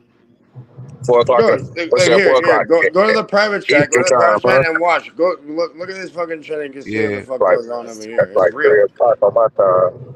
Hey, and you know what? I wish I would have known. Hold on, Cage. Goddamn, brother. Oklahoma, yeah. Hey, retard, shut up. I wish I would have known a few hours ago. I would have shared this shit a few hours ago on my page. Told everybody put blah blah blah blah blah. You little bitch. Lubis Man, you don't pulled up shut your earlier. frail ass up, man. Shut your bitch, man. You I swear to shut the God, bro. You was fuck a up fucking. before something You horrible shut your happened to Mickey you, Mouse buddy. ass up, you soft ass You know Ecuadorian, you nothing but fucking a slob. Pyrex. You know nothing but Pyrex. You fucking cuck. Shut your cuck ass up, you Here, I'll show weirdo. you something even better than a Pyrex, you fucking Fucking goose. You cuck. want to see it? Fucking weirdo. It's called the Lake Land. You ever had a Lake Land? Man, shut your weird Yeah? Mason ass up. You's a whole fucking Mason. Go put your fucking bitch. You be doing them rituals, running around the house butt ass nigga with your Masonic apron on Shut with the your weird fuck ass. up. You never had Shut a up. Lake Land, buddy? Go to your go do your Masonic ritual, bitch. Drink piss. You never had a Eat Lake Land? shit. Man, you ain't cooking nothing up in that. Last time I made rice with it. It's called the Lake Land. It's very old. He on the info analysis, man. I'm gonna go ahead and mute up. Oh, be quiet. Some breakfast rice Better on than a that nigga, some Pyrex, you sausage and fucking some dumb eggs. bitch. Borosilicate glass. Biscuit and something, man. What up, NAC? It's popping, bro. Do you think he cooking? Do you think he cooked dope up in that Pyrex Vino man? Nah, that nigga ain't whip nothing, man. He I ain't just no said I cook whipper, rice man. with it. I make it the You think he's standing in the kitchen like Yo Gotti? There's a Lakeland. Look up Lakeland instead of your fucking Pirates, dumb fuck. So you think he had that work? Like the big timers, I got that work. Think he had that work? Nah, that nigga's probably, making some lines and shit. You know what I'm saying? Probably making some lines. Yeah, I But ain't gonna put it past. as I ain't getting gonna put afford, it past him. He I don't might know have about snorted some niggas that powder. can't afford. I ain't gonna put it past him. He might have snorted some powder. But as far as nigga being a dealer, I don't snort use nothing, you a stupid custo. fuck. Use a custo. You I'm you no might have snorted some goddamn customer, you powder, dumb bitch. I'm a popped a producer, few idiot. pills, but then you ain't whipped that Pyrex pots for cooking. You doing easy bake with that For motherfucking someone Pyrex fucked your pot. brain up, for real.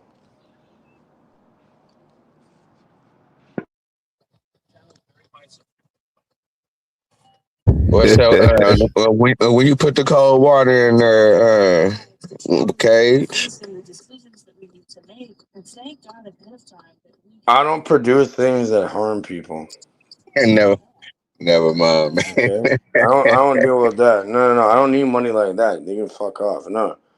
I'm a Well, you just producer of gave us a cannabis. breakdown how to do it, Cage. Tell if you know how you do it. How you cook the crack and I shit. seen it in a court document. I've been around motherfuckers, and yeah, what they do, you heat up.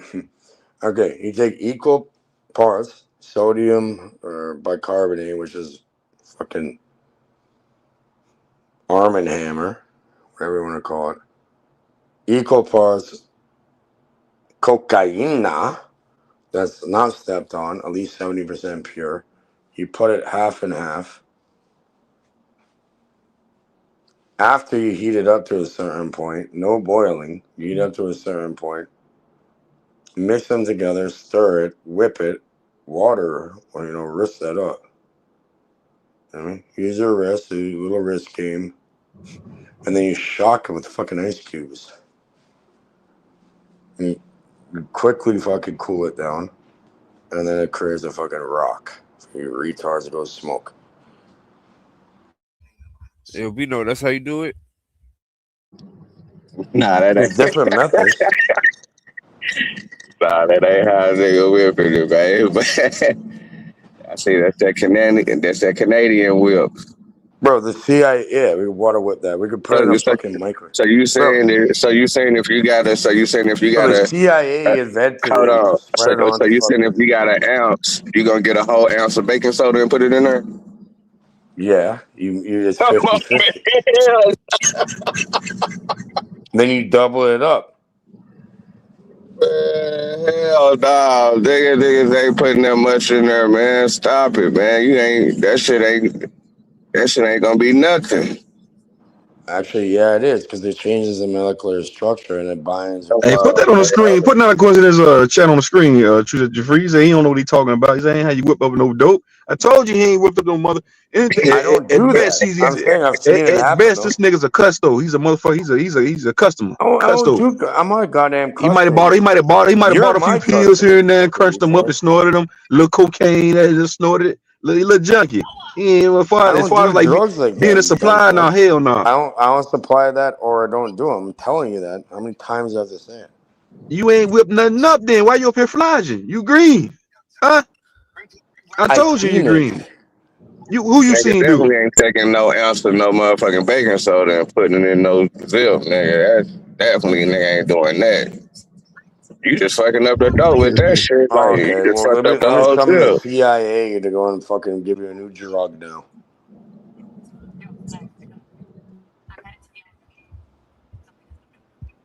So you saw the Canadian crack dealers do that shit?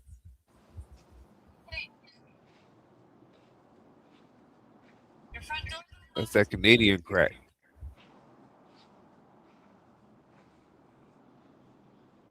Crack is crack, my guy.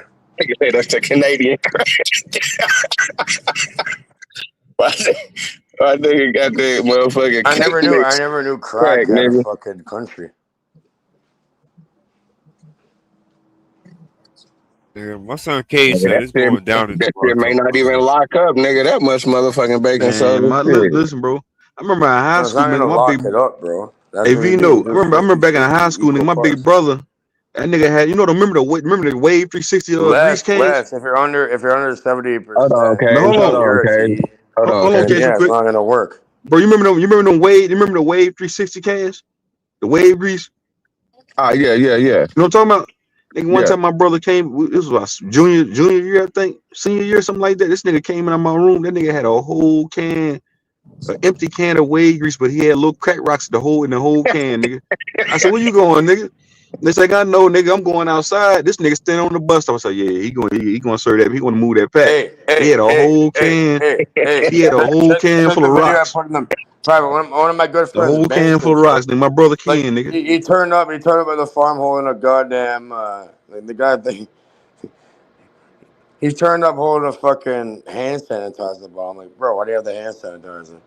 Because he's shoving crack up his ass to go sell it to people because the cops like those shoot Nigga, you. you remember them dope fiend rentals? Remember them dope fiend rentals? We know that nigga. What? That nigga, my brother give a fiend. Because My the brother give a cops will fiend a strip few you rocks, fucking and naked. we riding around all day in the car getting high.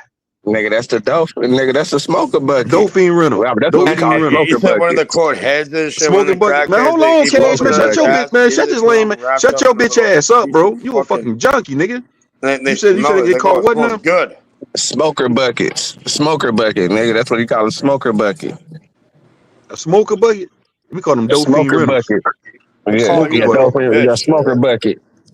All We right, call it black dope fiend boy. rental. That All nigga right, pulled. black This boy. nigga pulled up Little in a bitch. Cadillac one day. I said, "Nigga, where the fuck you get this from?" He said, "Nigga, little Call junkie." me He said, white "Nigga, boy. junkie, What? I let me can't use call his you car." I black gave him a boy. few rocks. I said, "Nigga, he let you use his car, nigga." You got that we 16, 17 at the time, bro. So he let you use his fucking car. I said, "Yeah, Okay, nigga." black boy. Keep lying to yourself. Man, shut your bitch ass up. Niggas are You all shut facts. your Niggas bitch all ass up, you real. bitch ass All this is motherfucker. Who you all talking? real, bitches. Ain't Who you no talking cap to, in little my rap, cunt? nigga. Who you You talking to, little flyging though, bitch? bitch. Oh yeah, You bro. Talk to her. flyging. Shut your cuck Yeah, ass up. piss off the wrong people. I Only tell thing you. you ain't watch nobody sold no dope. Only thing you want to watch is a nigga. Only thing you want to watch Blah is somebody blah fuck your blah wife. blah blah. Weirdo. Fuck you. You have no idea. You weirdo. Shut your bitch ass up, You're a munchkin. weirdo. You shut Shut your your fucking shut bitch your Charlie ass up. Sheen looking ass up, bitch. No, shut up. Shut your Steven Seagal looking ass up, bitch. You lazy leg Why don't motherfucker, you go bitch. You got tell a it to your prosthetic foot. fat white bitch your wife is? Shut your gay ass up. That's why your daddy was a whole Mason. That's why you run around Canada My butt dad's not ass a naked with Mason, a you stupid Masonic fuck. apron on. Shut your weird ass up, bitch. Shut your weird You ass know, up, bitch. This guy shut your loves here to motherfucking, go shut your fucking Jet go Li looking fight. It's ass not up, gonna bitch. work here. It's working. It's not gonna work. Shut Ever. your soft ass up, bitch. You shut the bro, enough. Weird ass white boy. Talking about you from the Jets. Word ass You's a black weird, boy. you's a junky Word ass ass white black boy. boy. You in a 2-bedroom, dirty ass apartment. You sleep on a dirty ass futon. You live with One your room you got mommy. weed You plant. live with your mommy. One room you got a bunch You of live with your weed plants in fucking there. mommy The that just other threw room, you out nigga, of there. you sleeping on a fucking Shut your couch. In that So dirty ass what? apartment you living in, bitch. Because they got plants? You got one window on that dirty ass apartment. Bro. One. Then the bitch, Bro, there's then the over white 10 bitch you had over goddamn there, windows over here, you that fucking white bitch idiot. you was laid up with, she got the fuck up through on your bitch ass.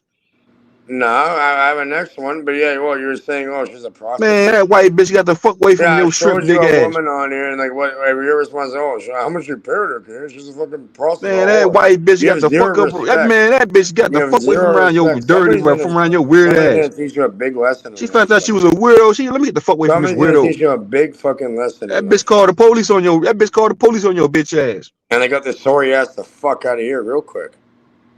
Cause she found out she was a fucking weirdo. No, I know. And that doing Steven Seagal kicks. Man, I'll be right back, man. This nigga weird, bro. I'll be right back. Yeah, don't let the door hit you on the way up, buddy.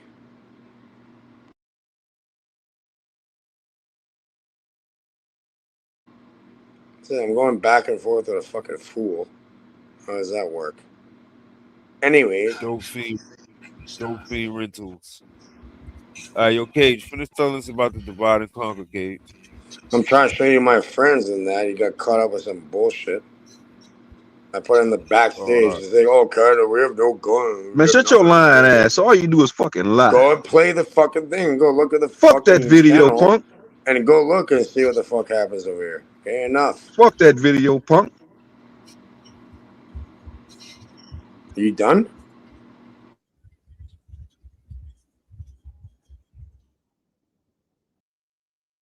You got some goons over there?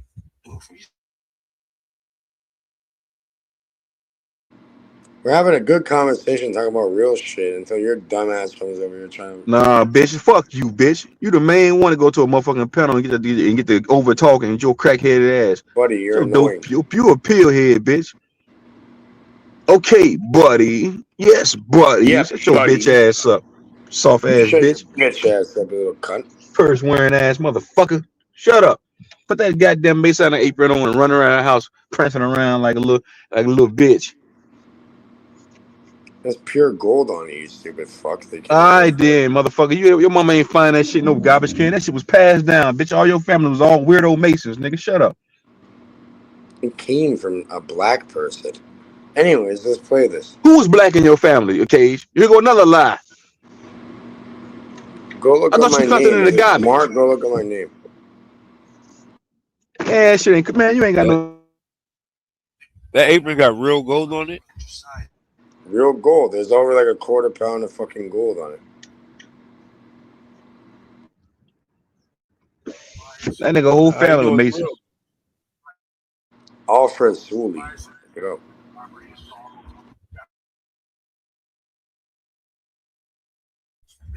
You got gold what though? Gold glitter or what?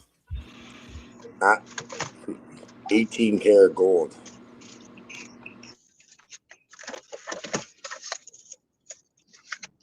How you know it's 18 carats?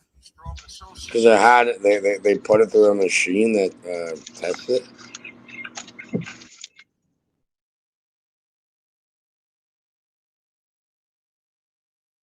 All right, let's see what's on this video, man.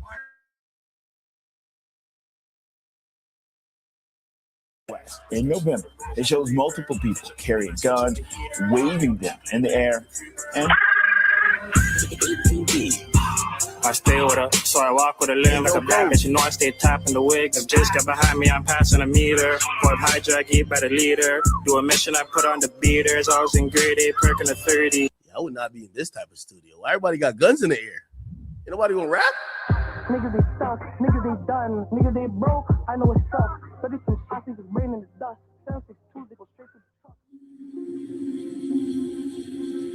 It was a cold, tense night on November 11th, 2024, when a music studio in downtown Toronto became a battleground. The streets, typically filled with the lively hum of city life, were suddenly pierced by the sharp crack of gunfire, shattering the stillness and igniting chaos. This was no ordinary night, no ordinary incident. The brazen gun battle, which was all caught on camera, would go on to become one of the most talked about and heavily investigated cases in Toronto's recent history. It's ridiculously surprising. Wow. I'm blown away, really. On today's episode of Tales of Toronto, I'll be breaking down the incident from beginning to end and detailing the key players involved in the violent exchange. The night of the gunfight started like any other, with two plainclothes officers stationed Even the These your undercover friends right cops here, got Gabe? bullets thrown in their windshield, okay? These your friends right here? One of my friends, Banks, he's older. Yeah, he got caught up in that bullshit. Outside Casa Recording Studio, Even a after building getting near a Queen shot Street in West his and stomach, Sudbury going Street. to jail with These 3 years, came officers on were and part got of a into this routine shit. patrol when they were caught off guard by the arrival of a stolen vehicle. The 3 men in the car, hidden by the cover of darkness, had no clue that their actions were about to trigger a series of events that would bring the city to its breaking point, right under the watchful eyes of the police. Stepping out of the stolen vehicle, the 3 men, armed with handguns, prepared for what seemed to be a shootout with up to a dozen men that were inside the recording studio. The perpetrators opened fire toward the back of the building, and the individuals inside the studio, seemingly unprepared for an attack of this magnitude, quickly returned fire. In an instant, what began as an Almost isolated, NAC, reckless act almost of aggression turned into a chaotic firefight with bullets flying in all directions. The exchange of gunfire quickly escalated into a dangerous crossfire as the 3 aggressors took cover behind an unmarked vehicle the plainclothes officers happened to be sitting inside of. The firefight was not a random act of gun violence. Okay, It was the these your product homies of right a here? rivalry between multiple criminal factions, each determined to assert their dominance. We'll get more into that These later are in the younger video. people, but yeah, one of my friends, Banks, yeah, he got caught up in it. The situation inside the recording studio was dire. As the gun battle raged on, the chaos inside the studio reached a fever pitch. The sounds of gunfire reverberated throughout the building, and patrons, who had gathered for a birthday celebration, were left scrambling for safety. Many attempted to flee the scene, some discarding firearms as they ran, tossing the weapons into nearby garbage bins, along the laneway, and one under a couch.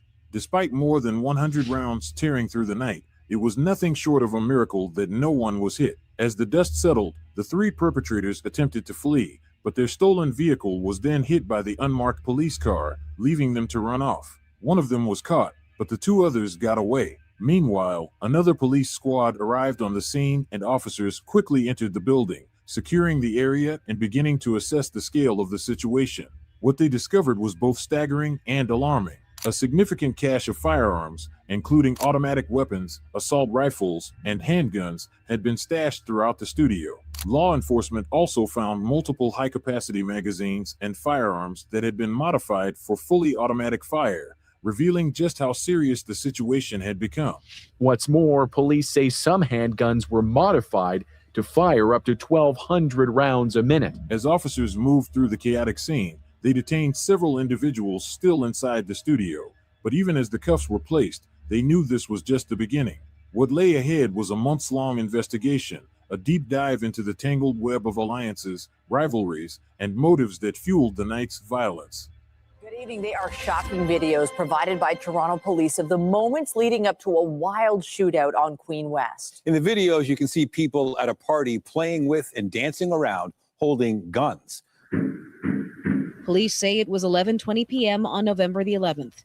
Plainclothes officers were conducting an investigation outside the recording studio when 3 males got out of a stolen vehicle and fired on the building. Oh, just maple syrup and fucking polar bears out here. Running. Partygoers returned fire, and the original shooters took cover behind an occupied but unmarked police vehicle, which was struck several times. Police are still looking for Jamarly Smith, Olad, Caleb Odulate Stewart, and Mohammed Kyrie. Also wanted Dylan Williams, Jadane Hamblett, Donnery Walker, and Noah Belnavis Esu. In response to the shocking and violent incident on Queen Street West, the Toronto Police Service launched Project Poppy, an expansive and far-reaching operation specifically designed to bring the individuals responsible for the gunfight to justice. The name Project Poppy was not only a tribute to the resilience of the community in the face of such violence, but also a reference to the red poppy that is worn on Remembrance Day, the day the shooting occurred. Paul McIntyre, superintendent of the organized crime enforcement, spoke out about the significance of the operation, calling the gunfight an audacious and reckless exchange of gunfire. Inspector Paul Krawczyk of the Integrated Gun and Gang Task Force further underscored the gravity of the situation, warning that the police would stop at nothing to bring those responsible to justice. The efforts of Project Poppy quickly yielded results. Within days, 23 individuals were arrested and 16 firearms were seized, signaling the magnitude of the operation. Notably, one of the individuals arrested was a 16-year-old male who was charged with second-degree murder in relation to the death of poker player Matthew Burgart. Initially, 8 of the arrested suspects faced charges. However, as the investigation progressed, some charges were stayed, with 5 individuals having their charges dropped. As the investigation continued, it was revealed that the scope of the operation went well beyond the initial arrests. Project Poppy led to 14 additional arrests, bringing the total number of people taken into custody to 37. The number of charges also grew, with more than 100 new charges being laid against suspects, ranging from possession of restricted firearms to the discharge of firearms with intent to endanger life. Then, on Thursday, January 23, 2025, Toronto police made a major move by releasing the names and mugshots of 9 wanted individuals linked to the audacious gunfight. Along with this, they dropped a gripping video compilation captured from cell phone and surveillance footage that put the shocking events on full display, unraveling the chaos before, during, and after the deadly shootout. The jaw-dropping footage reveals a group of men inside the studio, nonchalantly brandishing handguns, dancing as if nothing was amiss. What's even more shocking is that some of them were bold enough to post it all over social media, showing off their firepower as if it were just another night of partying. Brother, I've never seen people jump up and down with sticks like that in the studio in my life. The sheer scale of Project Poppy illuminated just how deeply entrenched gun violence had become in Toronto's criminal landscape. Inspector Paul Crouchick alleges the exchange of gunfire was a rival gang situation, adding he would not reveal the name of the gangs to avoid giving them any notoriety whatsoever. I'm not up here to give them any notoriety whatsoever. I don't want to say their names. They don't deserve it, and quite frankly, I don't see the purpose. We know who they are, and that's the most important thing. But I'm not going to. This white dude right here sound like Unfortunately Cage. for him, on this channel, I'm not gonna give him any notoriety. You fucking faggot. From the mugshots to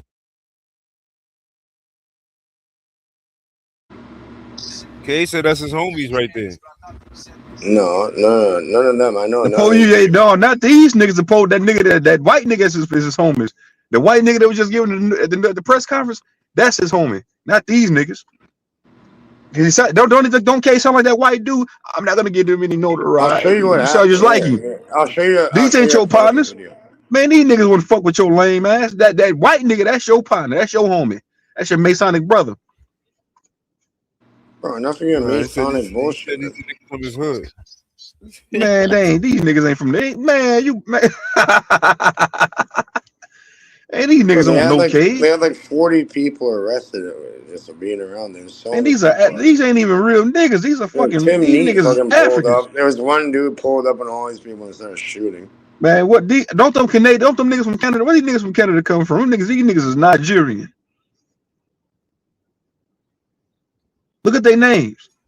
Bro, Canada hold on, and Toronto is the most diverse place multiculturally in the entire world. And they all come. All them niggas come from other. They ain't even over here. They ain't natives over here. Unless they're native, everybody comes from somewhere. But these ain't your partners, though. I don't know why you lying. I don't know why you're up here putting on performance. These ain't your partners. Bro, I'll show you the guy. Some weird ass names.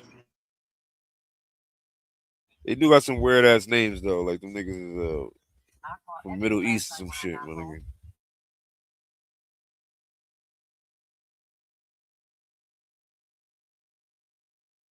Niggas names. These niggas want to fuck with Cage.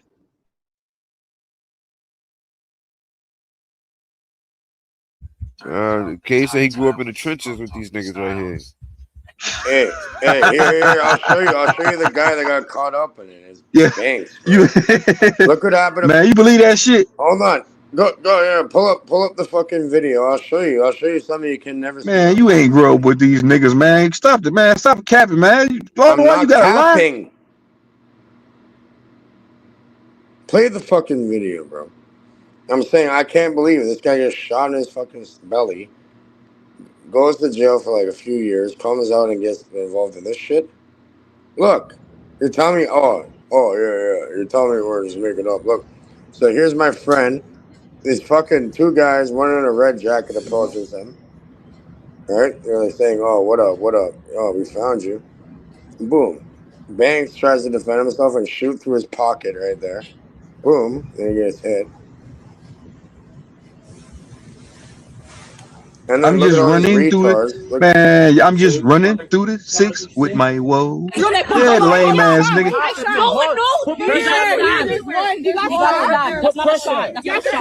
Put pressure on the wall. Yeah, it's my white friend, brother. Pressure on the wall.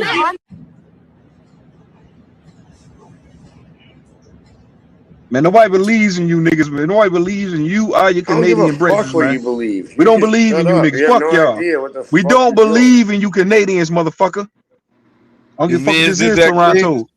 We You don't see him believe try in you defending Canadians, himself? nigga. I think he probably got Y'all hit in the soft. leg. Yeah, all right, he got a He's leg trying wound. to We don't shoot through believe his in y'all pocket. Canadians, nigga. We do not believe in y'all soft ass Canadians, nigga. I sure don't. Nobody's Y'all soft lame. over here, you dumbass.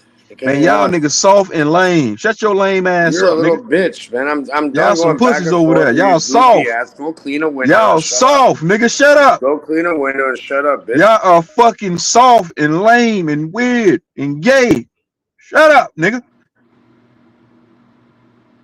All right, well, You go want us to tell that believe to that the people you out want us there. to believe that you was in the trenches with you would want us to never believe that say you was this in the shit trenches over with here, these buddy. niggas, man. You We come don't over here, believe I you. guarantee you, your dumb ass You will be want us to quiet, buddy. believe that you was in the trenches getting that pack off with these niggas. We don't believe you, boy. You lying. Good. Shut I'm up. making it all up. Cage passed him the gun, True Zone. Cage passed him the grip. You want us to believe that you conceal Mac because everything you say is makeup. Yeah, you're right. You're making it up, motherfucker. Mascara. You're making it up, nigga. We don't believe this shit. It's garbage. Bro, enough, man. You said you was a cook, man. You said earlier you was a cook, enough. man. You said you was a cook, man, earlier. That's what you No, said I earlier. You didn't. said you was a cook, No, man. I did not. I never said that. I said I never You did ever say you was sold a cook, hard man. drugs. I'm against that. Then why you pulling out Pyrex pots and shit? Huh? Buddy, I'm not just okay. Whatever. You believe what you quote believe. Whatever you like.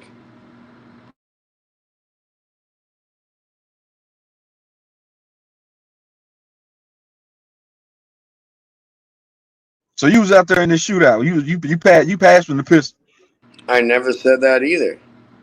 So what project that you grew up with these niggas here? It was in this game. King Street, buddy. Chalk Farm. Jane Finch. I was born Jane Finch. The hospital no longer exists. Okay. I'm saying, how you so you know them niggas right there that was on the news?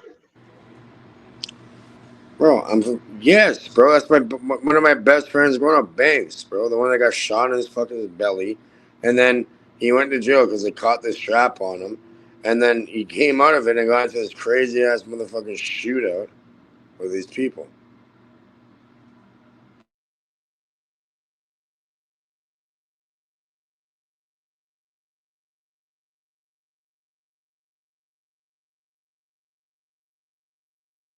Oh, so Cage, you was there? Was you there or no? We grew up together.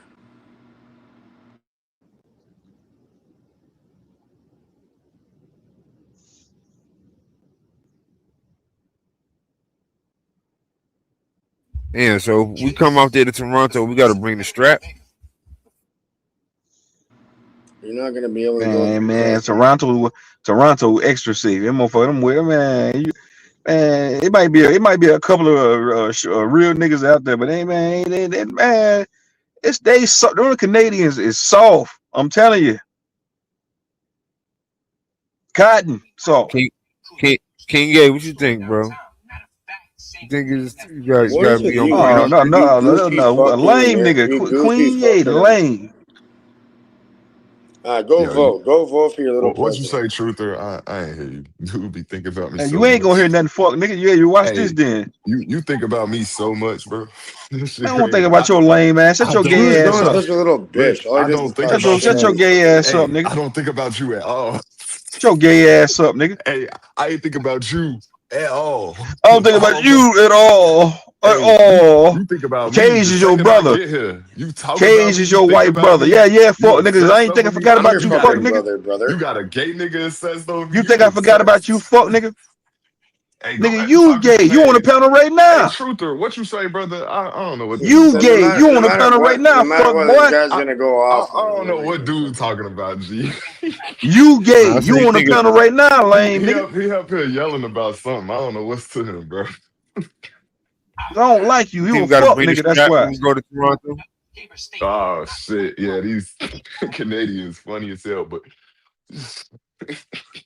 how you have a shootout with automatics and shit and nobody get hit? That shit crazy. But they had the nigga bleeding. It was a nigga there bleeding and Stormtroopers, shit. buddy. Their ass was afraid. Walk that nigga. Hey, Canadian, y'all gotta walk that nigga down. Y'all over Oh, here you got on video the for me, Jazz? All right.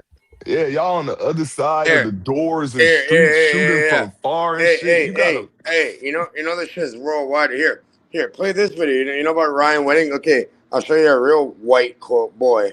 Yeah, bro. No, you want to see it? They don't call fall the into this. FBI calls him the modern day Pablo Escobar. Yeah. Why do niggas need to prove that they from the toughest motherfucker? I'm gonna prove shit to this idiot. All he does is just talk shit. We're having a good conversation. Oh, this fucking Kendrill retard came up. He been up here flogging this whole time, bitch. If you say my name right, if you're gonna say my name, pussy, say it right. Kendrill. Ken. Yeah, buddy. Yeah, homie. Shut your lame Yeah. ass up, bitch. You ain't from no goddamn street. Your fucking Yeah. granddaddy was a You whole want to bet? mason, bitch. He Your lied a weird lot, ass so runner. I'm he telling you think what he do. everybody lied. This motherfucker get asshole naked and put that Masonic apron on running around the house. He's a fucking real weirdo dweeb. Shut up, nigga. You're a little dweeb, fucking goof. No, I never did that. That's why that white bitch got Ever. the fuck away from around your weird ass motherfucker. She threw up on my cock, man. She threw up on my cock. You weirdo, shut the fuck up, pussy. Before I rob your bitch ass with bare hands. Punk. You're not gonna rob me, buddy. Shut your Here, Charlie Sheen, go and do some David violence Ocean and looking see what ass up. happens to you. Shut your Frank Sinatra looking ass up, bitch. You will never Frank find. I'm Sinatra. gonna take the town and turn it upside down. Shut up, punk. Shut your Knight Rider looking ass up, nigga. Shut your Cowley the Howard Duck looking ass up, motherfucker. Shut up and see what we really do out here. You don't shut your pasty skin having ass up. Talking about you was in shootouts. You done whipped it in a bowl. You done did this and did that. Never said nothing like You that. come I from just a good showed you a family. fucking thing. You come from a good family, man. A good nice home I up there in wish I fucking did. Canada. You ain't living no motherfucking I street. wish I did. I came from You the come from mud, where buddy. Dominic come from. What Dominic come from then? Damn, this nigga talking about. Hey, y'all. Man, shut your pussy ass You You'll up, got go any nigga. on and real? on and on Hey, forever. Cage, Shut your you got pussy any ass real? up, You got bitch. any real shootouts on your phone? Like, what you been there? Like, you know. Now let me ask him something real quick, man. Shut your queen, yay.